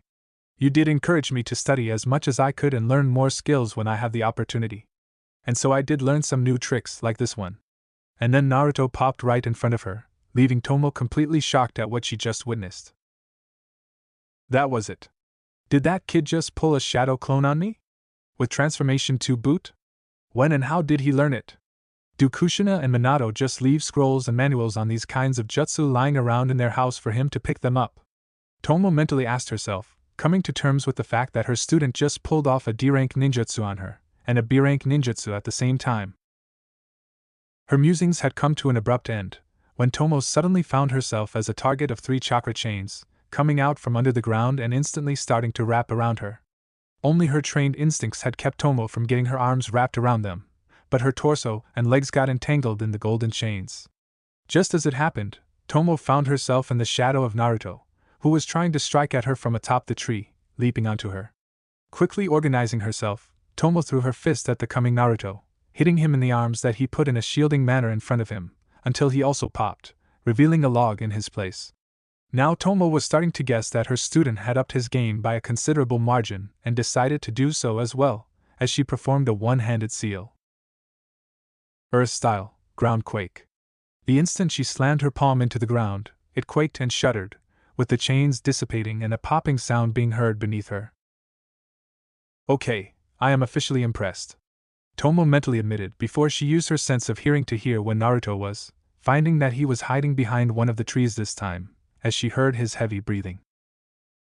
Next second, 2 pairs of shuriken, both connected by a wire, flew from Tomo, with the wire in between those shuriken hitting the tree and making the stars make several turns, further wrapping Naruto in them. Once it was done, she casually walked to where he was, not even struggling to get out from the wires, as he was way too tired at this point, catching his breath. She looked at him with a smirk on her face, before she pulled out a kunai and cut the wire, letting him go free. Naruto leaned against the tree to catch his breath. Was I even close this time around, sensei? Naruto asked her, as he was letting out steam from his mouth. Closer than all previous times combined, Naruto, she stated to him with pride evident in her voice, as she produced a flask from her coat, giving it to Naruto, who looked with confusion. Hot tea will help to warm up and regain your stamina. Come on, we are done for today, she told him, as they stepped towards the mansion, both stepping in and shedding their warm clothes. Naruto gulped down his throat some of that tea that Tomo gave him, before undressing and falling into the chair, while Tomo took her on the sofa next to Naruto. Once he seemed to have regained his breath, Tomo decided to get to the point. So, Naruto, care to answer the question I asked you earlier? She reminded him, with Naruto nodding to her. After our last bell fight, I've decided to look into more conventional jutsu and find out anything that I could use in the future. And so I've found manuals and scrolls in the library that had detailed descriptions of jutsu in them. From them, I learned how to do transformation, substitution, and headhunted jutsu. Naruto explained to Tomo, who nodded to him. But not clone and shadow clone jutsu, she pointed out to him, with Naruto letting out a sigh. Naruto, shadow clone jutsu isn't something that can just be found in a scroll or in a manual for shinobi. That's a B-rank ninjutsu that is considered restricted for learning for anyone that isn't a chunin rank or level of chakra and skill, not to mention that most often it is taught by a jonin to another shinobi. And you've managed to pull that off at 6 years old, creating 2 shadow clones of roughly equal power, and capable of pulling off impressive jutsu. That underground one was capable of holding me for quite a while, from what I can discern. That is both very impressive and very concerning for me as your sensei. Where and how did you learn shadow clone jutsu, Naruto? Okay, I did find a manual with the clone jutsu in it, and how to make it, but every time I tried to pull it off I just couldn't get it to work, Naruto stated to Tomo, who was kinda confused. I mean, I understood the theory, how to focus chakra, what signs and in what succession should I make them, but every time I got to making clones, they always came off wrong and incapable of even moving. I thought at first I was doing it wrong, so I decided to go back and see if I was making a mistake, but I wasn't, at least it wasn't a technical mistake, rather a problem in the amount of power put in. Amount of power? But you are an Uzumaki, with some of the largest chakra reserves. Oh, that's where you've hit the wall with clone jutsu, haven't you? Naruto nodded to her. That jutsu is only ever useful for confusing idiots or anybody who hasn't seen a shinobi, but even a half-wit can figure out where the real one is. Though it does surprise me why they still teach it in the academy. Anyway, and that's when you've started to look for an alternative, like shadow clone jutsu? Actually, I thought about looking for something else, until I happened to observe another one of Natsu and Narumi's training sessions. During that training, Mother used shadow clone jutsu to test them out in sparring, using her clone to fight Narumi. After the test, Natsu convinced her to explain how to make shadow clones, and I listened to it as well. Naruto told Tomo, who nodded to him. She didn't explain all the details, like how to divide chakra into needed portions, mostly making it seem like she was very cool or something. Well, after that I spent a couple of hours thinking about all of that I heard and trying to figure out how to make one. It took 2 more days to figure out how to divide my chakra and make stable clones, and then I trained on how to measure the amount of chakra for each of the clones, giving one more and the other less, like I did today. Wait. You mean to tell me that you've figured out how to make a fully functioning shadow clone? After hearing a half-hearted explanation from Kushina and 2 days of brainstorming it? Tomo looked at him with a surprised look. Well, it did take quite a bit of trial and practice, but in essence, yeah. Naruto stated to Tomo, who blinked at him. I mean, after I understood how to do it, all that I needed to do was figure out how to put theory into practice. And you did it, along with essentially completing all the needed requirements for becoming a genin in our village. Tomo informed Naruto, who was surprised at that one. Naruto, I can count on my hand the number of people that learned this set of skills as early as you did, and graduated from the academy at the same or close age. Itachi Uchiha is the most recent person to do so, with Kakashi also being one to do the same, but none of them knew how to make a shadow clone, much less use it effectively in battle. Whether it's your personal talent or that deity's chakra that you have in you, but the more I train you, the more I start to think that you might actually surpass everyone who came before you as a shinobi. By the time you graduate from the academy, you might end up as strong as Madara Uchiha. Good thing that I don't plan on becoming as cold-hearted as he was, according to history. Naruto remarked, with Tomo shaking her head. Don't believe everything that you read in the books, especially ones that cover important people and events surrounding them, Naruto. Tomo advised him, gaining his interest. Madara wasn't as cold-blooded and heartless as the history decided to portray him for the future generations. Mito often told me that while Madara wasn't as idealistic and hopeful as Hashirama, he did cherish this village and its people. He and Hashirama had different ideas in regards to keeping peace and stability between the villages, with Madara advocating for more control over the other villages and clans through force, whereas Hashirama believed that cooperation, friendship, and trust can bring all of them together. In the end, however, it was Hashirama's vision that won out in gaining support among the populace, and Madara had to agree to cooperate, and so he did. But he betrayed the village, tried to have it destroyed when he took control over Kurama, and he and Hashirama did clash. What really caused their fight? Naruto asked Tomo. While it is true that Madara and Hashirama believed in different ways of achieving peace, they did share loyalty for the village, at least until tragedy struck. As you remember, Madara had all of his family during the war between Uchiha and Senju, and the pain of that didn't go away. But while he didn't have his brother Izuna, he did have people that were very special to him, his wife Tomo and daughter Yumiko. Tomo revealed it to Naruto, who looked at her with surprised eyes. You were named after Madara's wife? Was she as great a shinobi as you are? Naruto asked with interest, with Tomo chuckling at that. I personally wouldn't know, but Mito told me that my namesake was every bit as formidable a warrior, as she was a caring mother and wife to her daughter and husband. The two were very close friends, with Mito often speaking about her with only the warmest of words. Mito was so close with her, that Tomo even convinced Madara to have her made Yumiko's godmother. Tomo continued. All seemed to be going well, until an envoy from Iwagakure that came to village to continue negotiations with Lord Hokage had tried to assassinate Madara during peace talks. They failed, but in their attack they did kill Tomo, who defended her own little daughter with her own body. The death of his wife at the supposed peace talks was the breaking point for Madara. What happened next? Naruto asked. He demanded from Hashirama that he declare war on IWA and make them pay, but Iwagakure denied being a part of that plot, as well as claiming that Madara was the one to blame for their actions, since he essentially forced IWA to sign the peace treaty with Konoha with the threat of destroying their village if they didn't. Hashirama and council, along with even the majority of Uchiha clan, decided not to pursue warpaths, and after that, there was no return for Madara. Tomo continued on. Right before he left the village, he came to this very place, with his infant daughter in arms, to see Mito. She told me that at the moment when he handed her Yumiko, she could see how he was giving her his last vestige of humanity. Along with that, he handed Mito this. Tomo stood up, walking towards a cabinet that was in the room. She opened up the door and took from there a small box, before returning to her seat. Once seated, she placed the box on the table and opened it up, revealing the contents of it. Naruto looked with curiosity, widening his eyes when he saw Tomo pull out of the box what could be considered to be a relic of this village. Madara Uchiha's headband. He left it with Mito Uzumaki and his daughter? Tomo nodded to Naruto, who held it in her hands. She told me that with this, he abandoned the dream of Hashirama, and embarked on his path of destruction, as the following events would have you believe. Tomo told with a somber tone. All he asked of Mito is to look after his daughter and raise her in a way that she would never be forced to succumb to the curse of hatred like her father did. After that he left the village and the rest. The rest is history.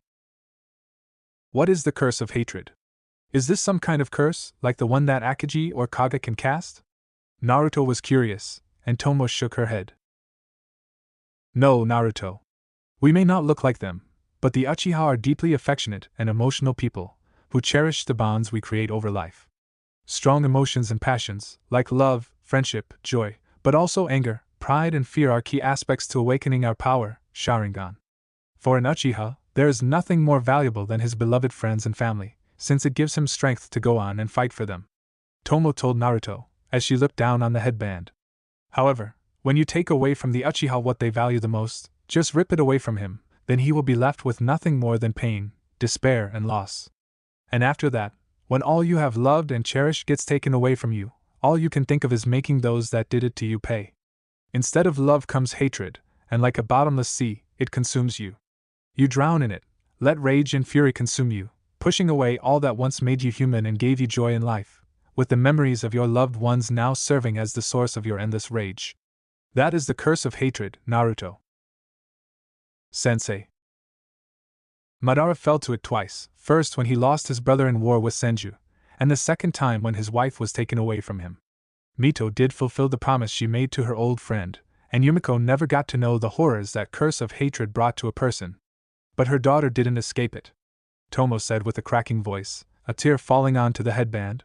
It consumed her just like it did with her grandfather, after she too lost the most precious person to her in all the world.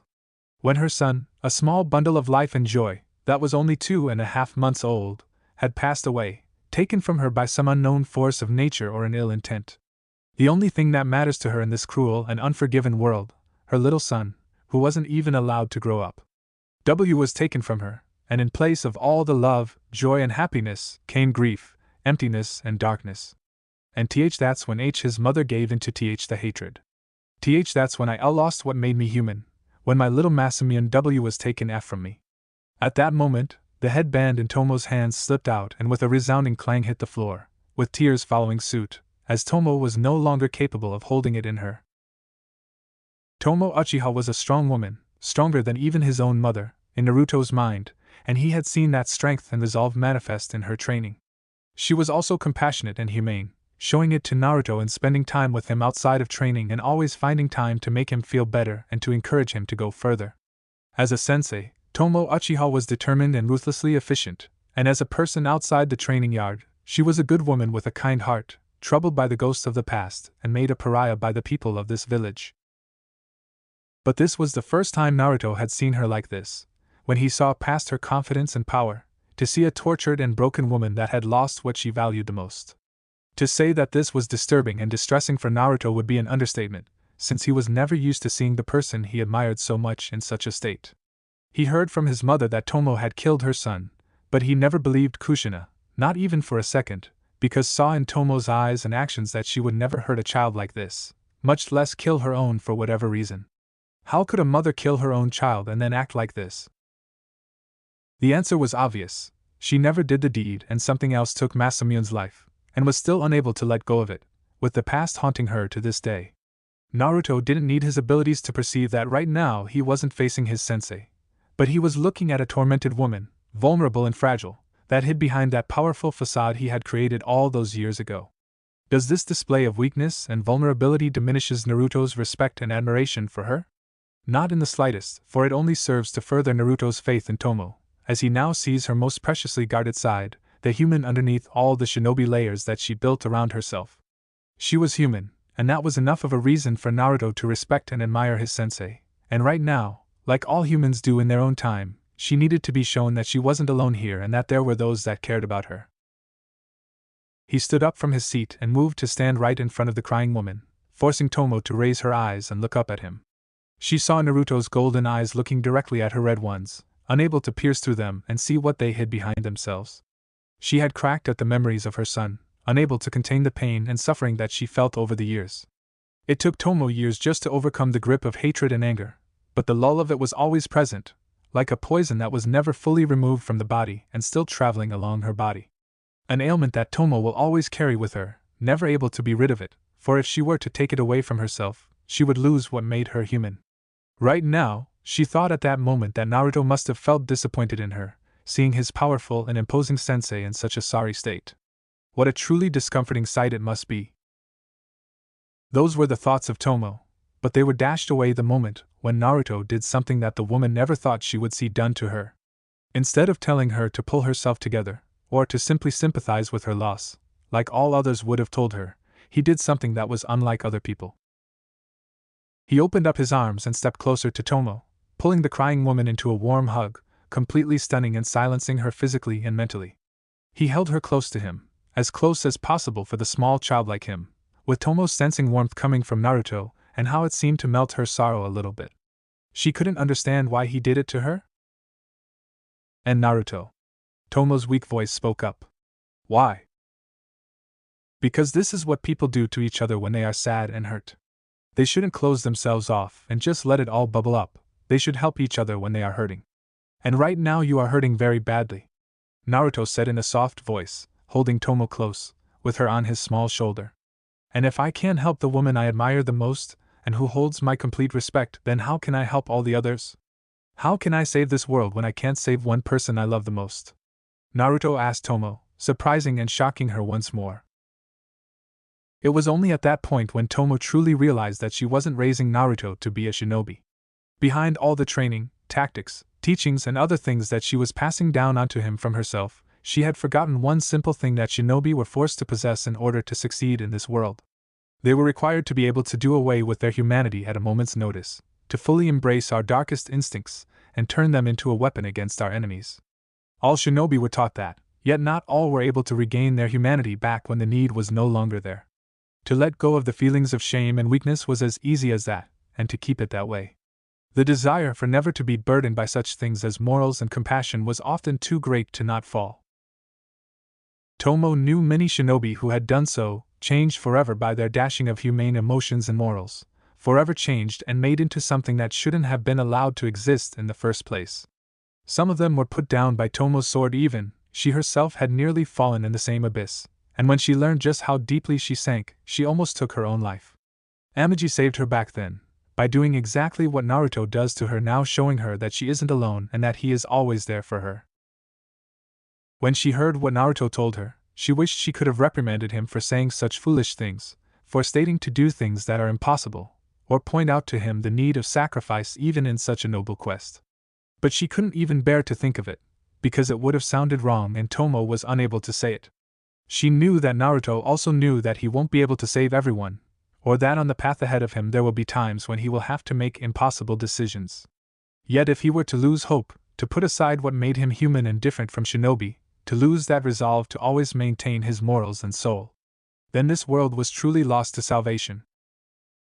With her own hands she reached and hugged Naruto back, pulling him close to herself, and letting his warmth and compassion ease her pain and suffering, making the curse of hatred retreat back into the abyss where it belonged.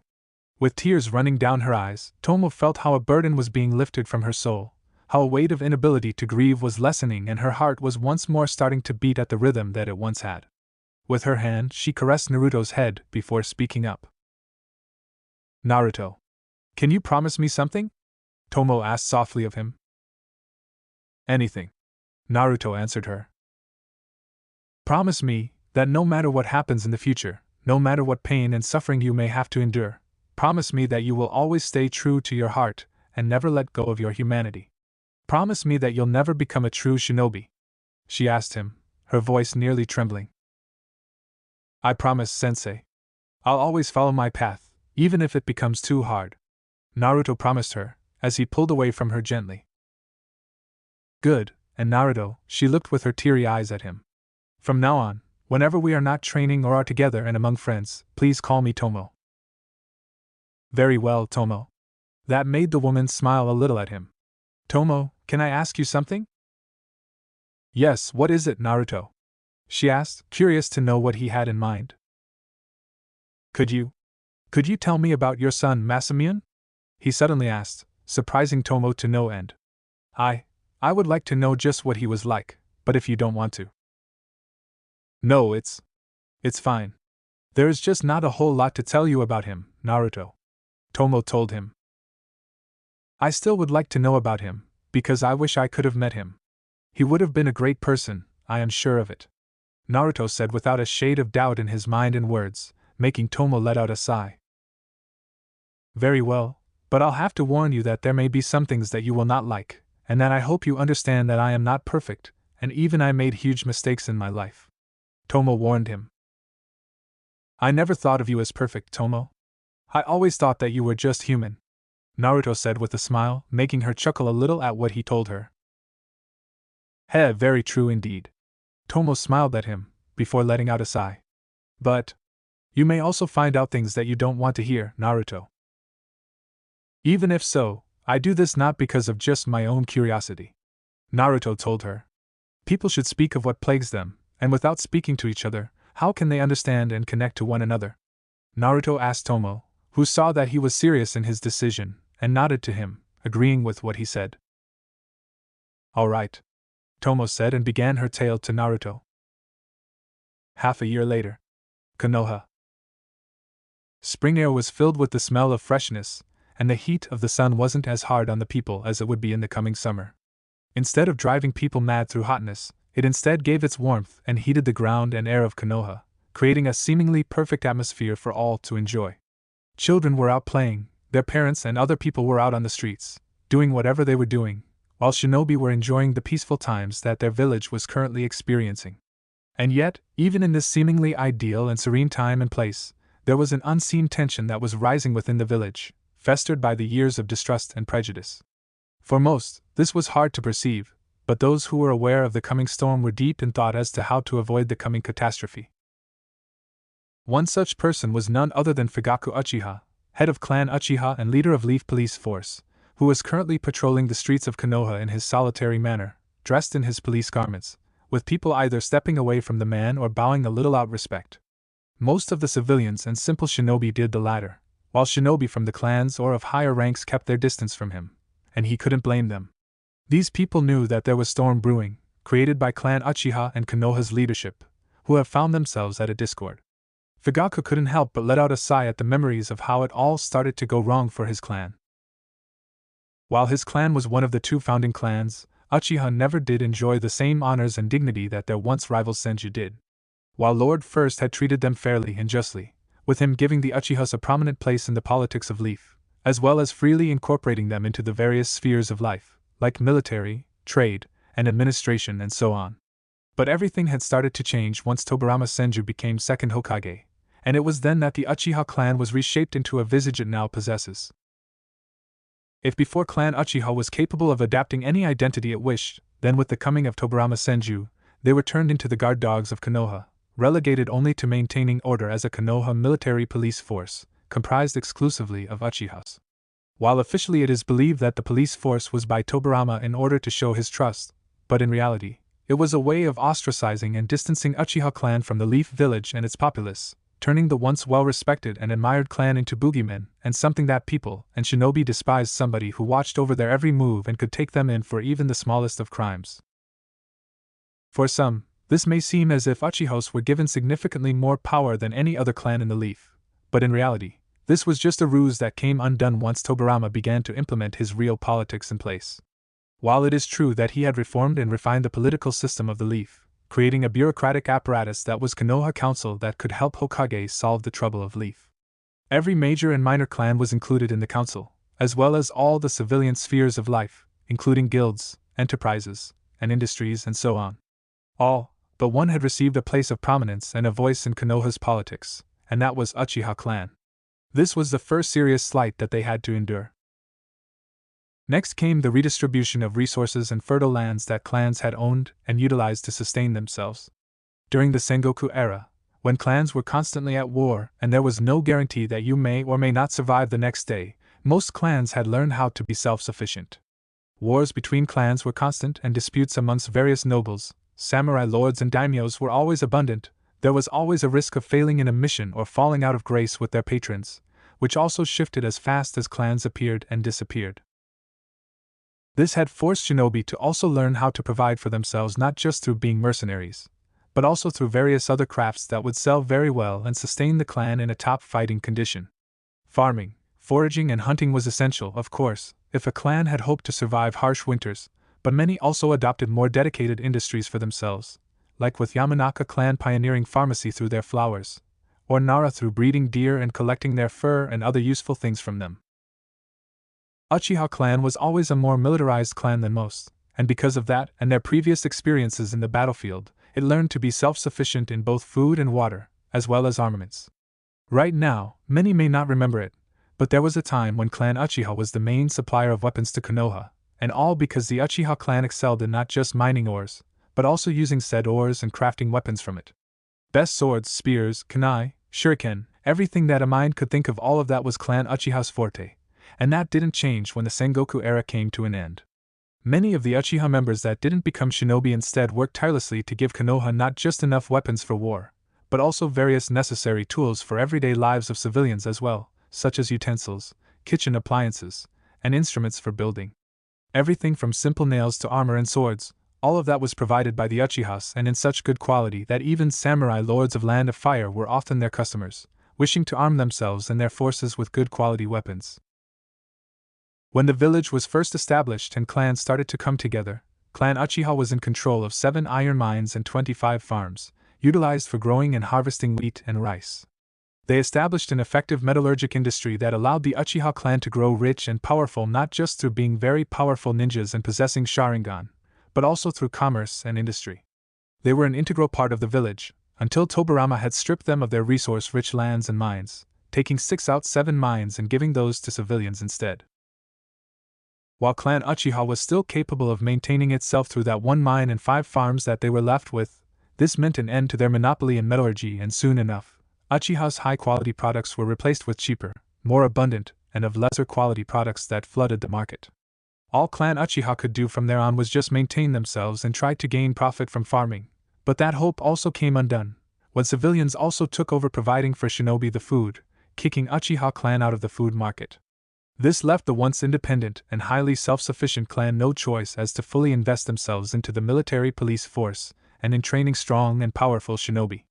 Without the rights to vote Konoha politics, to defend their own rights and relegated to only being warriors without any sufficient alternative, without its previous autonomy and wealth, Clan Uchiha began to fester hatred towards Konoha Council and its leader, Tobirama Senju.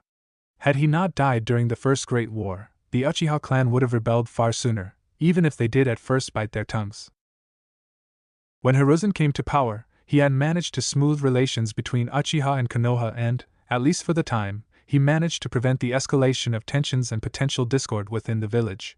And as strange as it may sound, but Second and Third Great Shinobi Wars also helped to stop the descent of Uchiha clan into a rebellion, since they were forced to fight against numerically superior foes, and that is where having Sharingan, highly proficient shinobi and an effective internal security force became essential to ensure successes on the battlefield. Fugaku, as well as many other Uchiha shinobi, had gained international notoriety and fame because of their deeds and feats during war. Not many clans could compete with Uchiha clan in producing and training powerful shinobi, and that showed itself during wars. Yet, like always they do, shinobi wars did come to an end by the time Lord Fourth came to power, but the hopes were high among the Uchiha clansmen. They expected reforms and changes that would put Clan Uchiha back in its well-earned and rightful place, where they would finally be able to truly regain their stolen dignity and power. Instead, however, they got another disaster, and the following years after that became possibly the worst time for Clan Uchiha. The attack of Ninetales over 6 years ago was a horrible event, which saw deaths of many Uchiha clansmen and devastation to their houses, but that wasn't the worst part about it. When the dust had settled, Minato Namikaze had informed the council and shinobi clans that the one responsible for the attack was none other than an Uchiha, capable of controlling the tailed beast with his Sharingan. This was the point when the proverbial countdown catastrophe began, as Fugaku himself would put it. First came the forced relocation of his clan from the central part of the village towards the outskirts, driving them away from the populated areas of Leaf and quite literally putting them away from the general public. Officially, the council and Hokage had tried to sell it as a temporary and forced solution, since other clans were also relocating, but none were practically forced out of the village proper. It was clear that right after the attack and Minato informing the council, doubt, suspicion and fear started to grip the council, bolstered by those that held little to no love towards the Uchiha, such as Danzo Shimura, the Warhawk and supposed staunch follower in ideals of second Hokage, and Hayashi Hyuga, the figurehead of Clan Hyuga that holds Byakugan and has long aspired to assert themselves as the Leaf's most powerful and influential clan. So far, the Uchiha had thwarted their ambitions, but the times were changing and the position of Uchiha was becoming more and more depressing. In addition to relocation, which was infuriating and even humiliating for the clan, came the constant surveillance and monitoring of their activities by the Umbu and Root, Danzo's personal unit that rivaled in numbers the actual Umbu. Clan Uchiha quickly took notice of that, and it didn't take long for the tensions to start mounting up, since Uchihas were now practically prisoners and criminals, watched over by the guard dogs of Konoha. What an irony, supposed guardians of Konoha were now watched over by other supposed guardians of the village. Fugaku would have laughed, had he not felt too concerned and fearful for his clan's future. Fugaku understood that the council was suspicious and fearful of the Uchiha clan, and had wished to take precautions to avoid any incidents. He had gone along with it all, advocating for unity with the Leaf and cooperation, keeping his clan still at bay and trying to minimize the tensions, but even as clan's head and leader of military police force, he wasn't able to prevent his clan from starting to rile up against Konoha. He had stated multiple times to the council that whoever controlled the Nine Tails wasn't one of the Uchiha members that served under him or to village, and that most likely it was a renegade, thought to have perished in one of the wars of the past. And while Hokage and council did seem to agree with Fugaku and his viewpoint, that didn't prevent escalation of tension in the village. As a clan's leader, Fugaku always had to think about what was best for his people, and he couldn't deny them the fact that Konoha was pushing them to the breaking point, where Uchiha were no longer part of this village. Even now, Konoha had seriously lessened the employment of Uchiha in the ranks of regular shinobi and Umbu, with only a handful of Jonin rank, like Shursui Uchiha, and his own son Itachi in Umbu, being employed from his clan. Back before the incident with Nine Tails, Uchiha always had maintained a great number of people in the ranks and file of Konoha, but now more and more people were forced to become part of the military police force to feed their family and provide for them. This couldn't stand to continue, and Fugaku had to do something to change that, lest he allow his clan to rise up in a revolt. He had no illusions about the supposed improbability of a revolt happening within Konoha, despite what propaganda might tell you. Clan Uchiha, as a founding clan, was always the most loyal of clans to Konoha, and despite all the slights and insults it had received, they remained loyal and determined to fight for Konoha. Clan Uchiha believed in the will of fire, and that people of this village are a family, and that it was their duty to protect this precious family. However, even the most loyal can break, when they are pushed past the breaking point, and this was what Konoha was doing to them. Fugaku could already see it happening in his mind. Last straw breaks the camel's back. His clan revolts and civil war ensues. That war will engulf the Leaf, and whoever comes out on top will win not the power and prosperity, but more war and carnage, since no hidden village will allow itself to not take advantage of Leaf's chaos. His clan maybe lost their belief in the will of fire, but Fugaku hadn't, and he was still loyal to the Leaf, or rather, to the ideals that Leaf was founded upon. For years now he had to live in a state of internal conflict, in which a loyal shinobi of Leaf clashes with the head of Clan Uchiha. It used to be so easy to channel both of them into the same direction, but now he had to make a choice. Either he remains with the leaf, or will he join his clan in the upcoming revolt, taking the place at the head of it and steering it away from the innocent and civilians. Time was starting to run shorter and shorter, and yet Fugaku couldn't make that choice. As he was walking past the steps that led towards Inari's temple, Fugaku's trained hearing picked up sounds of music coming from the top of the hill. This was far from the first time he or others have heard sounds of flute coming from there, yet few have actually decided to go and check what was there. Fugaku recalled hearing from a couple of his subordinates that there is now some fool that plays that flute for no reason whatsoever, with Amagi simply allowing him to do so. While he could have walked past and let this matter rest, Fugaku was actually a little bit curious about it himself, since whoever was playing this flute was actually not that bad. In fact, he or she was good at it. Deciding to let his curiosity take hold of him, he headed towards the temple. It took him a few minutes to climb the steps, but when he reached them, he was surprised to see who was the one who played the flute. In front of the entrance, on stone steps, sat a boy that looked almost 10 years old from his appearance, with long, reaching to the base of his neck, wild red hair with silver lines in them, playing a wooden flute with a grace and mastery Fugaku had expected to hear from a trained artist. His eyes were closed, yet even without them it didn't take long for Fugaku to recognize the youngest son of Minato Namikaze and Kushina Uzumaki, Naruto. He had seen the child before, yet never spoken to him or taken interest in him, though he did hear his wife speak of him from the time she and their kids visited Kushina. According to her, Naruto was a much more secluded boy, not really someone who liked to draw attention to himself and seemed to keep to himself, yet also a surprisingly nice child, who cherishes his little sister above all. That description reminded Fugaku of Itachi, yet Itachi never was someone who played a musical instrument, nor did he seemingly hang out at the temple for no reason. Then Fugaku was actually reminded of another thing that his wife told him about Naruto. Apparently, almost a year ago now, Naruto had a big fight with his family, one during which he left home without eating his dinner. The reason for that fight, if Kushina was to be believed, was the fact of Naruto hanging out with Amagi and Tomo Uchiha, two people that Kushina and others seemed not to be able to stand, since they were a bad influence on him. Personally, Fugaku knew both women and he had a generally good opinion of them, but he also knew how much Kushina hated Tomo for the past and despised almost everything related to her. Still, it did surprise Fugaku to see a child out here, playing a flute and not being out, playing with other kids or being with his siblings at home or someplace else. He recalled that there was also something else that he heard of the kid, but couldn't quite remember it. Deciding to find out for himself what kind of a person this child was, Fugaku quietly moved towards him, trying not to scare him or to make him stop playing, since Fugaku was actually enjoying the song. Once he was just a few feet away from Naruto, Fugaku stopped and waited until Naruto stopped playing and opened his eyes. He waited with patience and aesthetic joy for 15 more minutes, until Naruto's lips left the flute and he opened his golden eyes, looking directly at Fugaku. It was Naruto who spoke up first, and he instantly put Fugaku on the defensive. "Good day, I hope you enjoyed the song."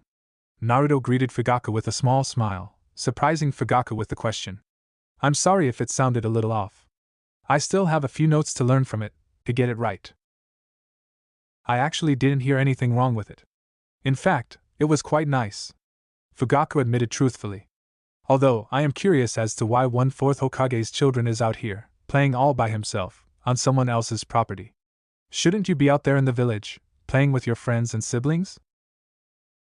"Well, I might do so, when I do find myself some friends and siblings that don't feel bad about playing with a fool like me," Naruto replied to Fugaku, surprising him again with what he stated just now.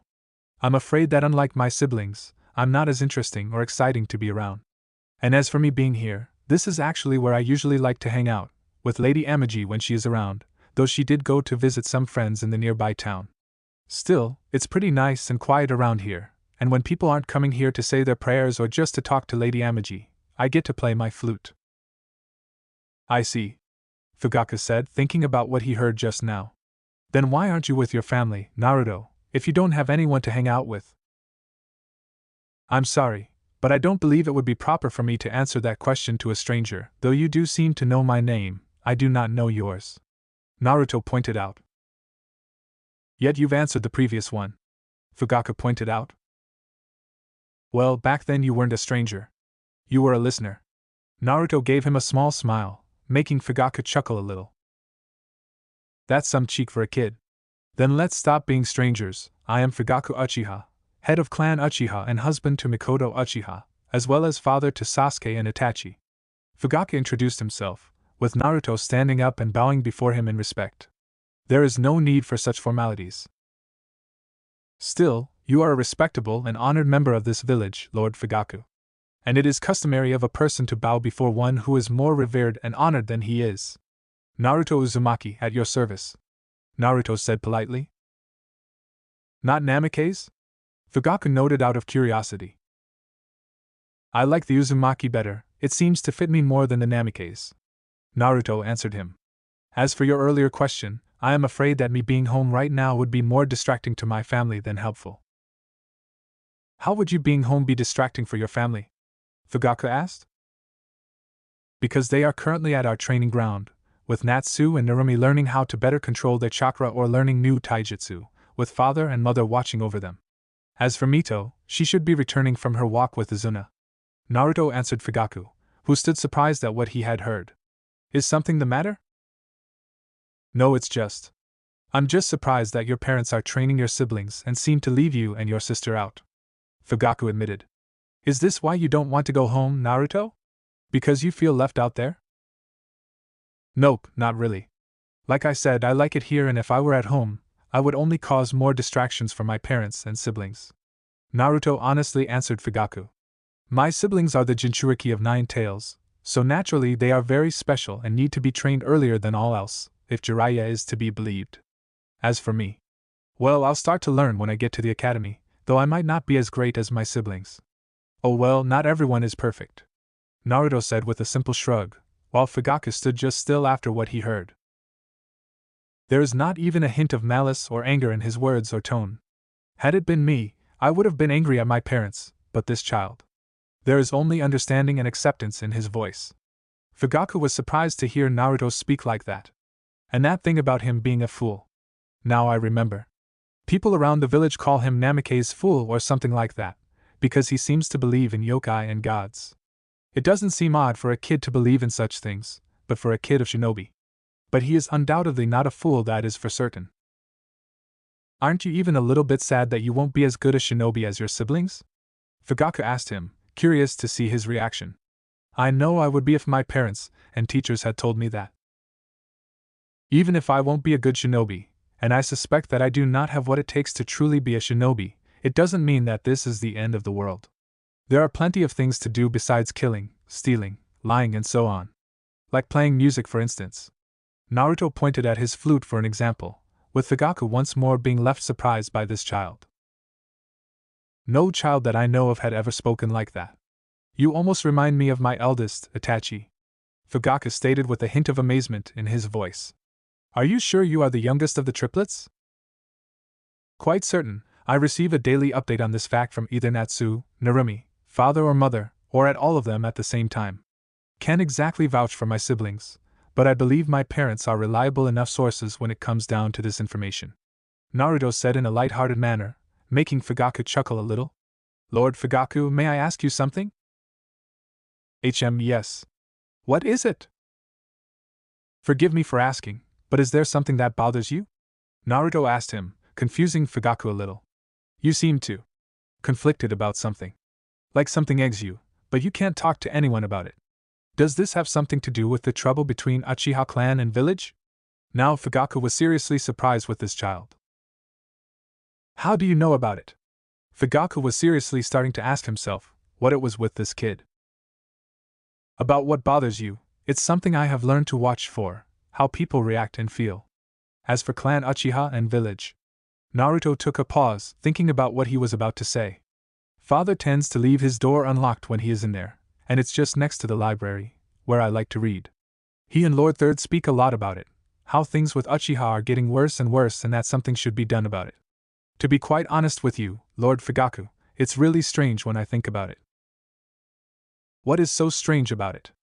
Fugaku asked him. That they speak about how things are getting worse, yet don't do anything. I may not understand everything, so forgive me, but isn't Hokage the one who commands everything in the village? Naruto asked Fugaku, who nodded to him. Then if he wanted to, wouldn't he be able to fix the situation, since everyone has to listen to him? Yes, that is true. However, that isn't as simple as Naruto. Your father and I have our differences, and there is also the matter of the council not being in favor of us Uchiha. Fugaku told him. While your father may be Hokage, he does have to listen to the council and make decisions in accordance with him. That is how things are in the village, and as it would seem, the council doesn't trust the Uchiha clan because of what happened with Nine Tails and that Uchiha attacker? Naruto asked again, with Fugaku starting to get a little nervous about the kid. Like I said, father doesn't lock his room. He does sound really afraid of him, but that's not the reason for him to fear all of Uchiha. That's just really foolish, and what he is doing is foolish. Maybe yet the council is the one who advises him, so. Then why don't you make him listen? Naruto asked Fugaku again, with him being once more on the defensive. Because the council. Why do you need council to talk to him? I'm pretty sure my father has eyes, ears, mouth, and a brain between it all, so he should be able to talk to you, and you to him. He is the Hokage, and it is his responsibility to think and care about all people of Konoha, and not just ones that council likes or not. It's like he is just wearing the hat, but the real Hokage are those councilmen. Naruto said with some disdain in his voice, before realizing what he said. I'm sorry, it sometimes happens to me. Like I said earlier, not a lot of people like to hang out with a fool like me, since I think about things one shouldn't dwell too much on. Naruto admitted. No, one like you shouldn't think about things like that. It is something the adults should care about, and yet. Fugaku let out a sigh, thinking about what Naruto said to him. Sometimes people should listen to fools, especially when they tell you how stupid they act. Say, Naruto, have you eaten yet? Fugaku suddenly asked him, surprising Naruto. No, I haven't. I was planning on waiting for Amagi here and having dinner with her. Naruto admitted to Fugaku. If you are worried that I might get lonely here waiting for her, then you need not worry about me. I am perfectly fine here as it is. That may be so, but I still would like to extend an invitation to join me and my family for dinner today. Fugaku offered Naruto, surprising him. If you are interested in dining with some of the Hokage's children, you may want to offer that invitation to Natsu and Narumi, since Naruto wished to politely refuse, not wanting to hurt the man's feelings and pride in the process. Had I wished to dine with them, I would have extended my invitation to them. Instead, I am interested in sharing a meal with not the son of Hokage, but one Naruto Uzumaki, a very interesting person. Fugaku smiled at him a little. If you do not feel comfortable with accepting it as it is, then consider this a reward for doing me a good favor. A favor? Naruto asked Fugaku, who nodded a little to him. You've allowed me to think of something else aside from my clan, as well as enjoy some very relaxing music. So, are you coming? Fugaku asked Naruto, who thought for a second, until he decided to get up and move towards Fugaku. Won't Amagi wonder when she finds out that you are not here? Let's just say that she's never too worried about me when I break my habits. That, and she has a way of keeping an eye out for me. Naruto said cryptically, with Akagi and Kaga, in their kitsune forms, giggling a little at that. If you say so. Now let's go. My home isn't far from here. Fugaku and Naruto descended from the temple's hill and headed straight towards the Uchiha district. If only the two had known of the fact how their destinies have connected to each other at the moment. Thanks a ton for watching, Shinobi Squad. I hope you had as much fun as I did putting this epic what if together. Make sure to smash that like button, subscribe, and hit the bell icon so you never miss a single twist in the story. Drop your thoughts, theories, or even wild ideas in the comments. I read every single one. And hey, if you're craving more awesome Naruto content, go check out the other videos on the channel. I've got plenty of heat waiting for you. Until next time, stay sharp, stay awesome, and remember, even a shadow clone needs love. Peace out, Shinobi.